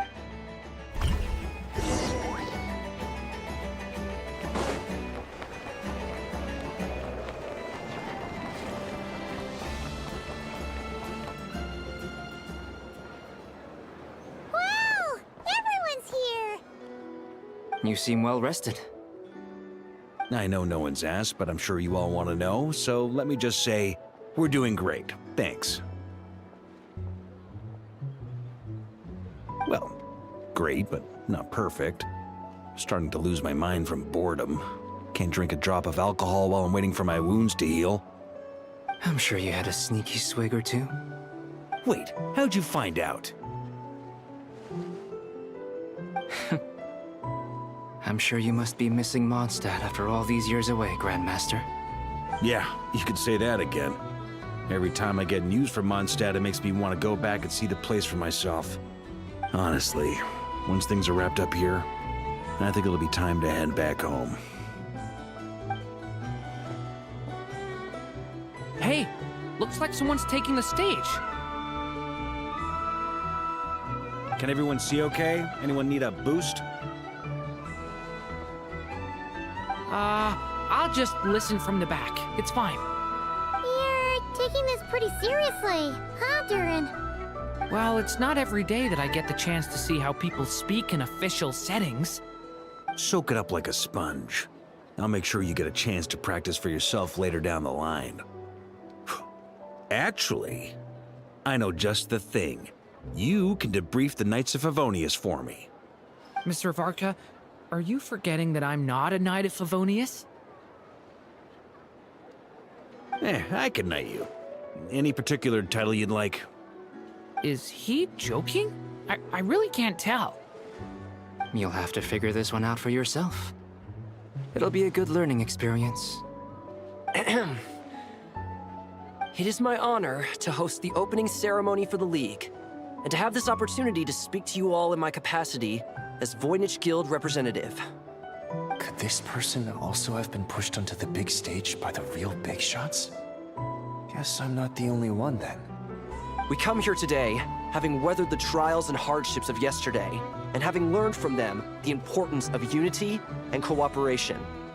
All right, here we go. Uh-oh, looks like Aino's off in Dreamland already. Come on, get this speech over with already. Nodcry is our home, the land we rely on for survival. And as we chart a course for the future, may we persevere through the...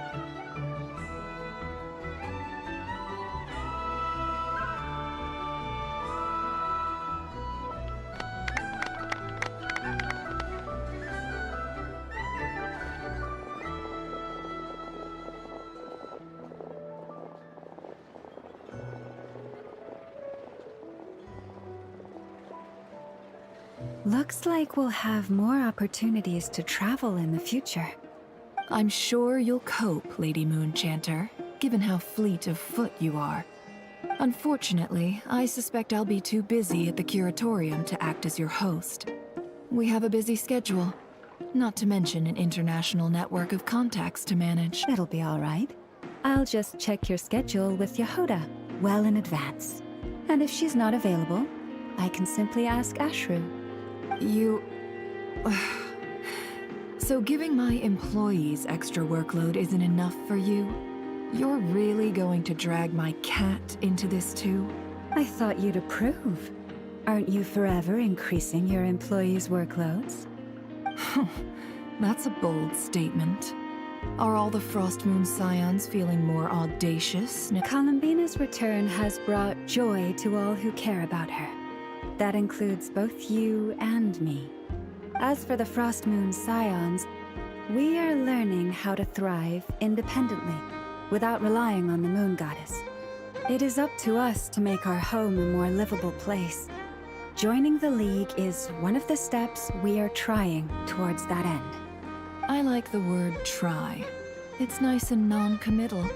You can opt out at any time and still say you tried. You don't see a bright future for the I'm just not as optimistic as you. The Frost Moon Scions should count themselves lucky that they have a leader as stubborn, but Nod Cry's a big place, with all kinds of people. Most of them don't enjoy Well, that's where you and your methods come in. Unless the Curatorium of Secrets is owned. For now, yes. And that won't change until this venture becomes worth my while.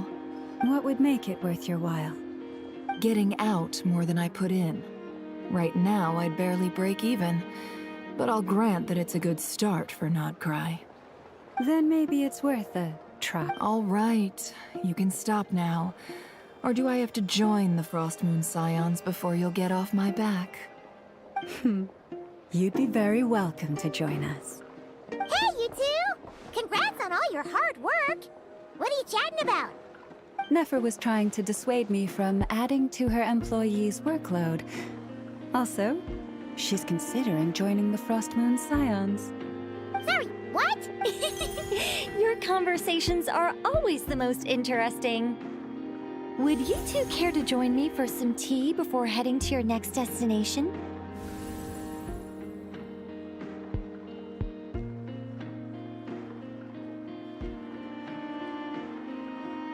Nicole? Wait, where are you? Aren't you gonna show up to— Sadly not. I'm otherwise occupied right now. I'm sorry, Paimon. I can hear how if it's any consolation, let me say that how things appear on the surface, perhaps you'll feel better if you focus on the fact you have a special line of communication with the great mage herself. Okay? Has something happened? No, or not yet. Well, that's not ominous at all. Not for the time being. Just think of this as a general check-in to make sure this communication system is still running smoothly. Besides, it's... You could have just said so. Paimon got all worked up for nothing. Still, the best friendships are built through face-to-face interaction, you know.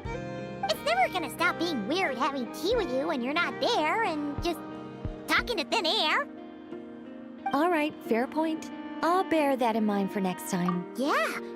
Any update on that crisis at the world's borders? Elves just informed me that they had their work cut out for them. And now everyone's thoroughly exhausted. But they did finally get things back under control. Still, we can't let our guard down yet. The disruption caused by this disaster has made Teyvat easier to detect from the outside universe. She plans to wait for things to stabilize, then reschedule her Mondstadt vacation plans. As for me, I agree with Hat Guy's perspective. This is a time when many new variables are emerging, and the situation is changing constantly. Plus, most of this change is for the worse. We have to remain vigilant and ensure that the embers of chaos are not rekindled. I did notice that the energy in Nod Cry changed somewhat after the War of Funerary Flame, but since it was still aligned with the Light Realm, it looks like I'll have to examine the connections between phenomena. Of just doing my duty.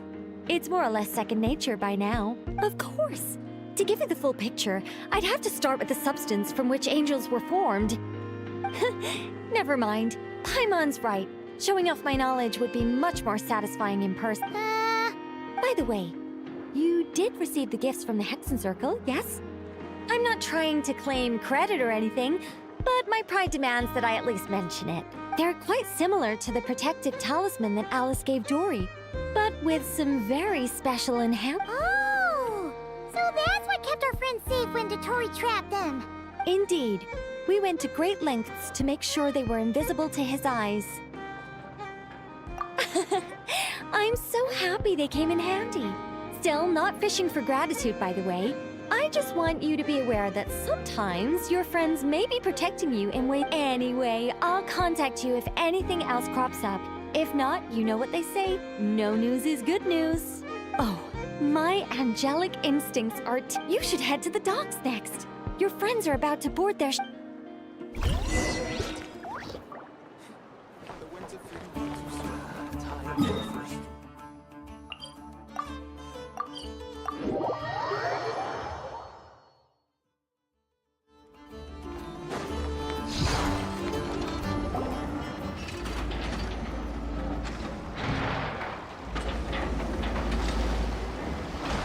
You're here. You're here too, Hat Guy. Are you heading back together? No. I'm bound for Sumeru, and she for Fontaine. We just happened to cross paths at the harbor. Everything seems fine. Sandrone may have an abominable temper, but she's always been very responsible with important calculations. And you always speak as if you know us inside out, Mr. Hat Guy. Maybe I'm just a good judge of character. I certainly hope that's all there is to it. Regardless, you have been a significant help in this matter. For that, you have my gratitude. I didn't do anything special. Sandrone's the one who completed a seemingly impossible formula and turned the tide of the entire battle, even giving her life in the process. She's the one we should be thanking. Even we were unaware that Sandrone had hidden the real formula inside Polonia's body. She managed to fool Dottore into thinking the formula was running in her system by installing an identical-looking decoy within her. She probably realized that she didn't have the strength to stop Dottore. But this way, she could at least get him to lower his guard. She always worked like that. Well, that's why I'm traveling to Fontaine. She made a request of me long ago, and the time has come to fulfill it. She said that should she ever fail in a mission, she'd like me to deliver her core and Polonia's to the Fontaine Research Institute. She also mentioned that she had made arrangements for people there to set her affairs in order. Some of her personal effects, such as her notes, were left to me. I've decided to take them back to the House of the Hearth. For safekeeping, primarily, but also, however, there is one book among them that I'd like to leave in your care. I'll have someone deliver it to your residence at the flag. No, I was specifically warned not to tell her. This is her last wish, and I will abide by it. I can only hope so, but none of us here can know for certain. I bade farewell to Columbina earlier today. As promised, she turned the iridescent moon's marrow over to me. She spent a long time with Sandrone's body, saying her goodbyes. Is she Sandrone's passing has left a great wound in all of our hearts. It will take time to heal, but Columbina surprised me. She offered me some words of comfort before I departed. Despite being grief-stricken herself, she showed an awareness. She never used to act like this. Clearly, she has grown. And I suspect that we have you to thank for much of... After these recent events, the Tsaritsa has revoked the Pale Star Edict. Snezhnaya now realizes that the arrest warrant for Columbina was just a ploy by Dottore, who... I shall return to Nodcry to see her as soon as I find the time. I hope that from now on, she too will explore more. Columbina Hyposelenia's journey is... My ship is here. Traveler, Paimon, we shall meet again. You too, Hat Guy. What are you still bumming around for? Isn't Columbina waiting for you? I thought today was the day you'd agreed with her to go find out the truth about your You're afraid you won't like the truth when you see... Well, this is new. Don't say that! Wouldn't you be if you were in this situation? Fair point. But I'd say I have more experience facing up to unpleasant truths than the Traveler. They say blood's thicker than water. I know how much you need your family back. More than you need any of your... No matter what the truth turns out to be, finding the truth is important. At least, that's the life lesson I've learned from... What? Now that Dottoro's dead and gone? A little, I guess. But it hasn't solved everything. Maybe I regret not getting to end his life with my own hands. Or maybe it's something else. But for whatever reason, either way, I'm going back to Sumeru. Lesser Lord Kusanali is gonna need help dealing with all the chaos Dottore left in his wake. Not just from this incident. But you should continue with your journey, as you've always done. Who knows? So, what should we do now? If you want to, after all, when Columbina said she knew where your ship was hidden, Paimon promised to give you two some alone time with the... It hasn't been all that long since we were last apart. Ain't no biggie. Paimon's sure you'd prefer to digest the news about your sister, but, no matter what you see, just know you can share it if you can't make sense of something. Let's give it some thought together. And even if we both can't figure it out, Paimon can at least treat you to a nice meal. Feel better now? Alrighty. Next up.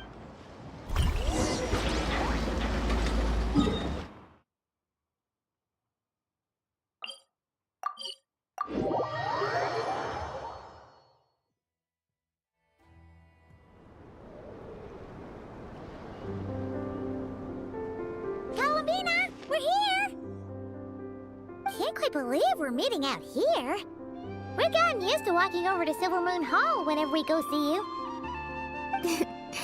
Well, you're still welcome to go there. It's just, now that it's all over, I've decided to make some changes. Try and fit in with the Frost Moon Sun. The older generation are still timid around me. They don't dare get too close, and they bow their heads when I walk by. But things are much better with the children. I see more curiosity in their eyes. Hopefully, by the time the next Moon Prayer night comes around, I can enjoy the festival with them as my— You'll do fine, Columbina. Paimon's sure— You really think so? When we first met, you thought— We were just starting out then, come on! I'm only teasing. I know that I have you to thank for pulling me back down to solid ground. It feels good to finally stand firm on the earth where I was born. Oh, that's great! Thank you. I'll make sure not to lose it this time. Well then, are you ready? Lumine, what happened to our spaceship back then? It's time to learn the truth at last. Good. Then let me open the way for you.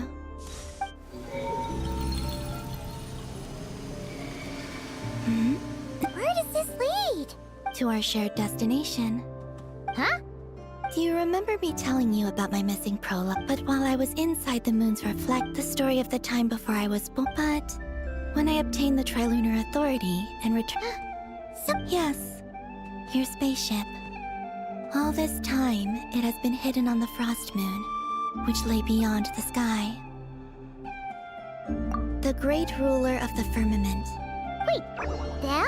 Why would they do that? I don't know. Perhaps your ship contains something that is incompatible with Tevat. Oh, did I pick a bad time to say this? I know. Maybe I should have waited until you were on the moon. That would have been kind of...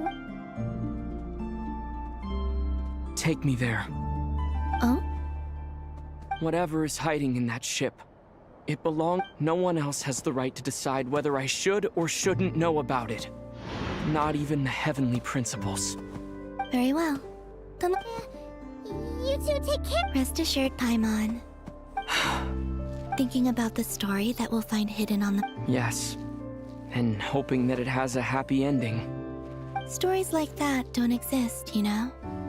You don't believe in happy endings? I don't believe in endings.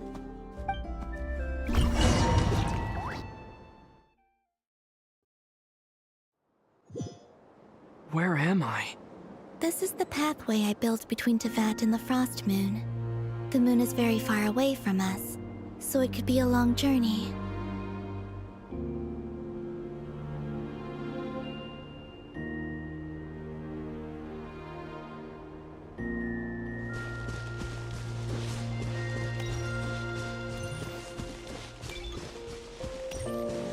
After I obtained the Trilunar Authority, I unwittingly saw past events from many of my friends' lives.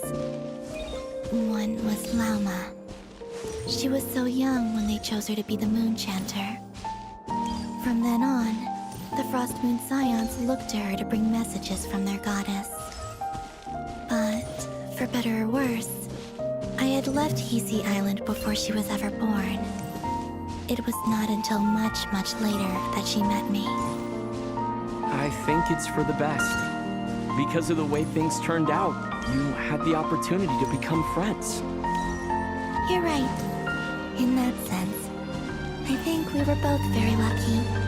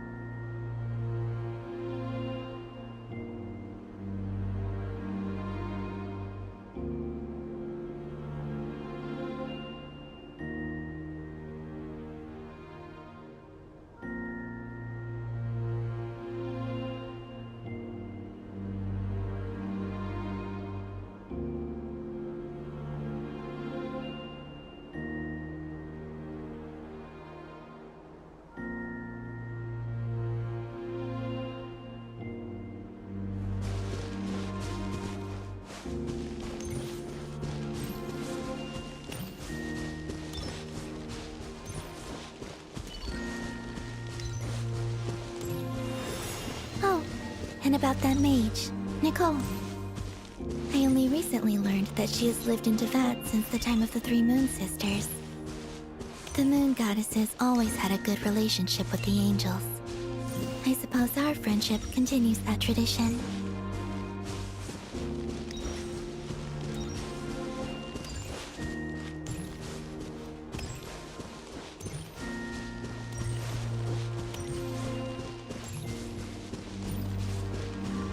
And then, there's Zandrone. I never knew that much about her, beyond the fact that she was created by someone called the Lord Artificer. She, too, suffered for a long time before joining the Fatui.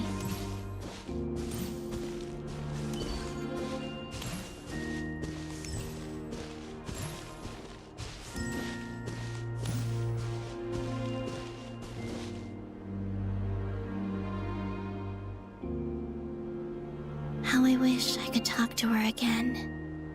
Even if only to hear her say nasty things to me.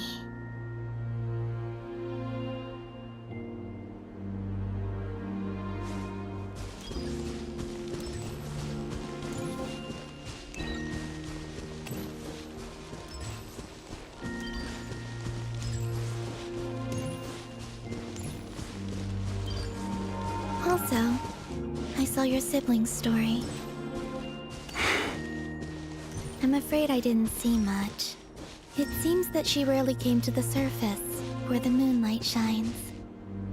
But I did notice that back when you first set out on your journey, she would often appear nearby, gazing at you from afar with a guilty look in her eyes. Lumine. Let us speak no more of the past. I probably shouldn't reveal so much about my friends. It's not my place. Let the moonlight carry us forth. We are very close now.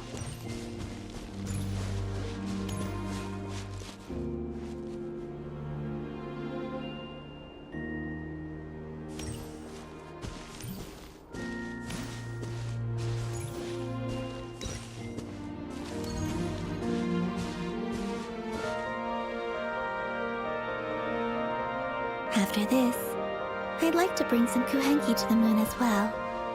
If they're willing, of course. What about your other friends? Will you bring them to visit too? Certainly.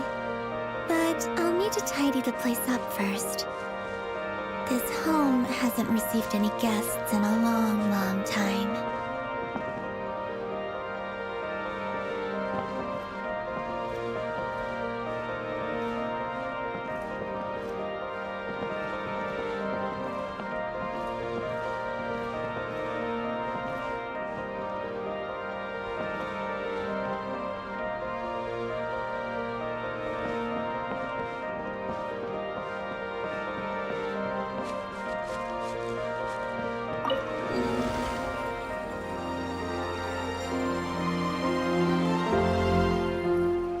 I remember writing something similar with you on Moon Prayer Night.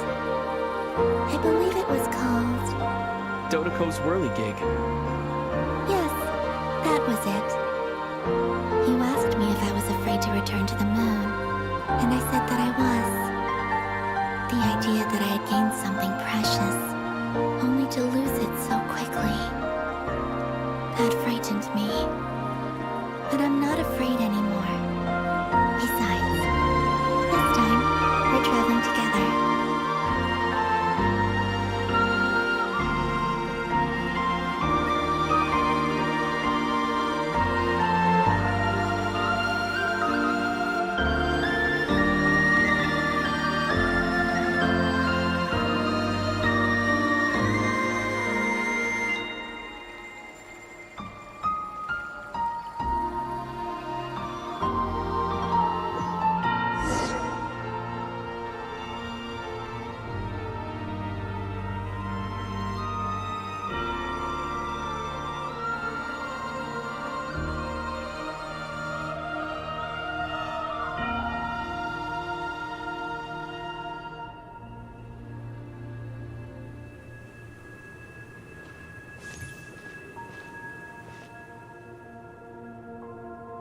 We're here.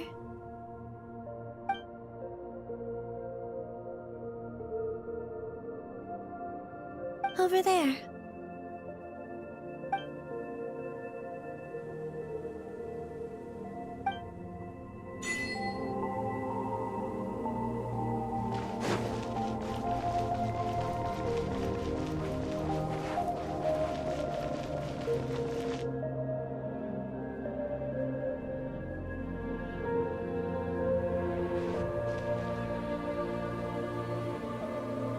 Our spaceship.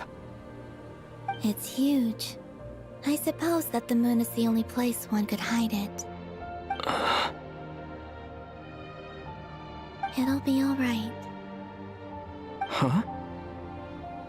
The way you feel in this moment, I went through it too, on Moon Prayer Night. The door was right in front of me, but I struggled to find the courage to step through.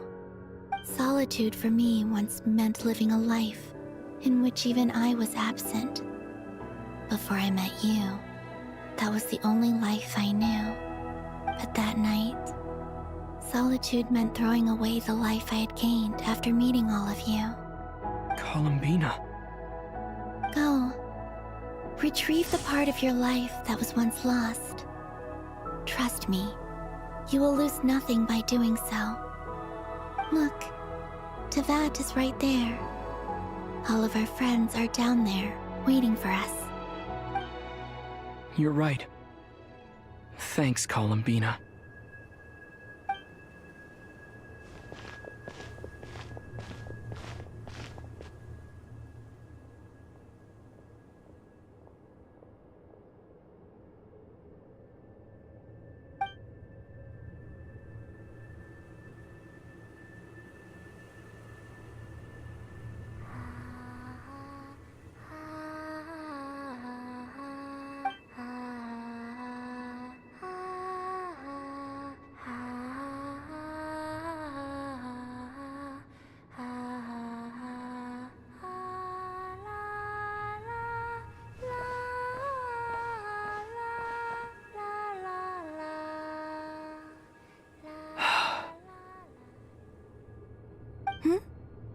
Finished?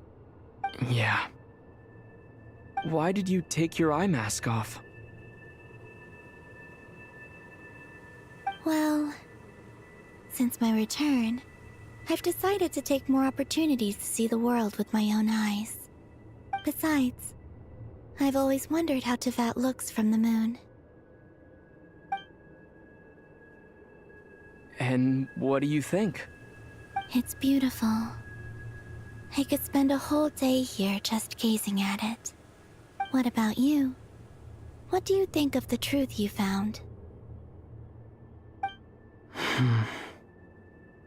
I haven't looked at another person's expression in a long time, but I think yours is saying it was neither good nor bad.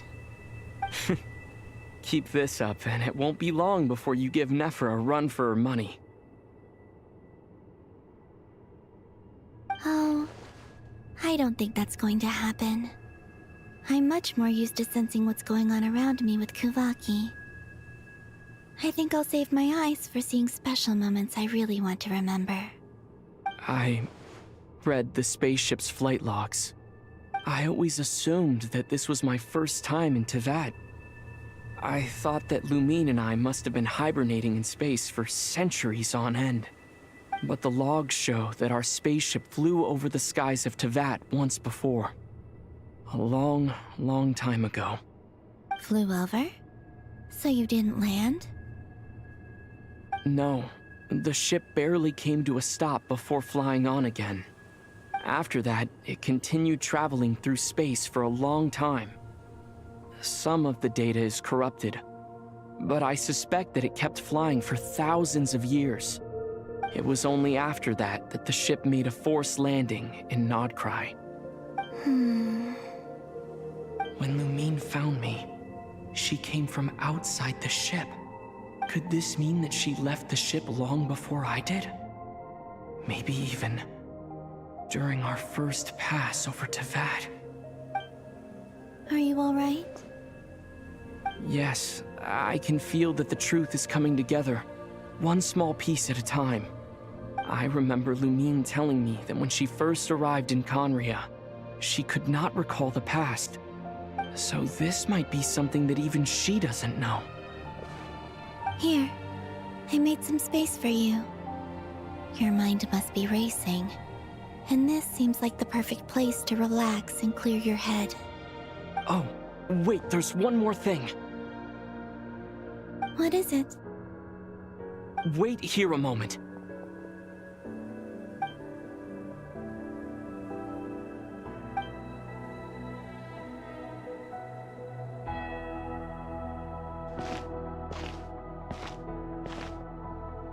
Hey, Columbina.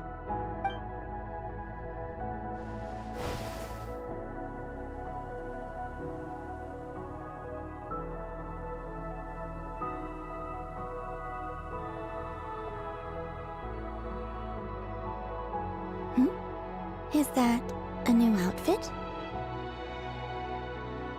An old one, technically. It's been in a cabinet inside the ship this whole time. It's a matching pair with Lumine's. She always liked this set more. Huh. I don't think there's a huge difference. Really? Yes, it's still the same you.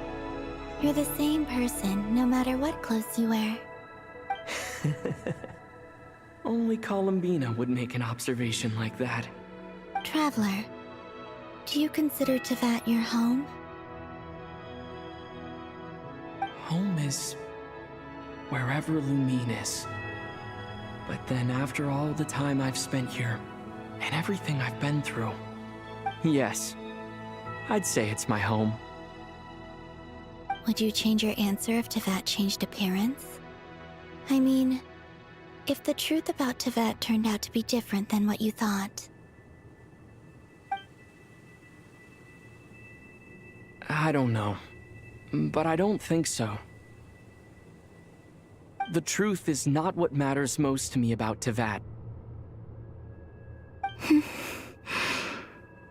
When I was first born, I longed for a home. And when you get something before you're mature enough to understand the world, you just take it at face value. I thought that a home was a transaction. You give me what I want, and I'll do the same for you. But you and your friends taught me what a true home should look like. You never asked for anything, yet you gave so generously to me. That's because your friendship matters to us. It was worth it. In the past, I thought that my birth in Nodcry must have been a mistake. But after journeying to the distant past where the story began, I realized that it was I who chose Nodcry to be my future home. Now, I am glad that I made that choice. I'm sure your friends are just as glad. In fact, I intend to make the same choice today as I did back then. What do you mean? Well, I've given the Eternal Moon's Marrow to Lauma, and the Iridescent Moon's Marrow to Arlecchino.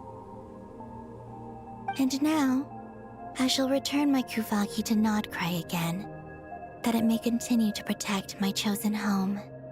Wait, but what about your body? Oh, are you worried that I'll disappear again? I won't. Not this time. The Frost Moon has now entered the fall sky, and I am the Tri-Lune goddess. I am only returning to Nodcry the part of me that it needs. I am giving what I can, because my home is worth it. Oh, and I have something for you, too. For me? Yes. Come closer.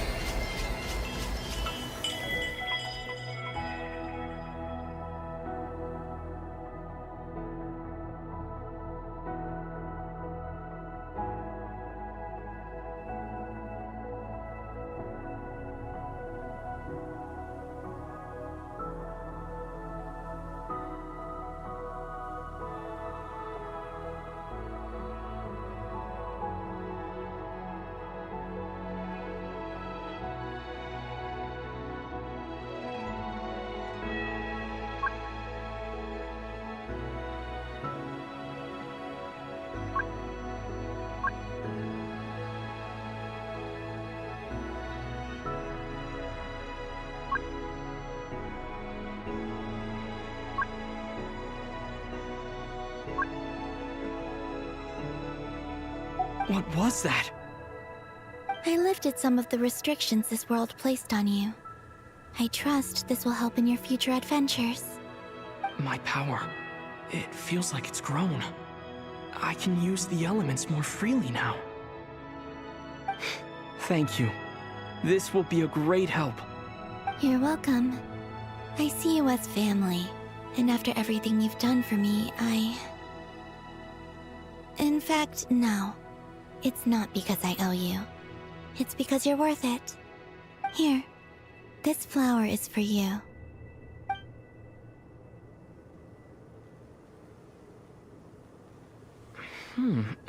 Isn't this a moon prayer blossom? Yes. Don't worry. You will never see these flowers lose their color again. I'm finally discovering the joy of giving. How I wish I'd learned this sooner. Hey, better late than never. What are you thinking about now? Why don't you take a guess? You get... one shot. I don't think I'll get it in one guess. But I'm sure it's a happy thought. That's kind of a sneaky answer. I can't say you got it wrong. Down into that, the moon seems so far away. I felt it might always lie beyond my reach. But on the moon, everything feels so close by. The haze that once enshrouded the skies has finally been dispersed. I feel like a traveler on a winter's night, starting a new chapter in my tale by the warmth of a bonfire. I don't have a lot of luggage, but I do have a lot of hope for the future. Well, what's next? Next? To start with, I want to stay here just a little longer. After that, let's return home and continue our journey.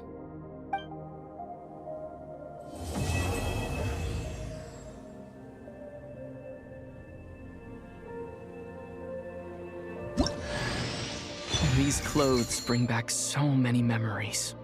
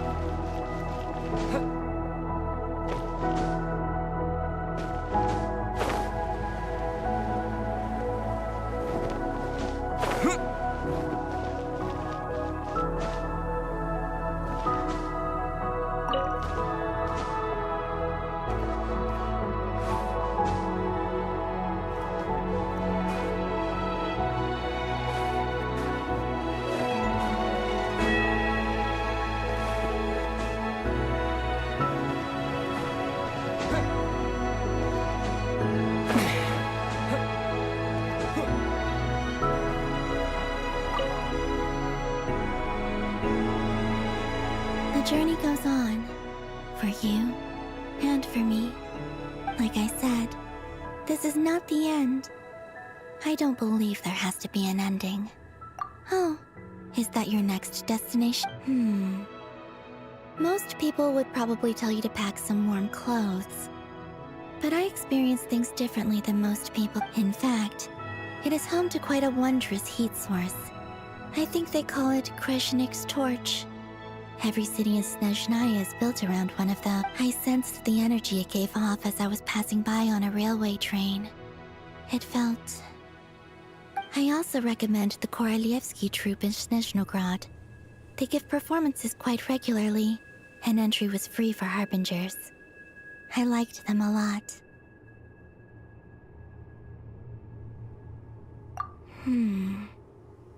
Ice cold and sharp. Crystal clear in some ways, yet profoundly unfathomable in others. Like the thick layer of That's just the impression that Tsaritsa gives me. I was never able to glimpse what truly lies. In fact, I don't think the people of Snezhnaya even know what kind of power their god wields. Maybe that's because the Tsaritsa herself has never acknowledged, nor accepted that power.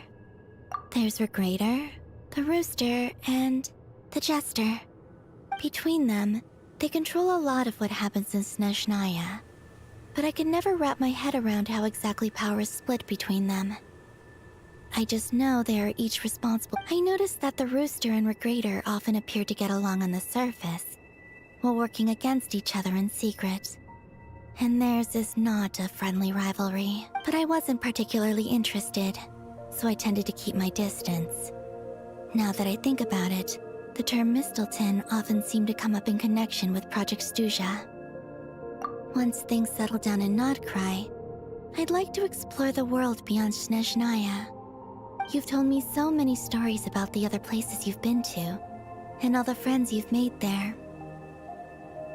It would also help me learn more about the journey that has made you into the person you are today. Okay. As you continue on your journey, don't forget to gaze up at the moon once in a while. It is, after all, no longer an illusion.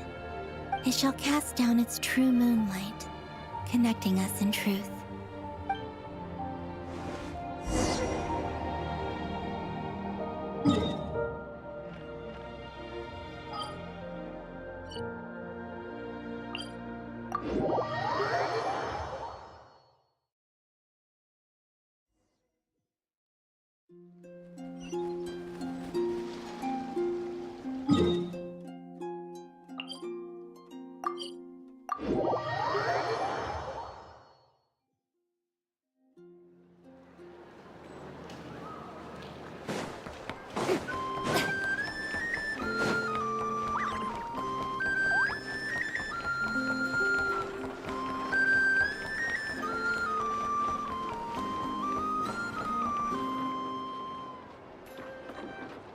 To Jean, acting Grand Master of the Knights of Favonius.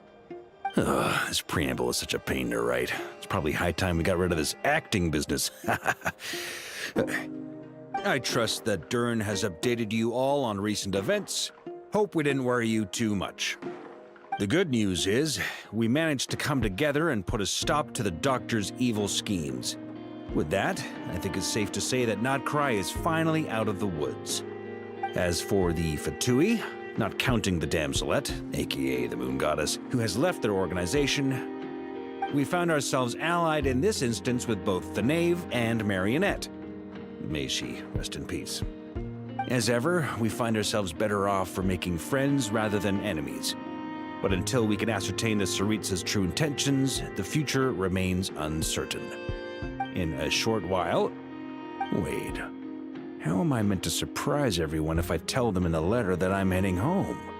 Well, that would be a huge waste. Okay, got it.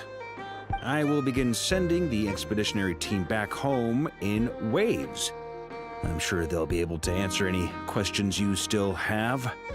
I hope they won't gloss over the details of my many heroic deeds. But if they do, I'm sure it'll be because they're just too exhausted from the long journey. I think of Mondstadt daily. Please give everyone my best regards. P.S. The honorary knight went above and beyond this time. Are there any other honors we can give him? I'll leave it with P.P.S. Please be extra nice to Klee for the foreseeable future. I cashed in on the last favor that the Hexen Circle owed us, so we need to earn some more goodwill. If there's any serious problems, feel free to stick me in solitary confinement when I get back. I'll do the time for her. Whew. And that, as they say, is all she wrote. And with the moon shining down brighter than ever, I think everyone is going to sleep well tonight.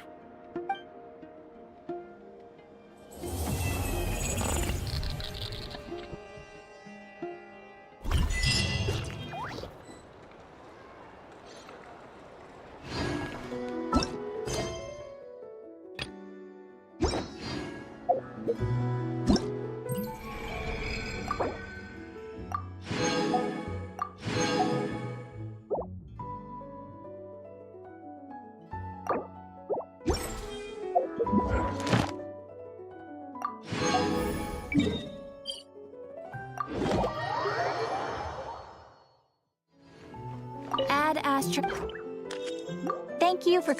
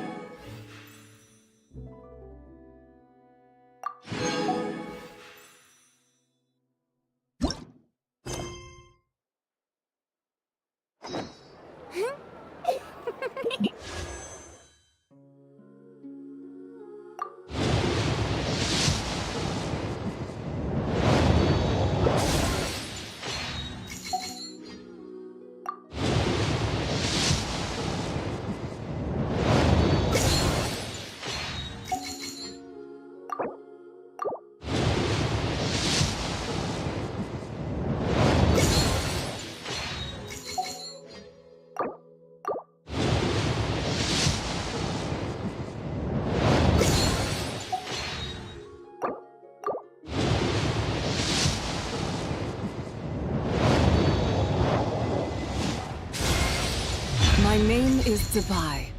I was once known to mortals as the White Horse Adeptus, but now that I have descended to the mortal plane, you may simply call me Zabai.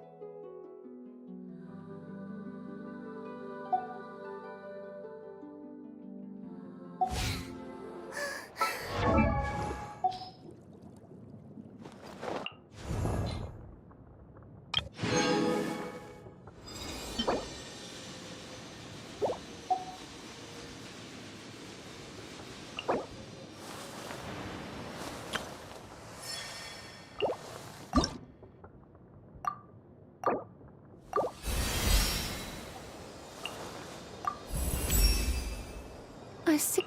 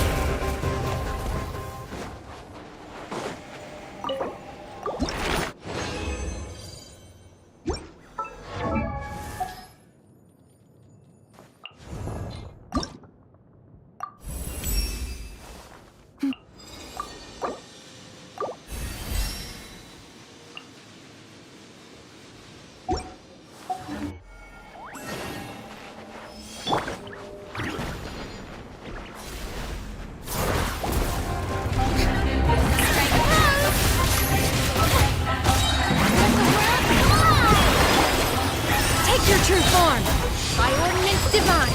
A little moon boost. At first, the fling.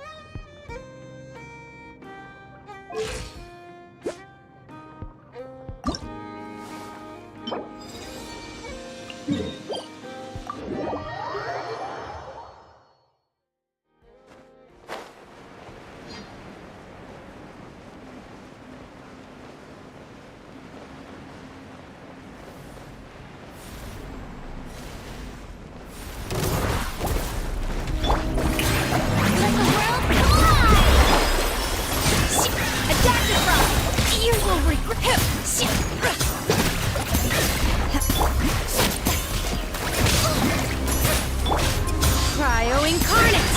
At first, the flavor!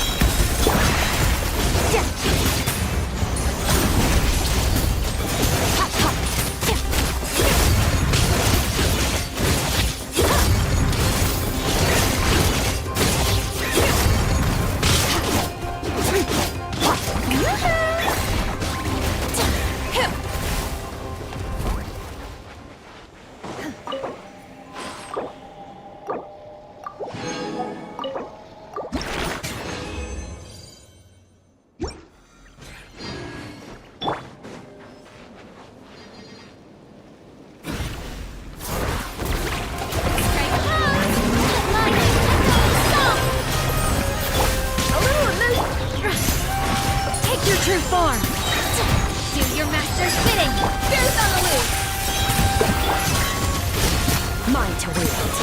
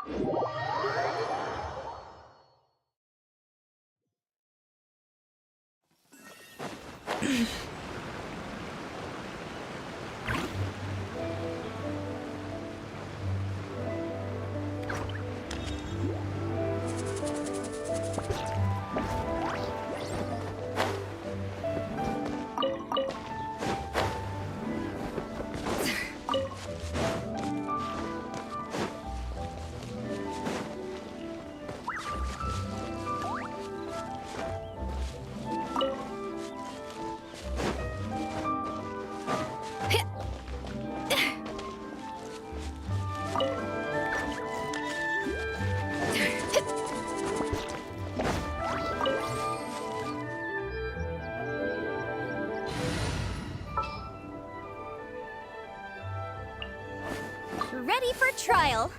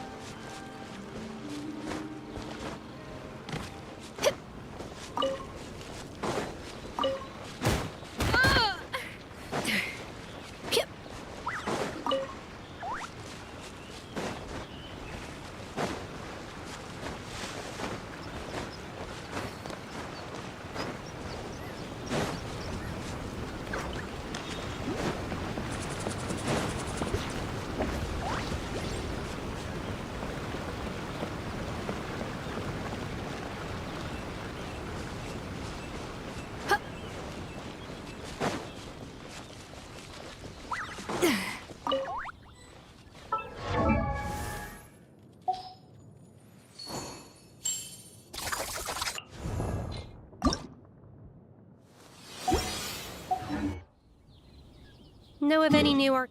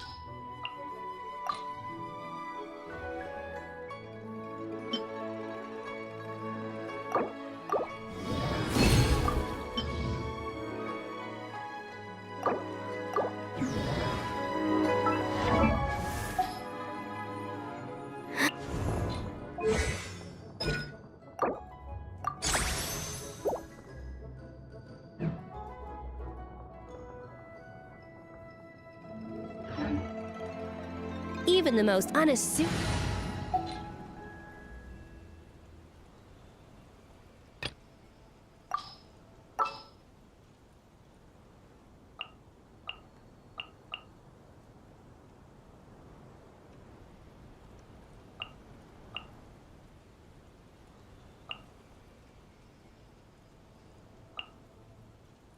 Where to?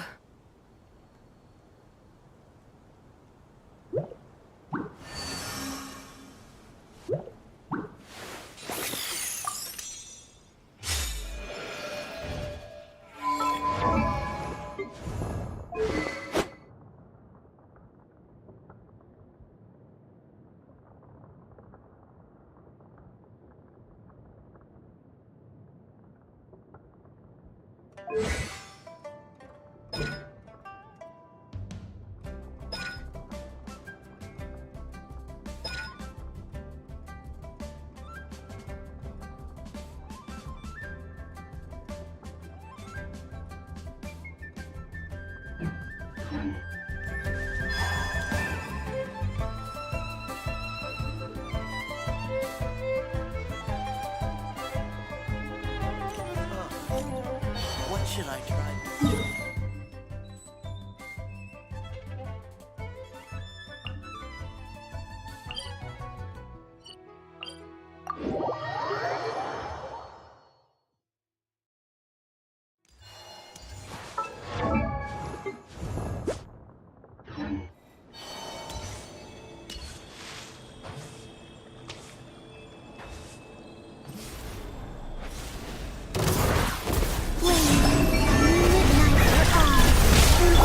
Charge!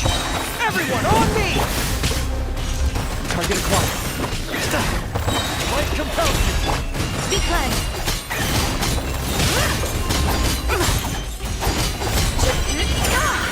Lighten up. Divine light, shield them. Converge. Rally!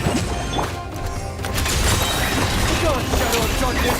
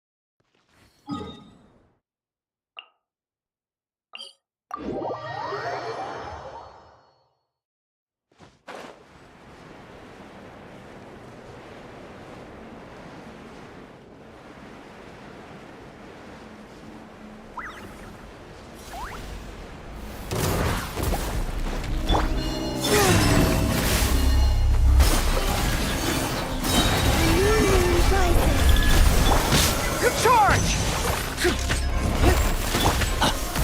Target acquired. This looks bad. Hold the dog! Without further ado,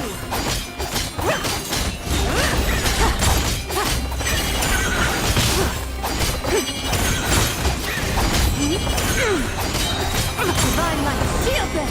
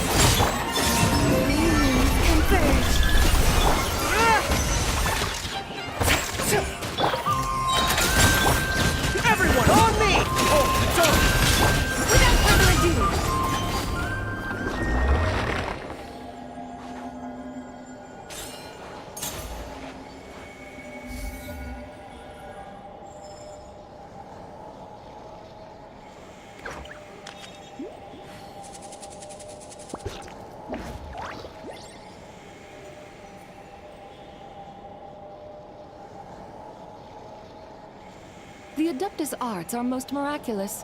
But unless one first cultivates the mind before cultivating these arts, all their feats will be like the moon's reflection on water, shattering at the slightest touch.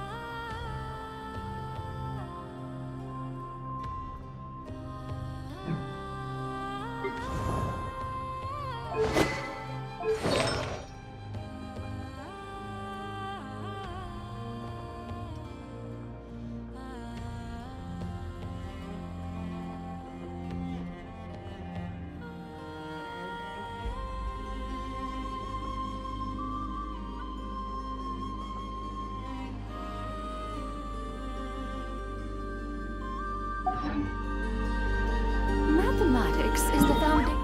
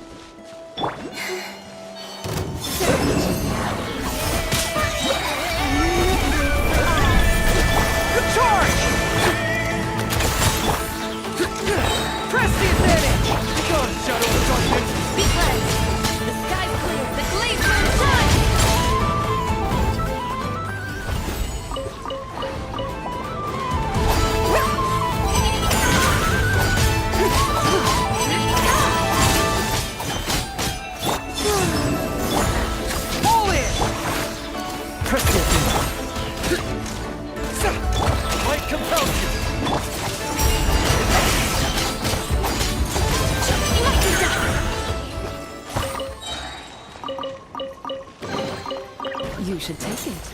It may prove useful.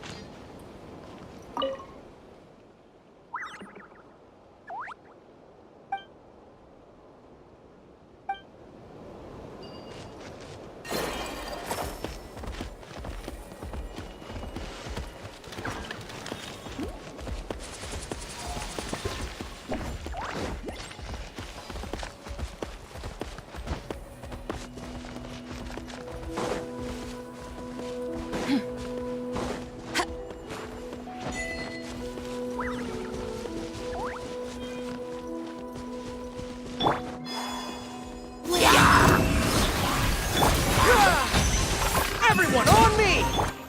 Target acquired.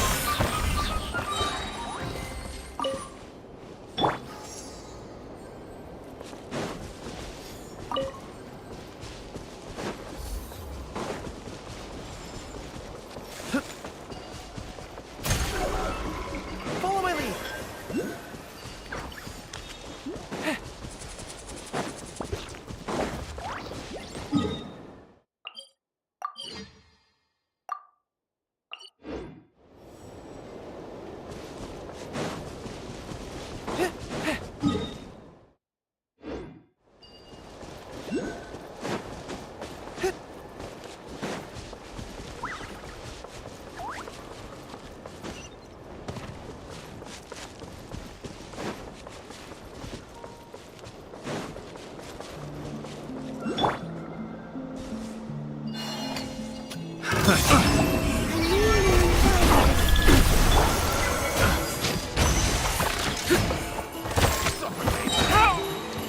Rally! In my sights! Behold, the dawn! Walking wisdom will show us the way!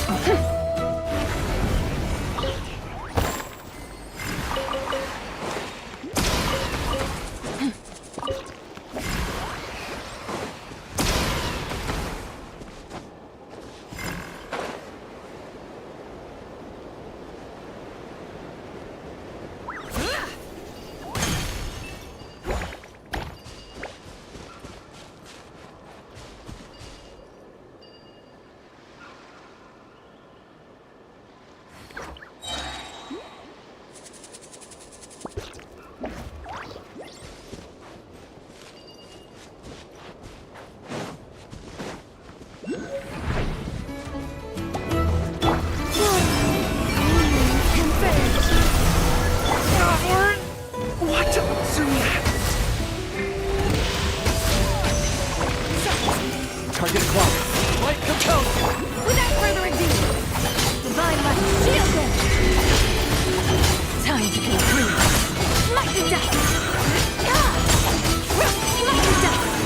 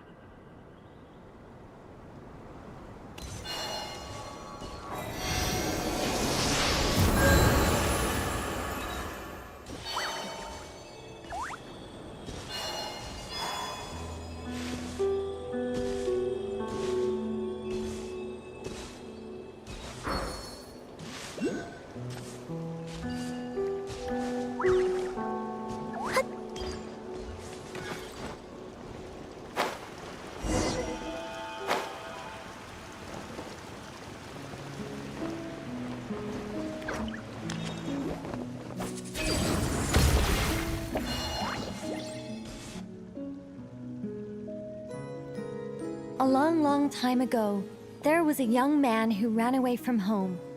After spending the last of his Murah, he trod through the cold of winter, shivering in his threadbare clothes. Suddenly, the young man found himself stepping out onto thin air, and he fell through into a strange place. But before he could react, a voice rang out from somewhere in the distance. This is the secret home of Nicola Coco, the great mage everlasting. O destitute one, tell me your heart's greatest wish, and with my guidance, you shall attain it. Whoa! That was a strange voice. Nicola Coco. Who's that again? Do we know her?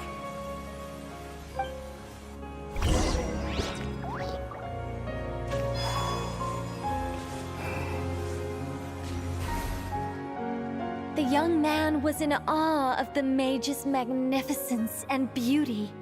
After a lengthy silence, he solemnly declared, "O great mage from afar, how beauteous and wise you are! The moment I beheld you, my heart began to flutter. All my heart desires now is to make your wishes mine." The subtlest of smiles appeared on the mage's face as she replied, "Very well, then I..." Guide? Does that mean this glowing orb?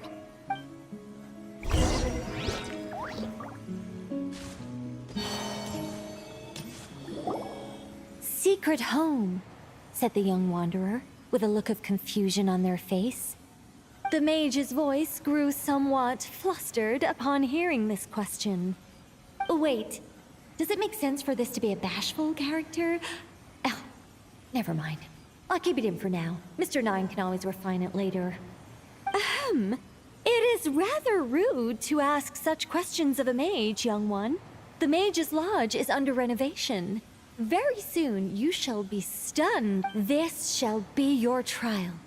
Offer up your strength and help this great mage to build her territory.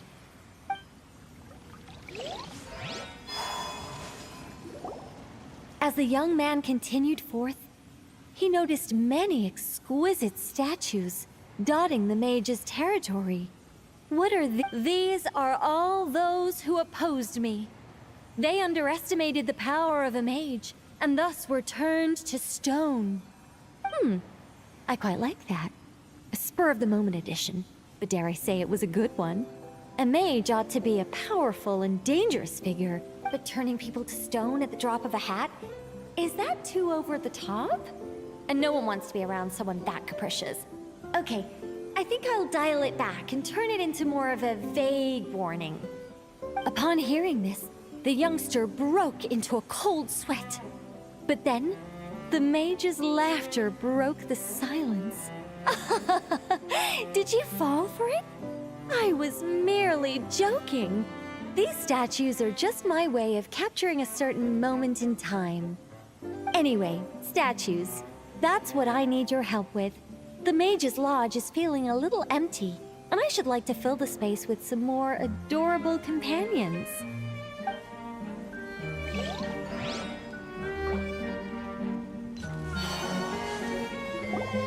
Well then, young one.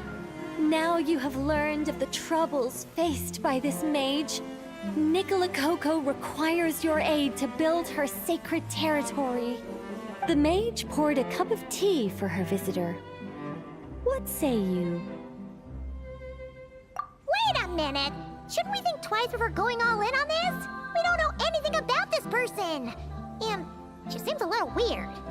Huh? Although, having said that, this teacup looks kind of familiar.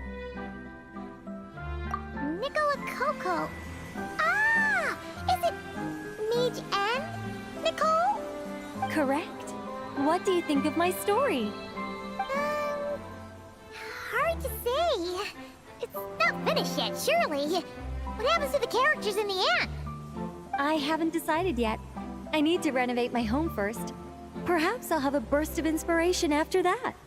Anyway, if you can hear my voice, I assume that means you're currently in Nodcry. In which, well, I'd like to build a few more statues to decorate my home, but I'm lacking inspiration at the moment. I was thinking you could take some photos to give me some ideas. Are you serious? Alright then, leave it to us! Wait here. We'll head out and see what we can find. But remember to finish the story once the statues are done.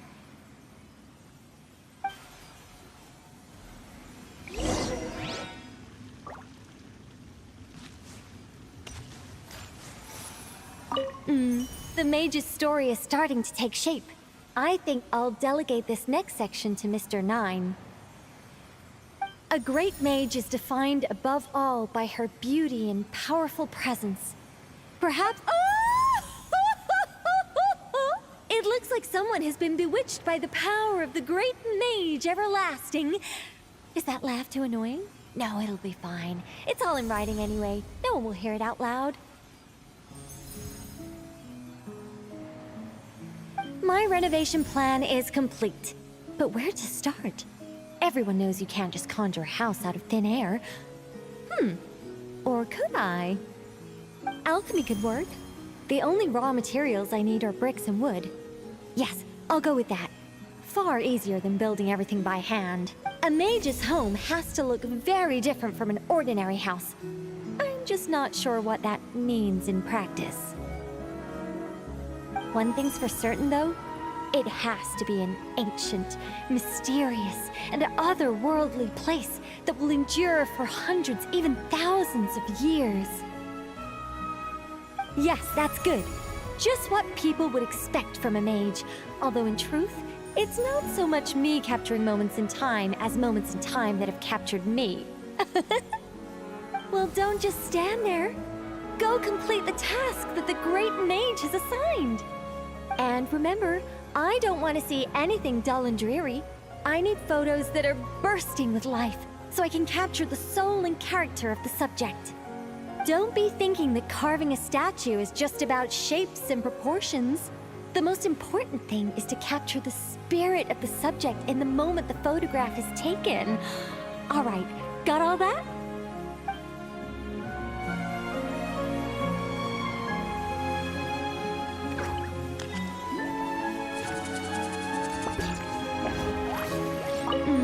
The mage's story, a great... It looks like someone has been bewitched by the power of the great mage everlasting. Is that laugh too annoying? No, it'll be fine. It's all in writing anyway. No one will hear it out loud. My renovation alchemy could work. A mage... One thing's for certain, though. It has to be an ancient... Yes, that's good. Just what people would expect from a mage. Although in truth, it's not so much me capturing moments in time as moments in... Well, don't just stand there. Go complete the task. And remember, I don't want to see anything dull and dreary. I need photos that are bursting with life. So don't be thinking that carving a statue is just about shapes and proportions.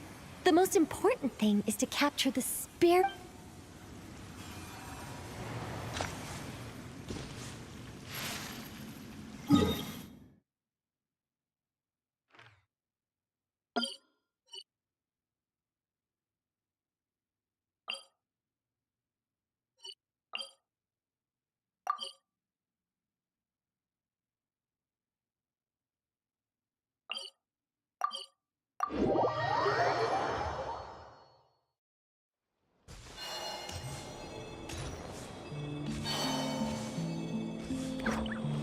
Hey, look over there!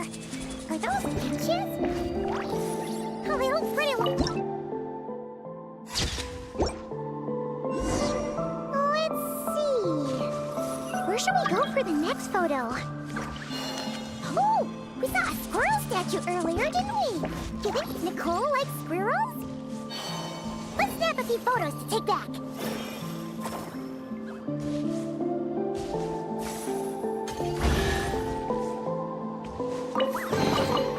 You keep them.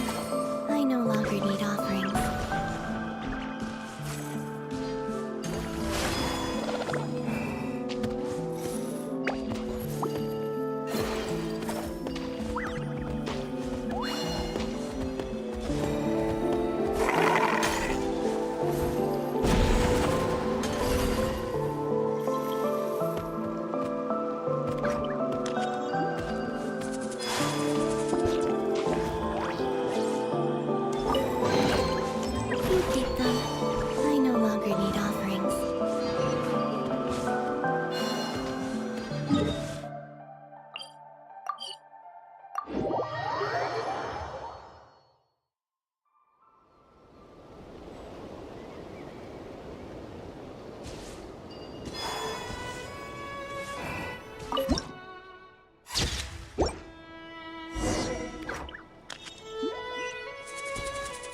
Is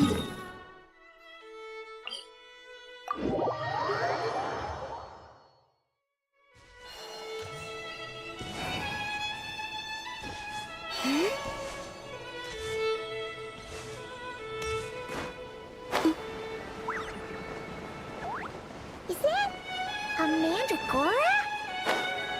Paimon thinks that would make a...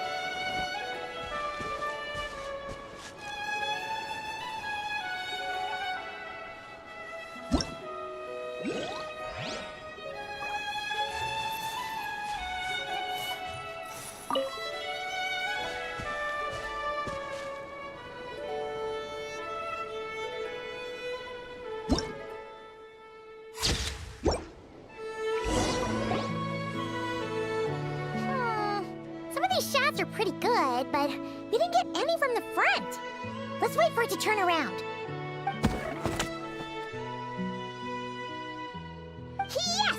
That's the one! That's the money shot!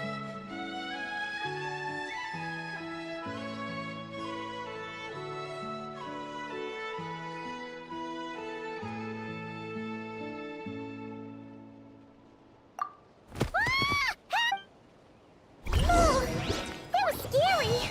I wasn't expecting it to jump us like that. Go on, Traveler. You got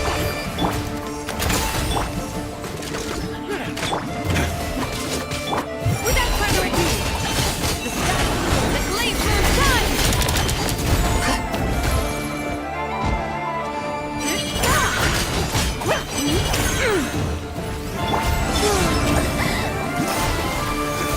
Follow my lead! Advance! Press the attention. Everyone, That should do it. Paimon's kept all the pictures safe. Let's go back to see Nicole.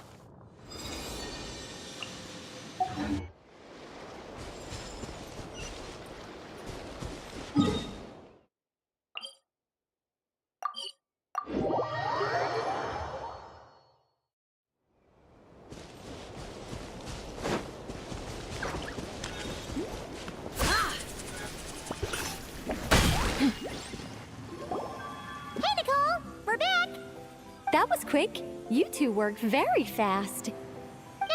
It's nothing. But, how do we get the photos to you? You can hold on to them for now. I'll be there in a couple of days. We can talk more about the statues then. Sure thing! See you in a couple days!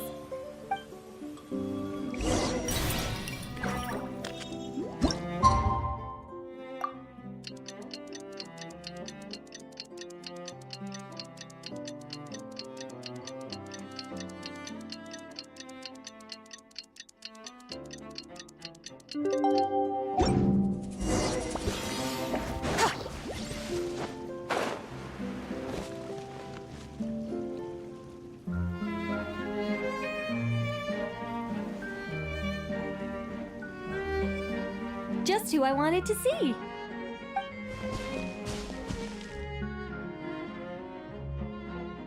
I'm delighted with the photos you took.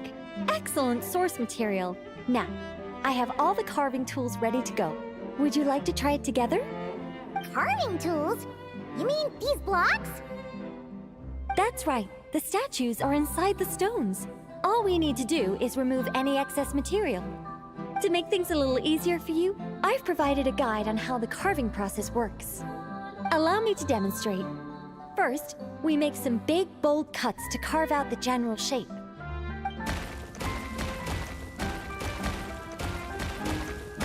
The numbers on the stones represent the amount of material you need to keep in a given column.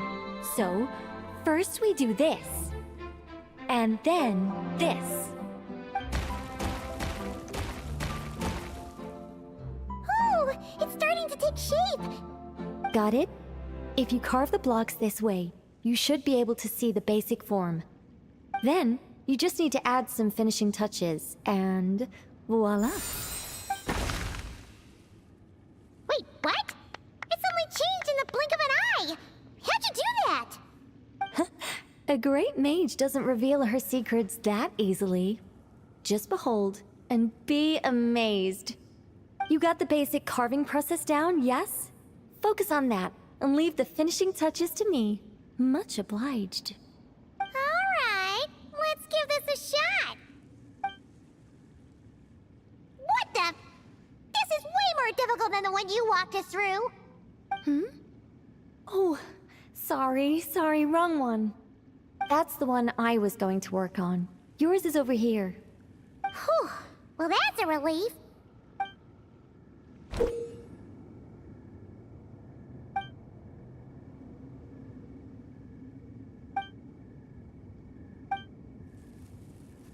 Let's go! Do you still remember Nicole's process? The numbers represent the amount that we need to keep per column. So, if the number is 0, that means we gotta remove the whole thing. And if it says 3, that means we just mark the whole thing as keep, right?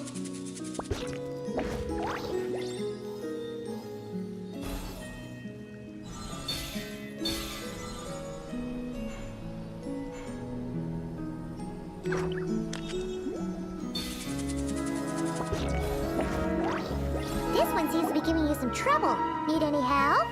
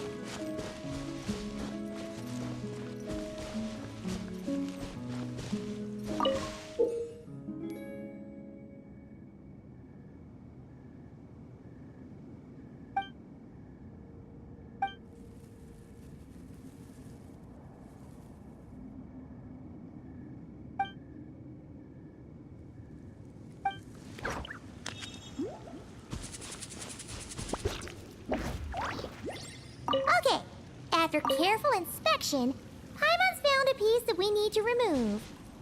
And it's that one!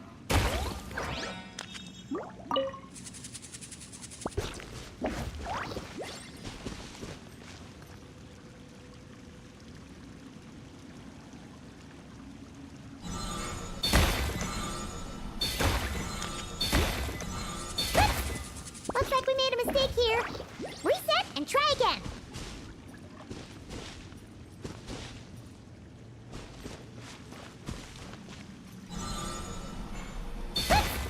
Looks like we made a mistake here.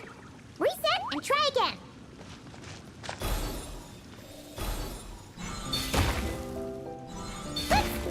Looks like we made a mistake here. Reset and try again.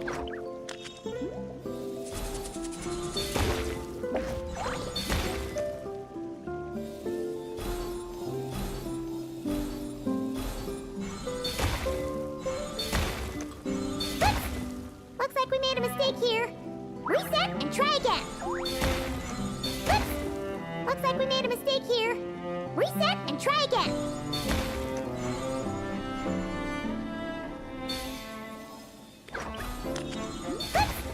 Looks like we made a mistake here. Reset and try again. Looks like we made a mistake here. Reset and try again.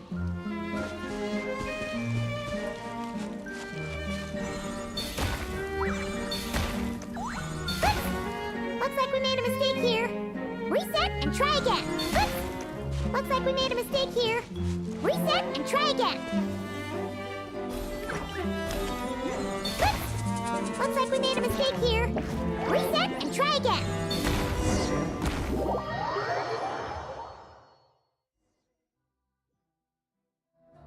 Now, we just need Nicole to add the finishing touches. You got rid of all the extraneous stone, yes? Let me take a look.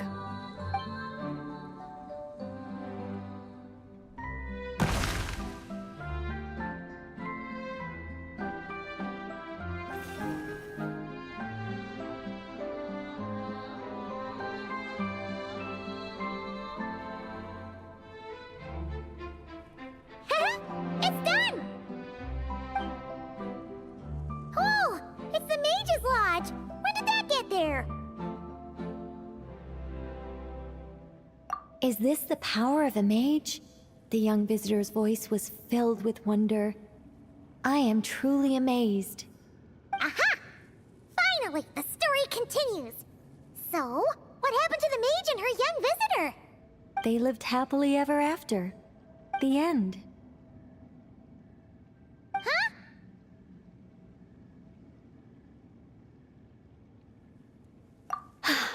Tough customers, huh? Well, if you're that eager to hear it, I suppose I'll take it from the top. All my heart desires now is to make your wishes mine, said the young man. Those words won him the full attention of the great mage, Nicola Coco.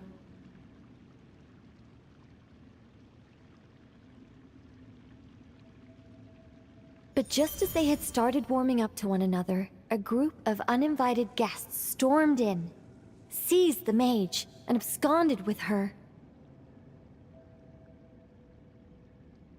As the youngster stood there in shock, a new mage by the name of Alinus appeared. But after making it through a grueling training program, they would come to discover another conspiracy operating in the background. As it turned out, the great mage Nicola Coco was an alien entity.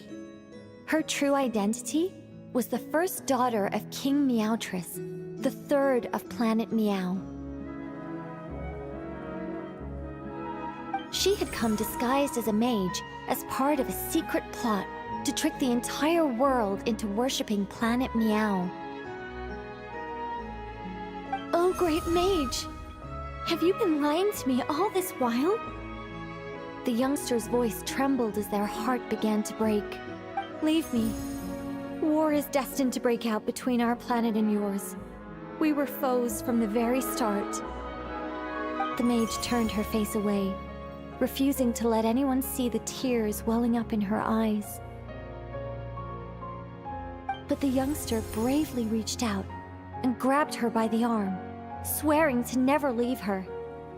Moved by this display of passion, the mage decided to rebel. But in that moment, Alinus, who had once aided the youngster, now took the side of the king. Alinus had been Meowtress III's second daughter all along.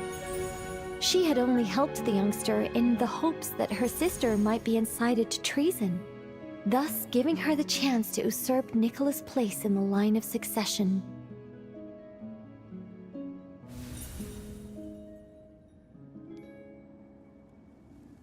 Anyway, that's the gist of it.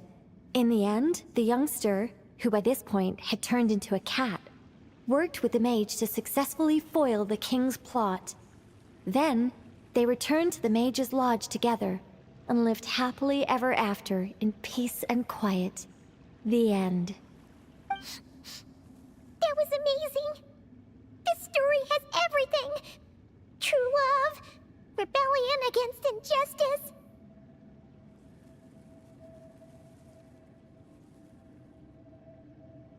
That can't be helped. All creations escape the controlling grasp of their creator eventually. We angels are a case in point.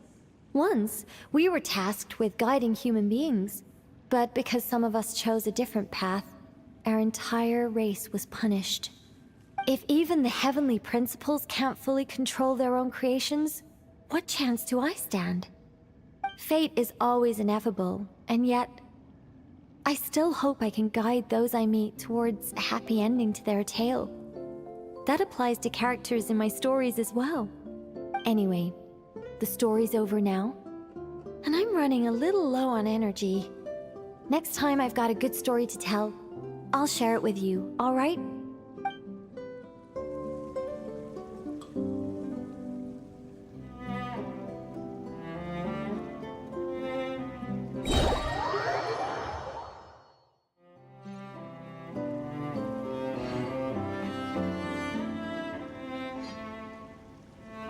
The whole world shares the bounty of the skies, the rain and clouds that grace the earth beneath.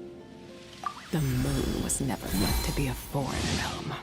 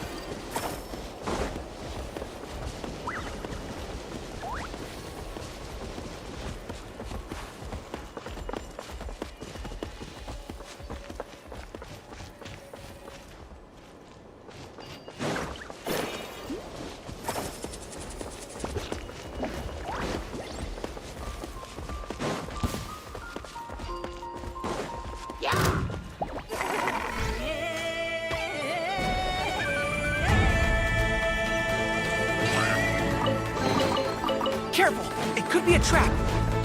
Oh, never mind.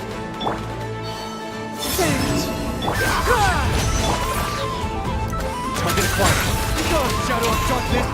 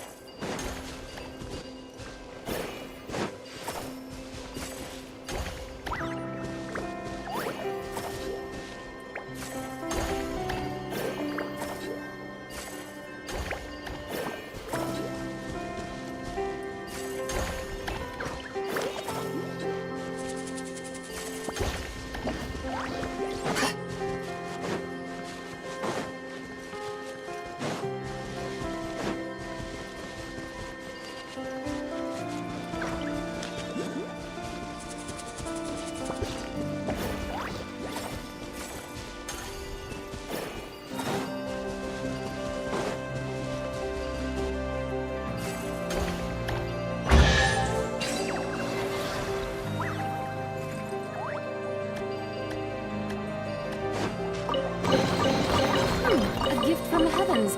I shall gladly accept it.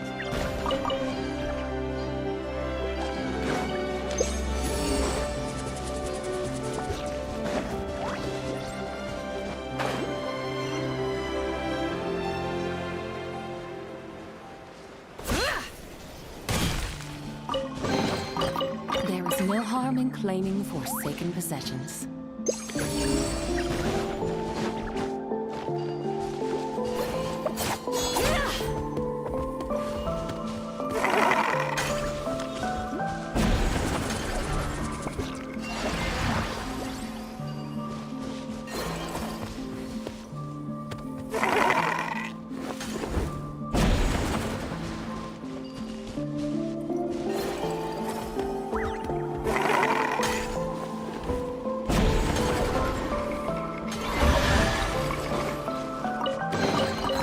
You should take it. It may prove useful.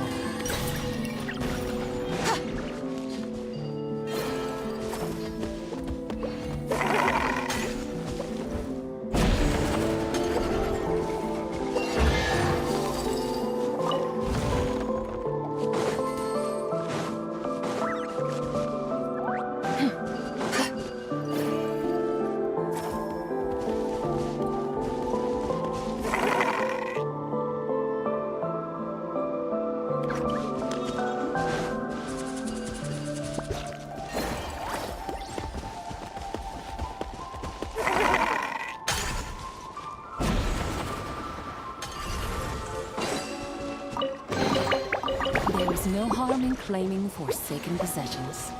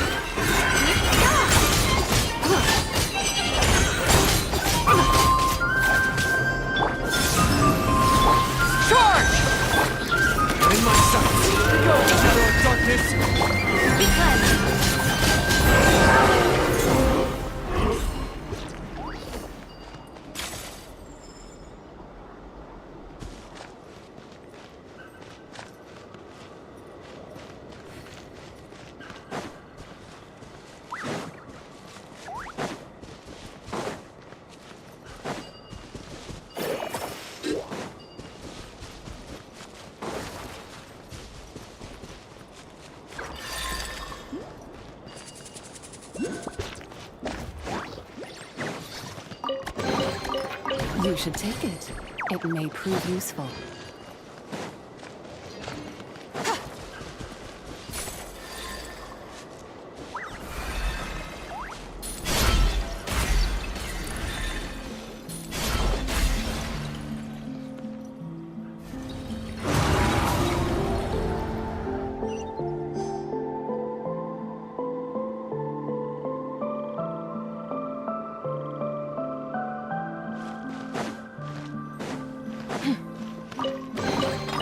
There is no harm in claiming the Forsaken.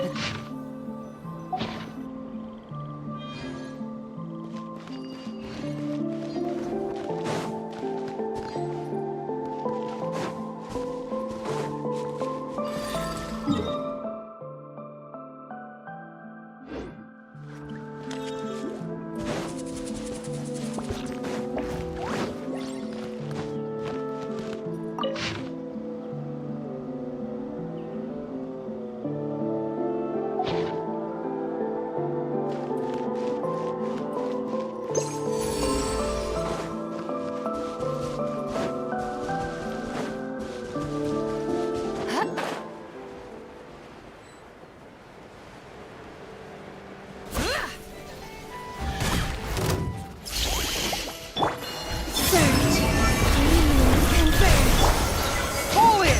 Everyone on me! Without further ado, the sky splitters and blaze moon shines!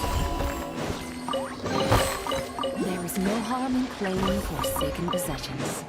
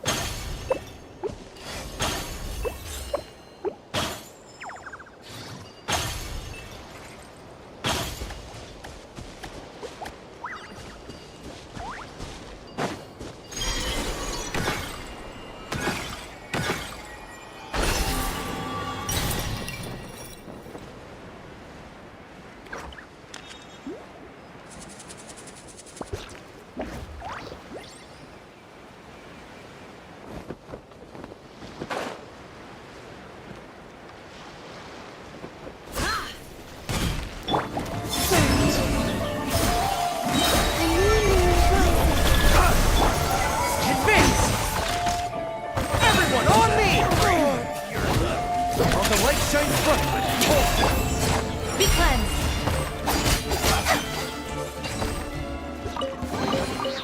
You should take it. It may prove useful.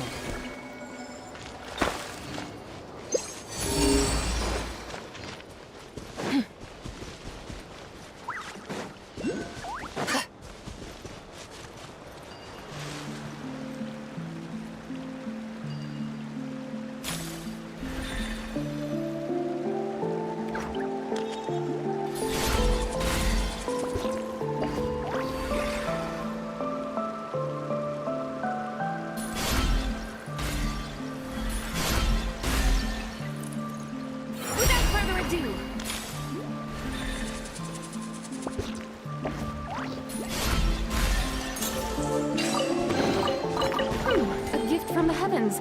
I shall gladly accept it.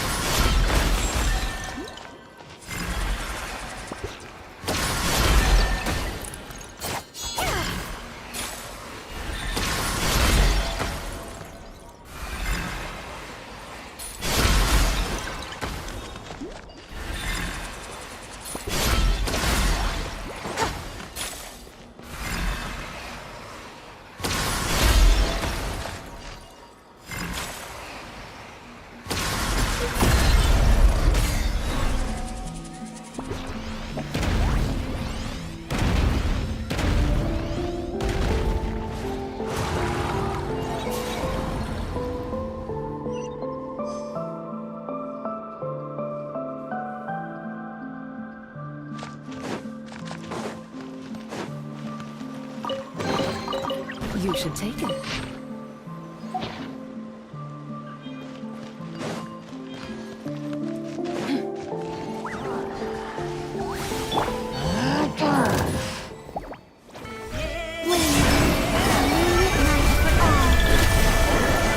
Good charge!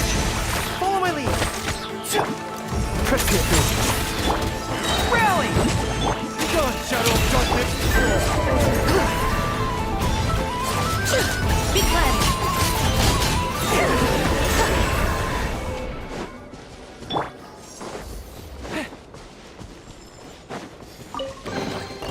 Let's distribute these among our forces.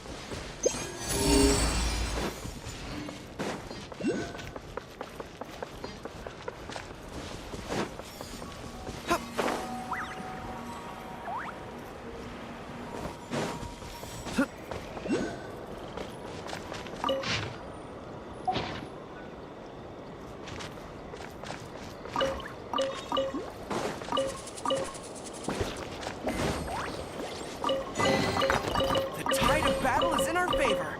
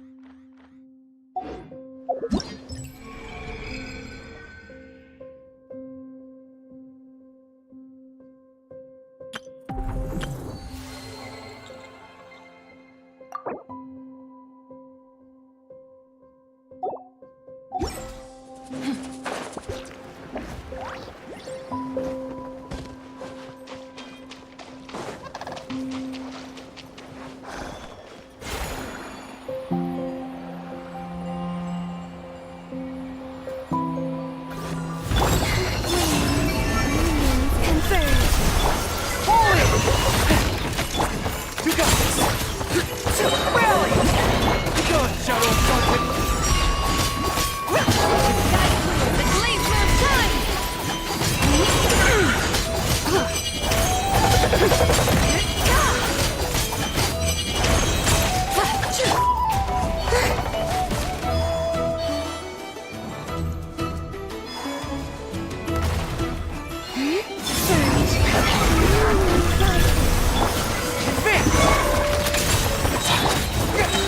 Everyone on me!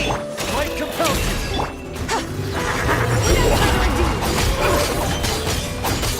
Divine light, shield them!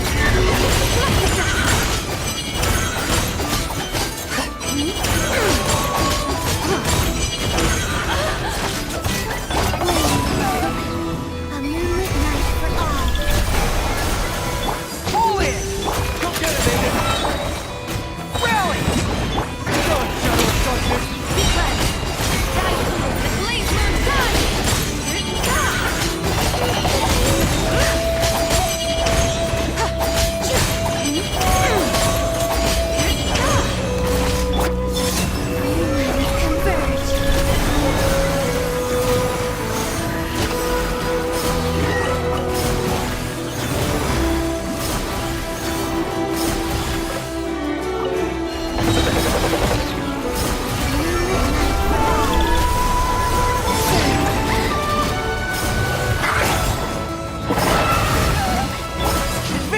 Everyone on me!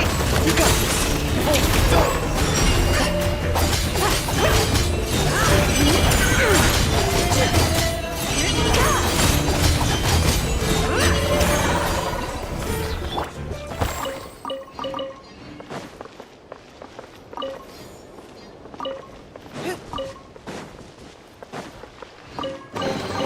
The tide of battle is in our favor.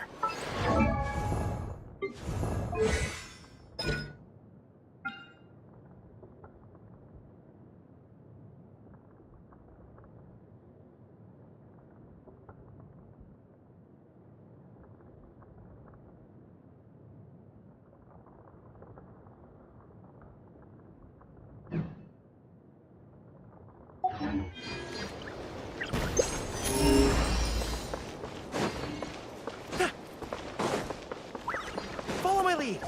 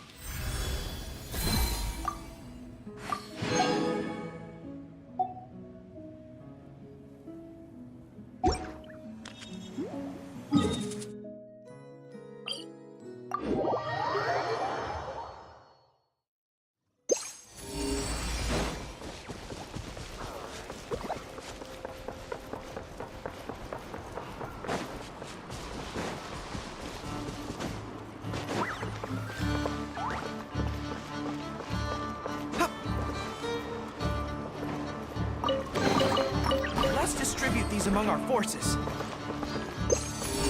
Follow my lead.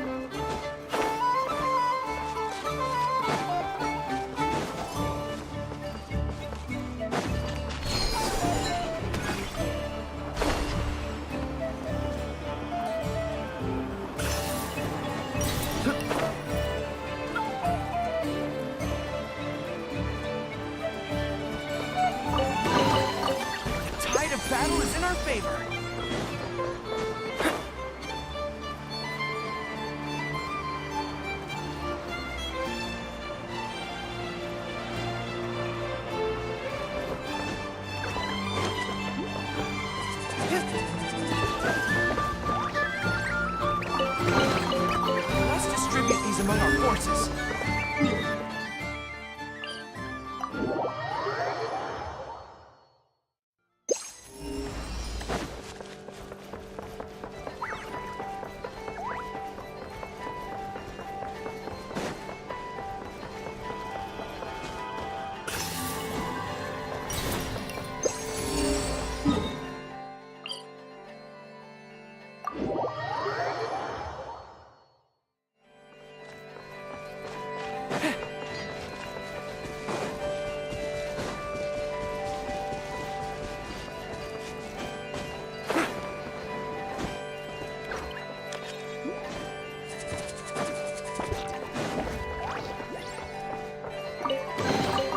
Careful! It could be a trap. Oh, never mind. Follow my lead.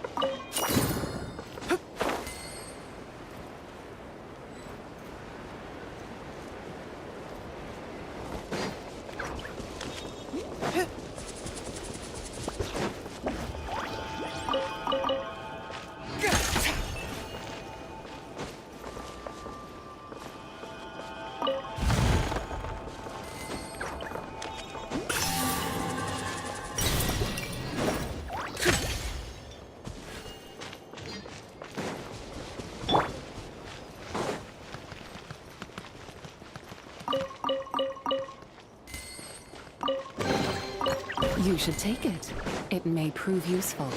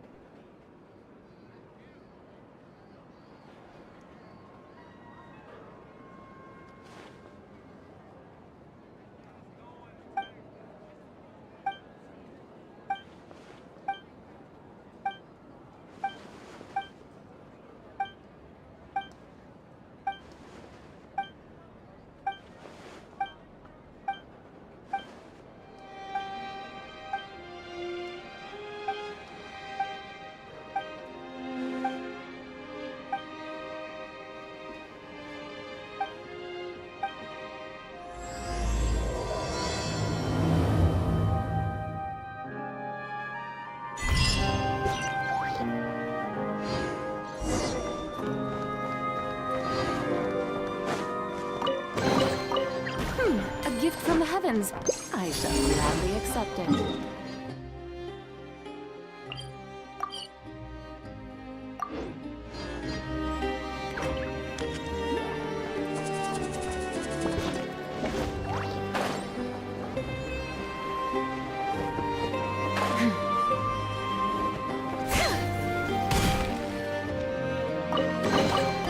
You should take it. It may prove useful.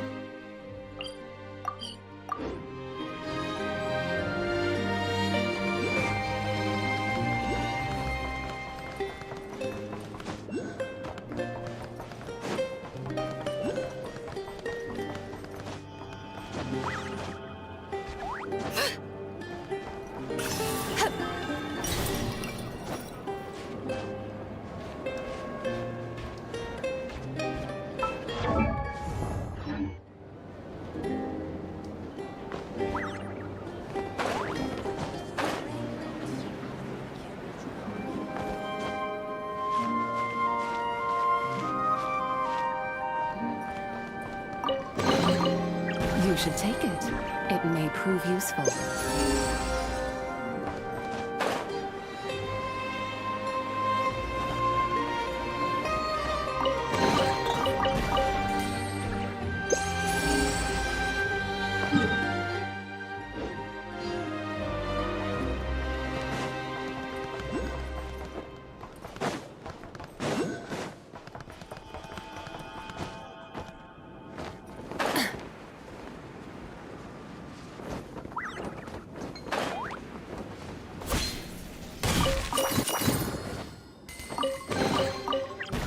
A gift from the heavens. I shall gladly accept it.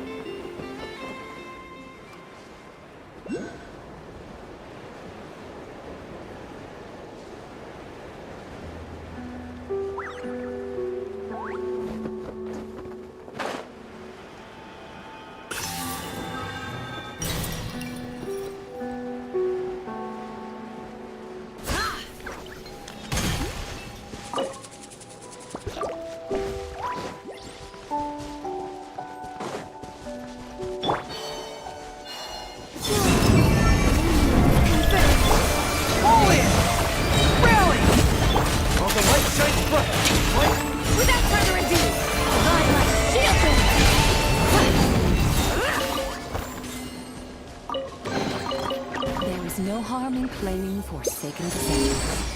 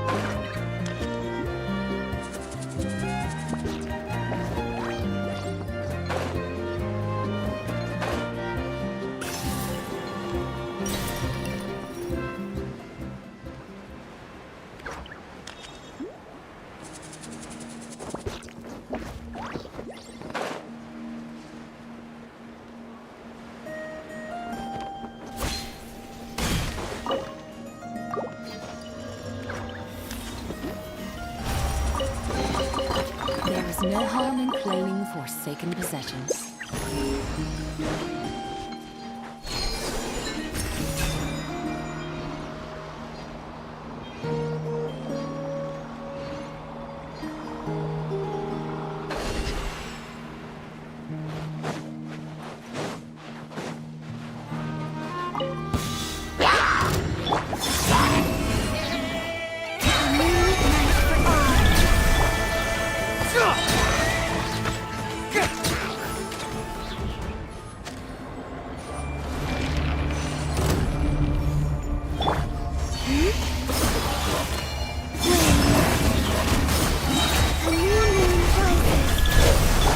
Charge! Press the advantage!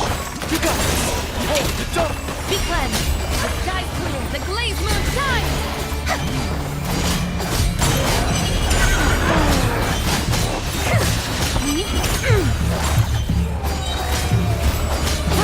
Mighty dust!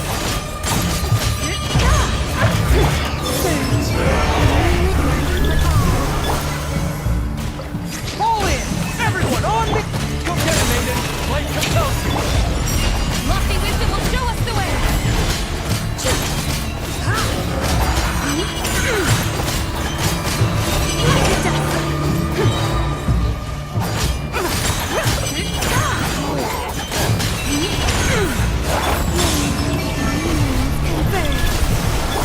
Advance! Press the advantage! On the light shine front! The sky's clear! The glaze moon shines!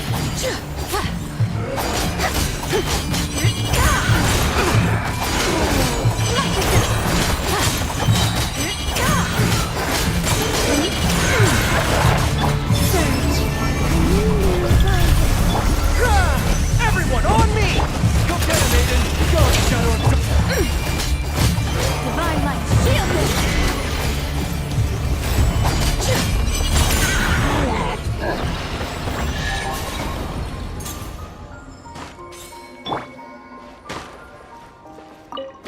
All in! Press the advantage!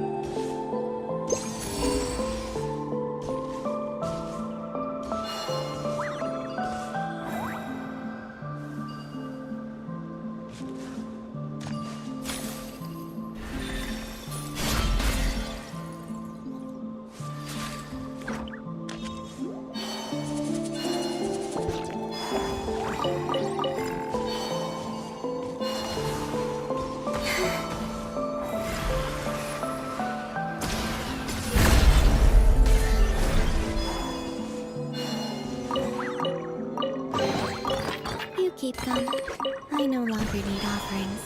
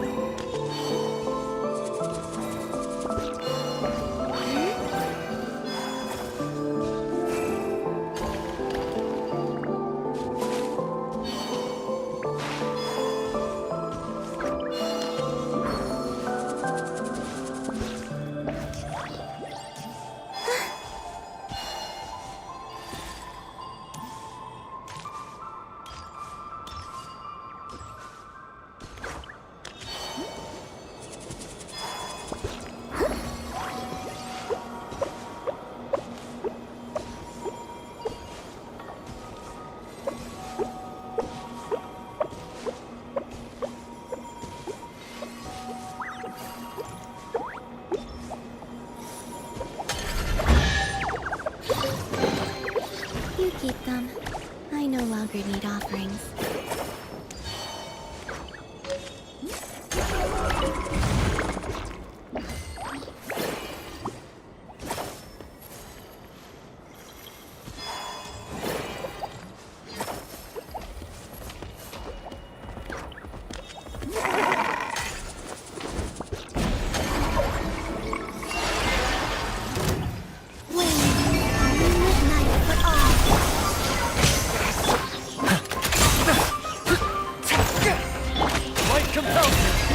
Be cleansed! The sky cools, the blaze moon time!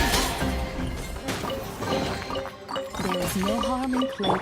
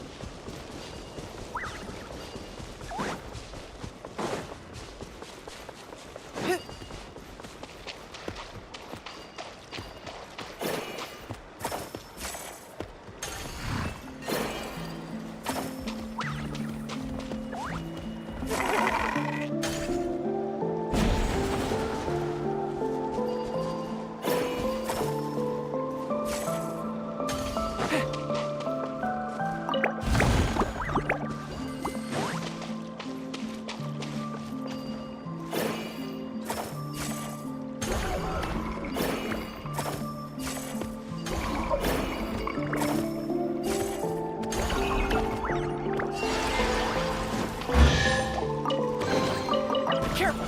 It could be a trap! Never mind.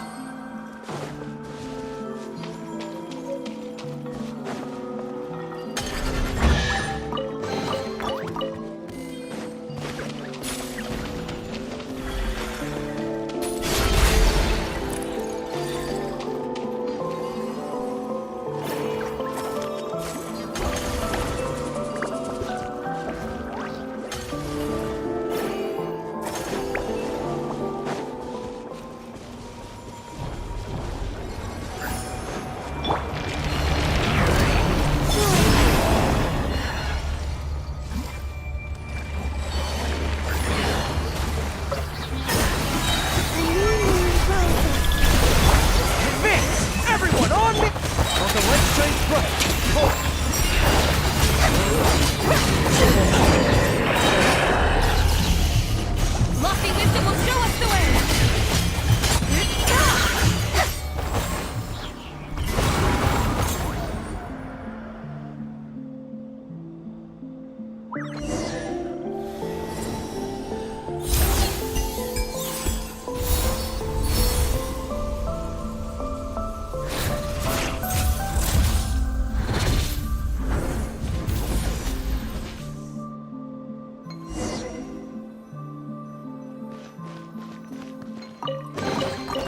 You should take it.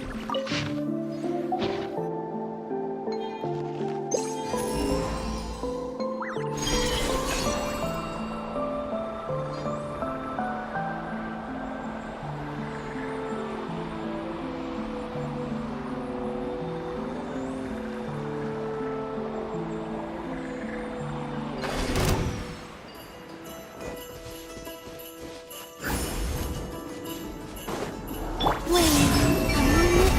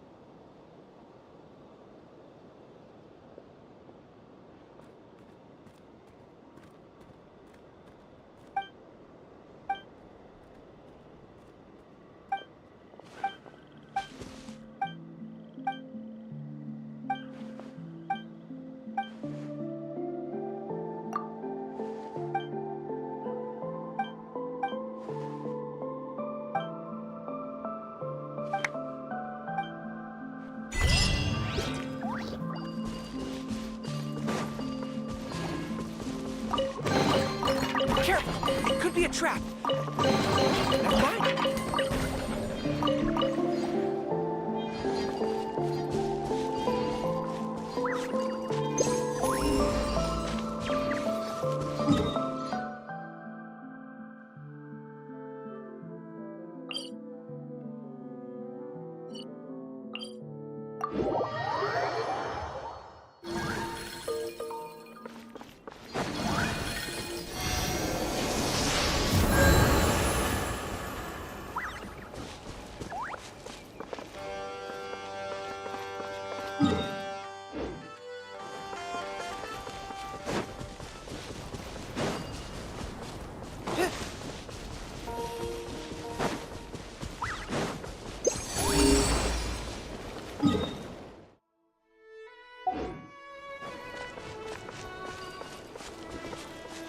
Follow my lead!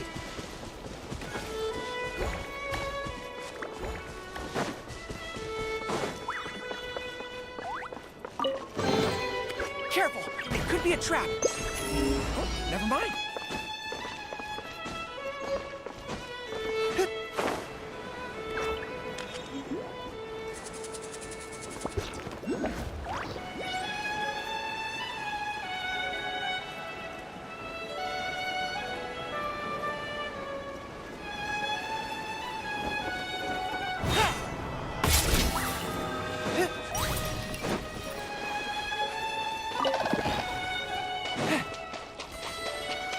Follow my lead!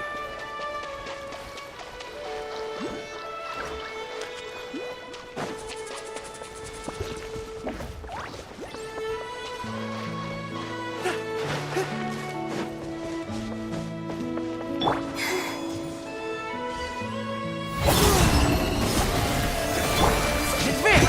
Press the advantage! You got this! You're going, Shadow! Sky clear, the blaze moon time!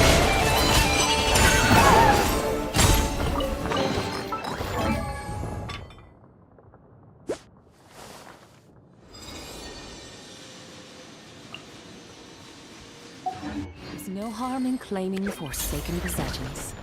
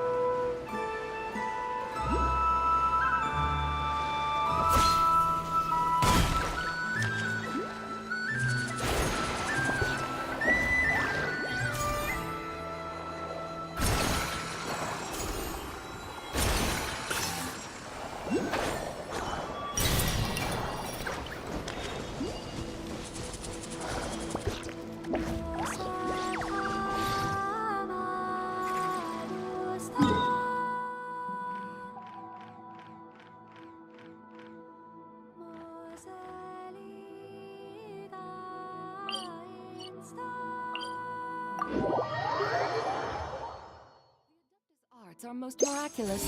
But unless one first cultivates the mind before cultivating these arts, all their feats will be like the moon's reflection on water, shattering at the slightest touch.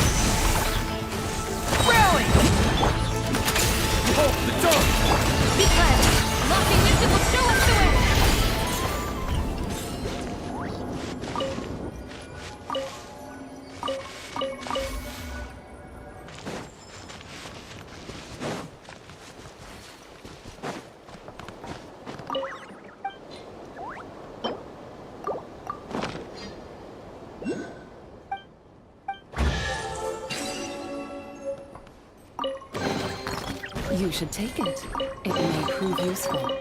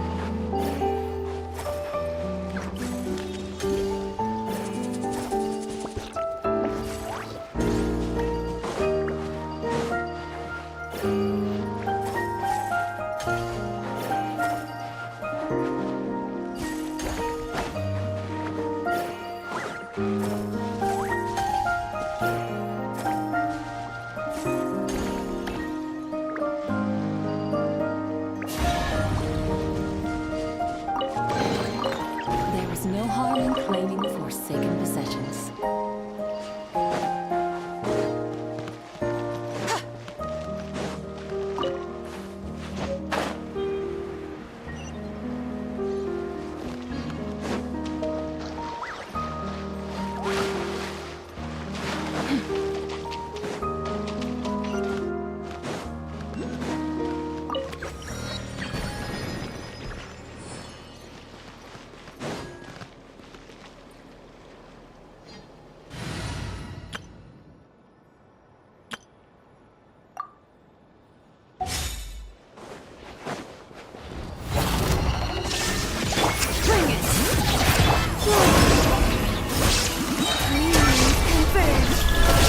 Close your eyes.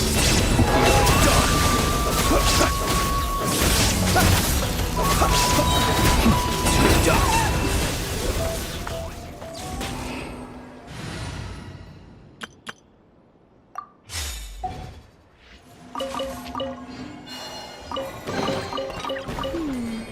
Did they run from home too? Yep.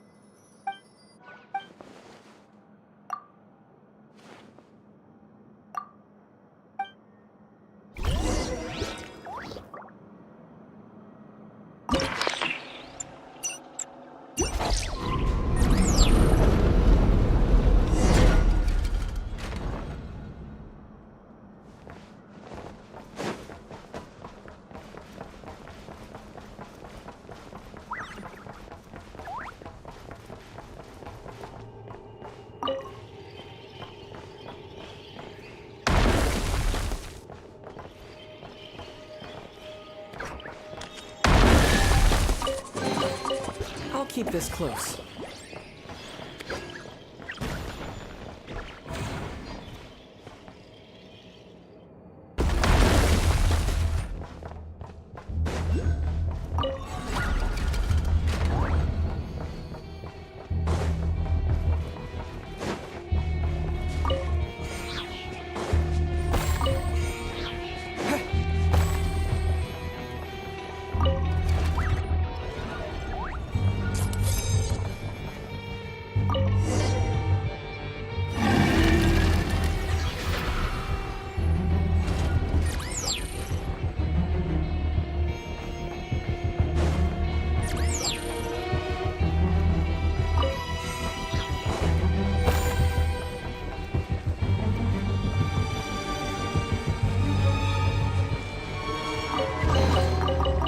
this close.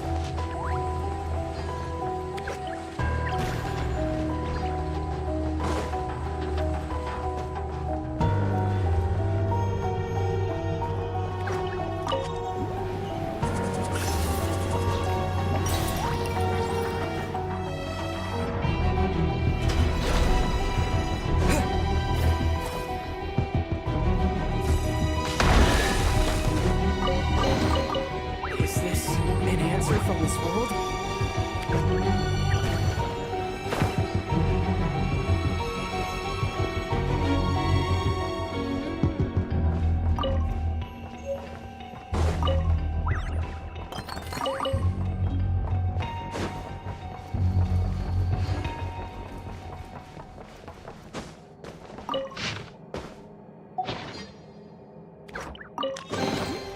I'll keep this close.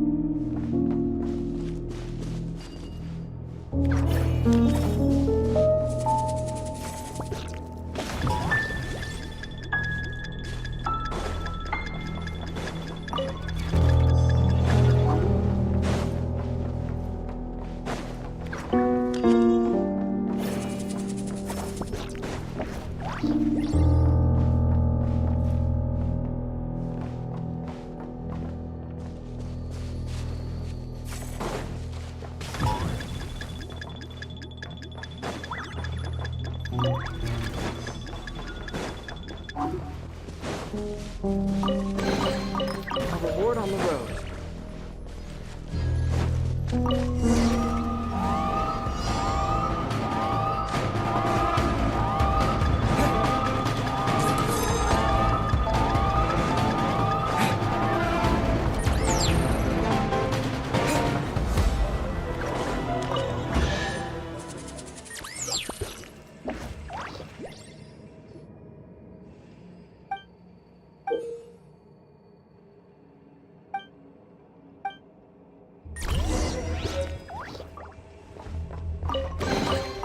Is this an answer from this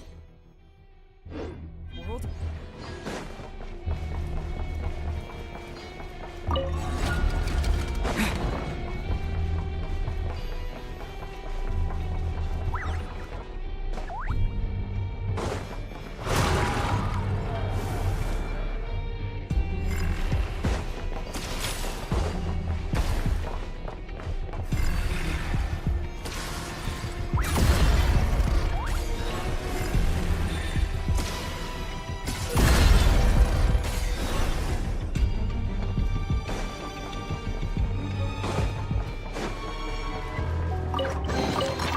I'll keep this close.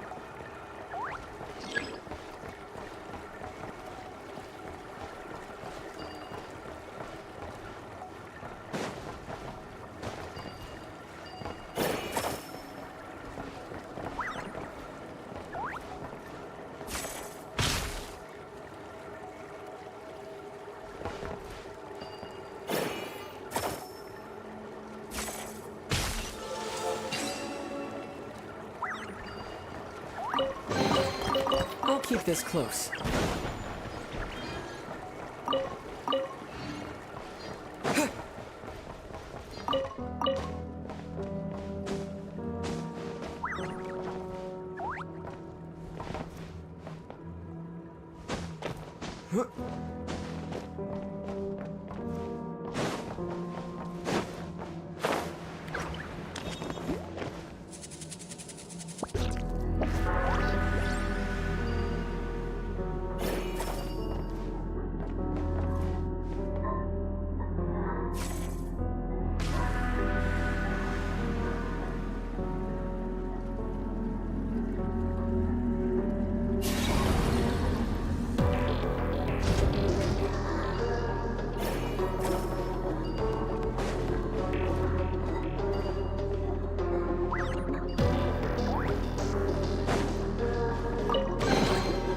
Is this an answer from this world?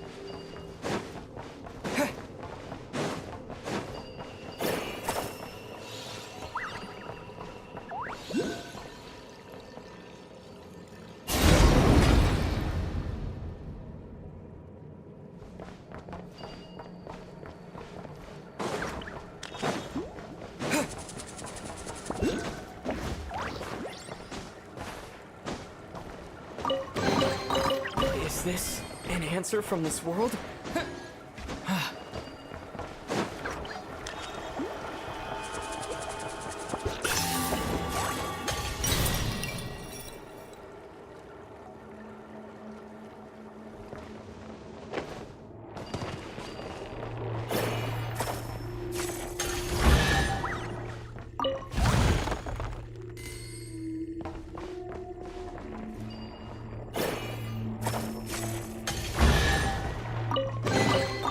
Reward on the road.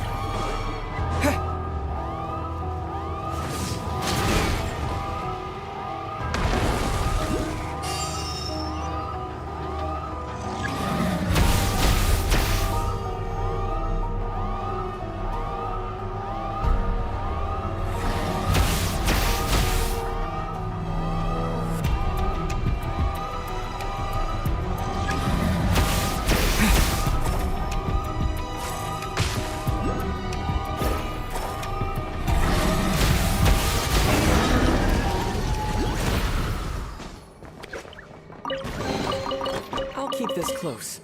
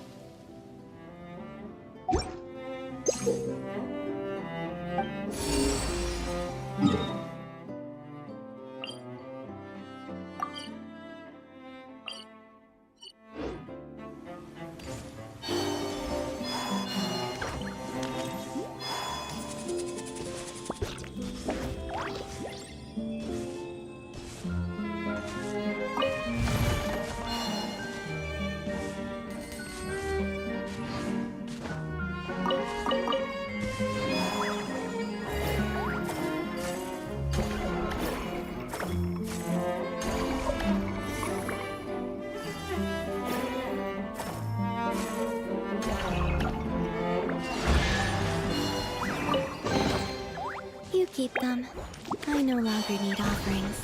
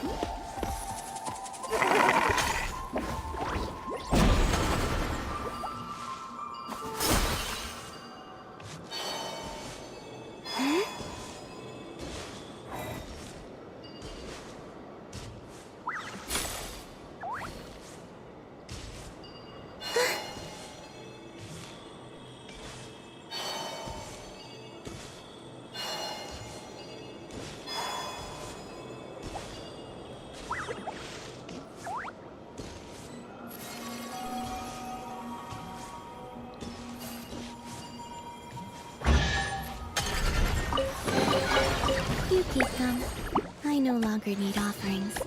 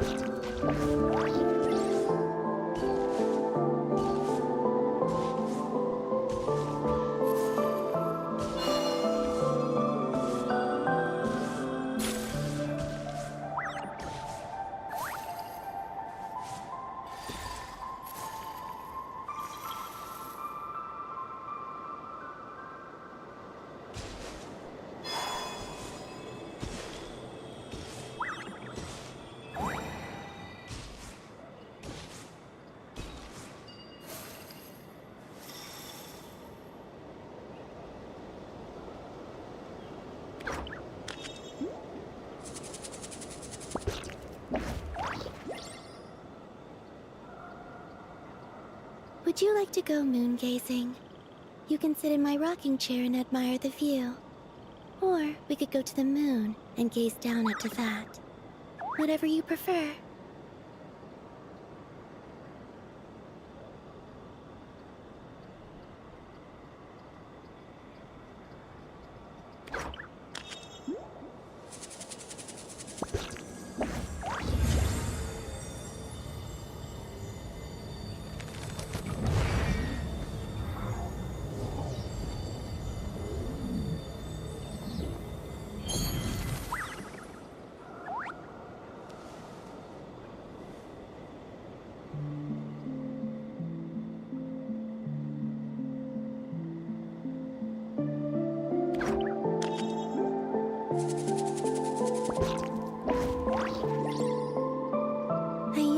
Long walks in Silver Moon Hall every day. So don't worry about me. I can keep up.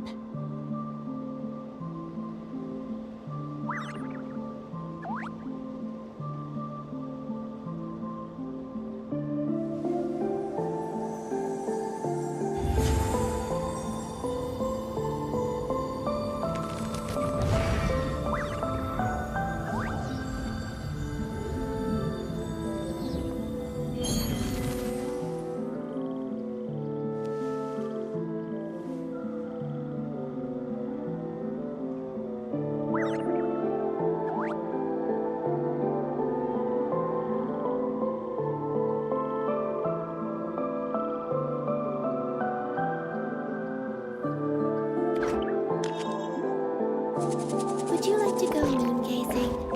You can sit in my rocking chair and admire the view. Or we could go to the moon and gaze down at that. Whatever you prefer.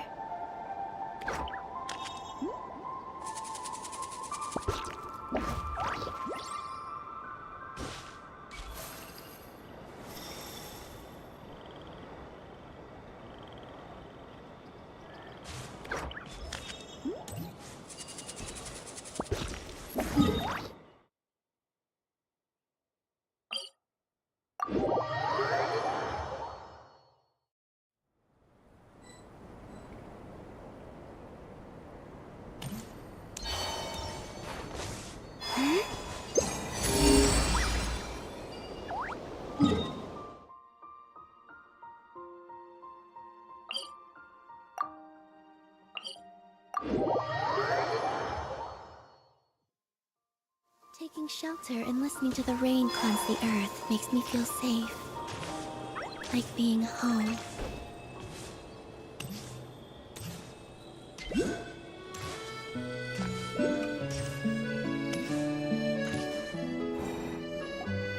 Nanina's covering the north, so we'll have Laurent take the east. Right, that's all for now. Hey, Avarka! Huh? Honorary knight? Paimon? What brings you to my camp?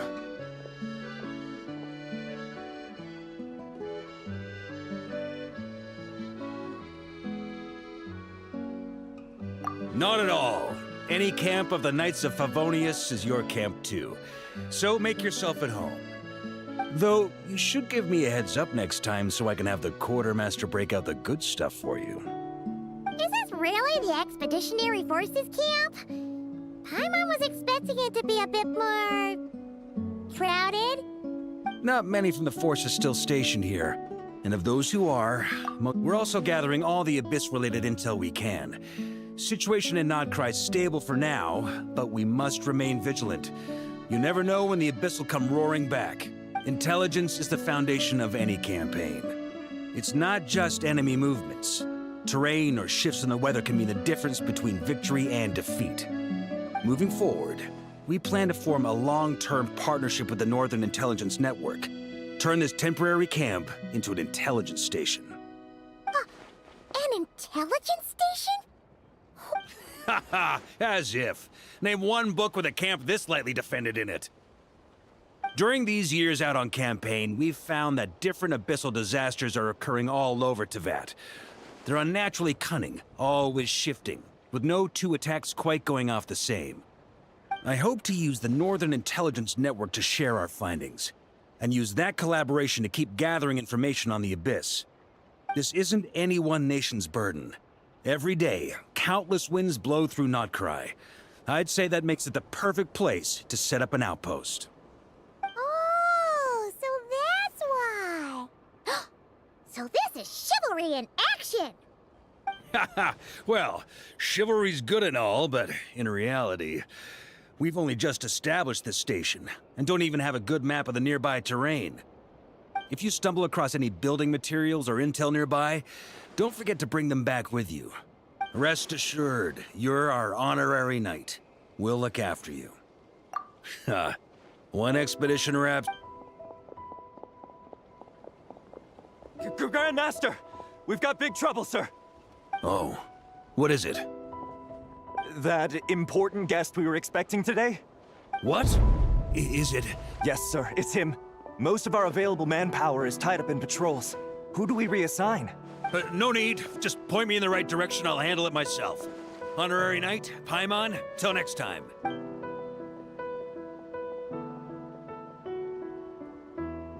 Oh, Paimon's never seen Vargas so nervous.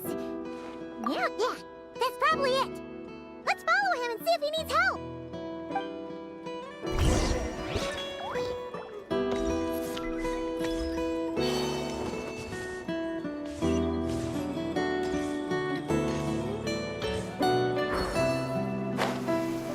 Taking shelter and listening to the rain cleanse the earth makes me feel safe. Like being home. Help! Please help me!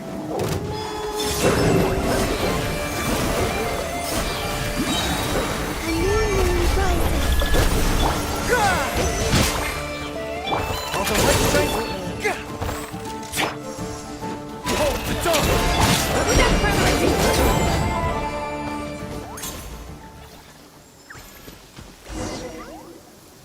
Hey! Are you okay? I'm fine. Whew. Good thing you guys showed up so fast. Or I might not have made it by sundown. Praise be! Our essential supplies. What kind of supplies are that important? Good eye. This here is the dandelion wine we specially ordered from Dawn Winery. Pure Mondstadt in a bottle.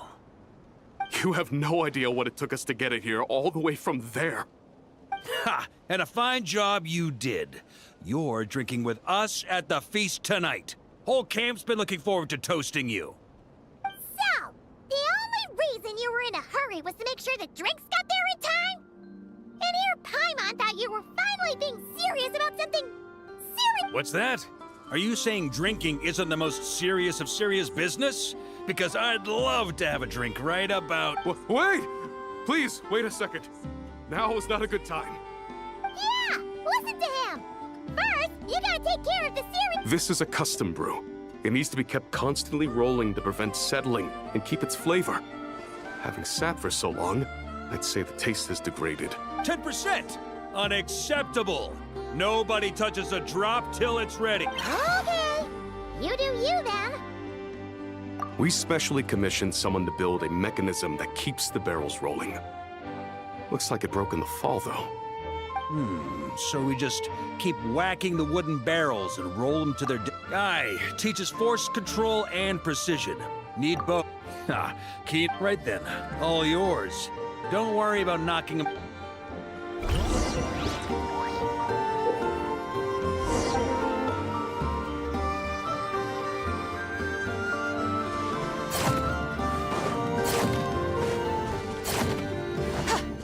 Back when I was training Noelle, she'd blast the barrels to splinters the second she got nervous. Couldn't stop her from cleaning up the whole mess herself afterward. Over time, she became the finest cleaner in the Knight's bar none. She might not have realized it, but that's progress too.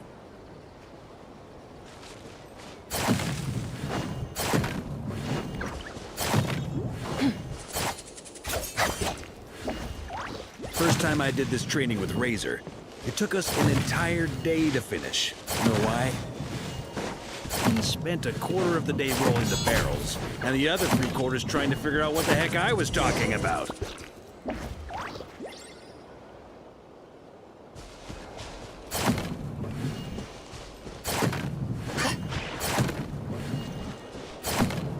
Jean and Albedo once sat me down to have a serious discussion about whether or not the Spark Knight needed to take part in basic training like this.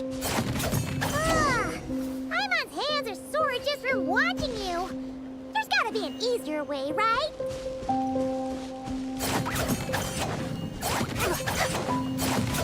Come to think of it, you haven't met Rowan yet, have you? Kid's so used to doing things his way, he didn't even show up when it was time for the training. Asked him about it later. He said he went to poke a hornet's nest full of monsters and...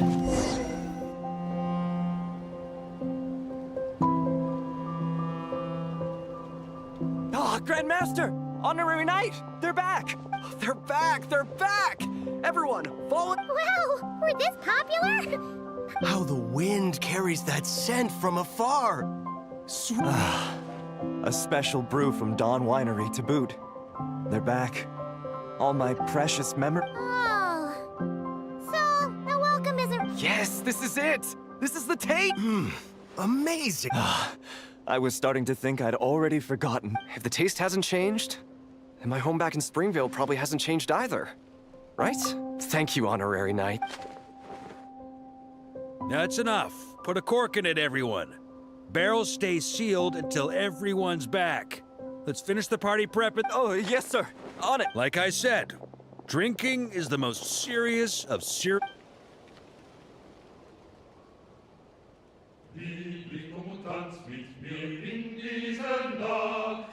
Denn geht sie für Mondstadt gar bald in die Schlacht. Morgen ruft das Schwert mich vor, morgen braucht's Mut, doch ist Freiheit ein heiliges Blut. Liebling, komm und tanz mit mir unter dem Mond. Oh, sticky honey roast, sweet madams. I never thought she'd get to eat such authentic Mondstadt dishes out here. Wait, where's Vodka? Anyone seen him? He's not passed out drunk, okay? Paimon will catch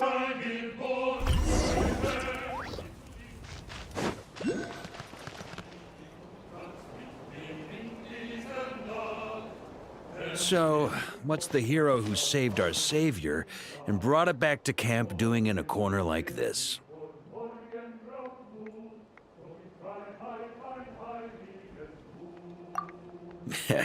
Truth is, what I've got in my cup is the most special of... But since you've caught me, nothing for it. Here.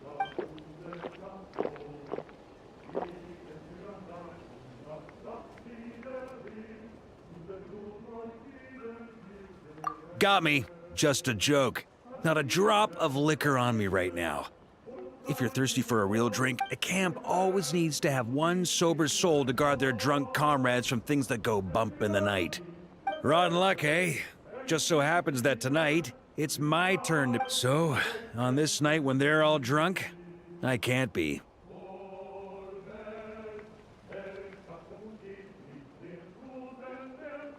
Who knows? Maybe fate, but if it had come but one day later, maybe you'd have passed the camp by, missed the feast, never even had this chance to talk. Nobody can say what choices lead to what outcomes until the time comes. Just like when I decided to lead, that's how it turned out, aye. But when we marched, all I knew was this. An abyssal storm was brewing up north, one that threatened to scour all of Teyvat. It took us some time to mobilize, but where would the enemy? That was all a complete mystery to us when we set out. All we could do was gather intel as we marched, preparing for every contingency. Ha! Quick study, aren't you? Alas, the enemy won't sit around twiddling their... Every hour we hesitated, the Abyss was devouring the lives of countless people. That was all the intel we needed to launch this expedition.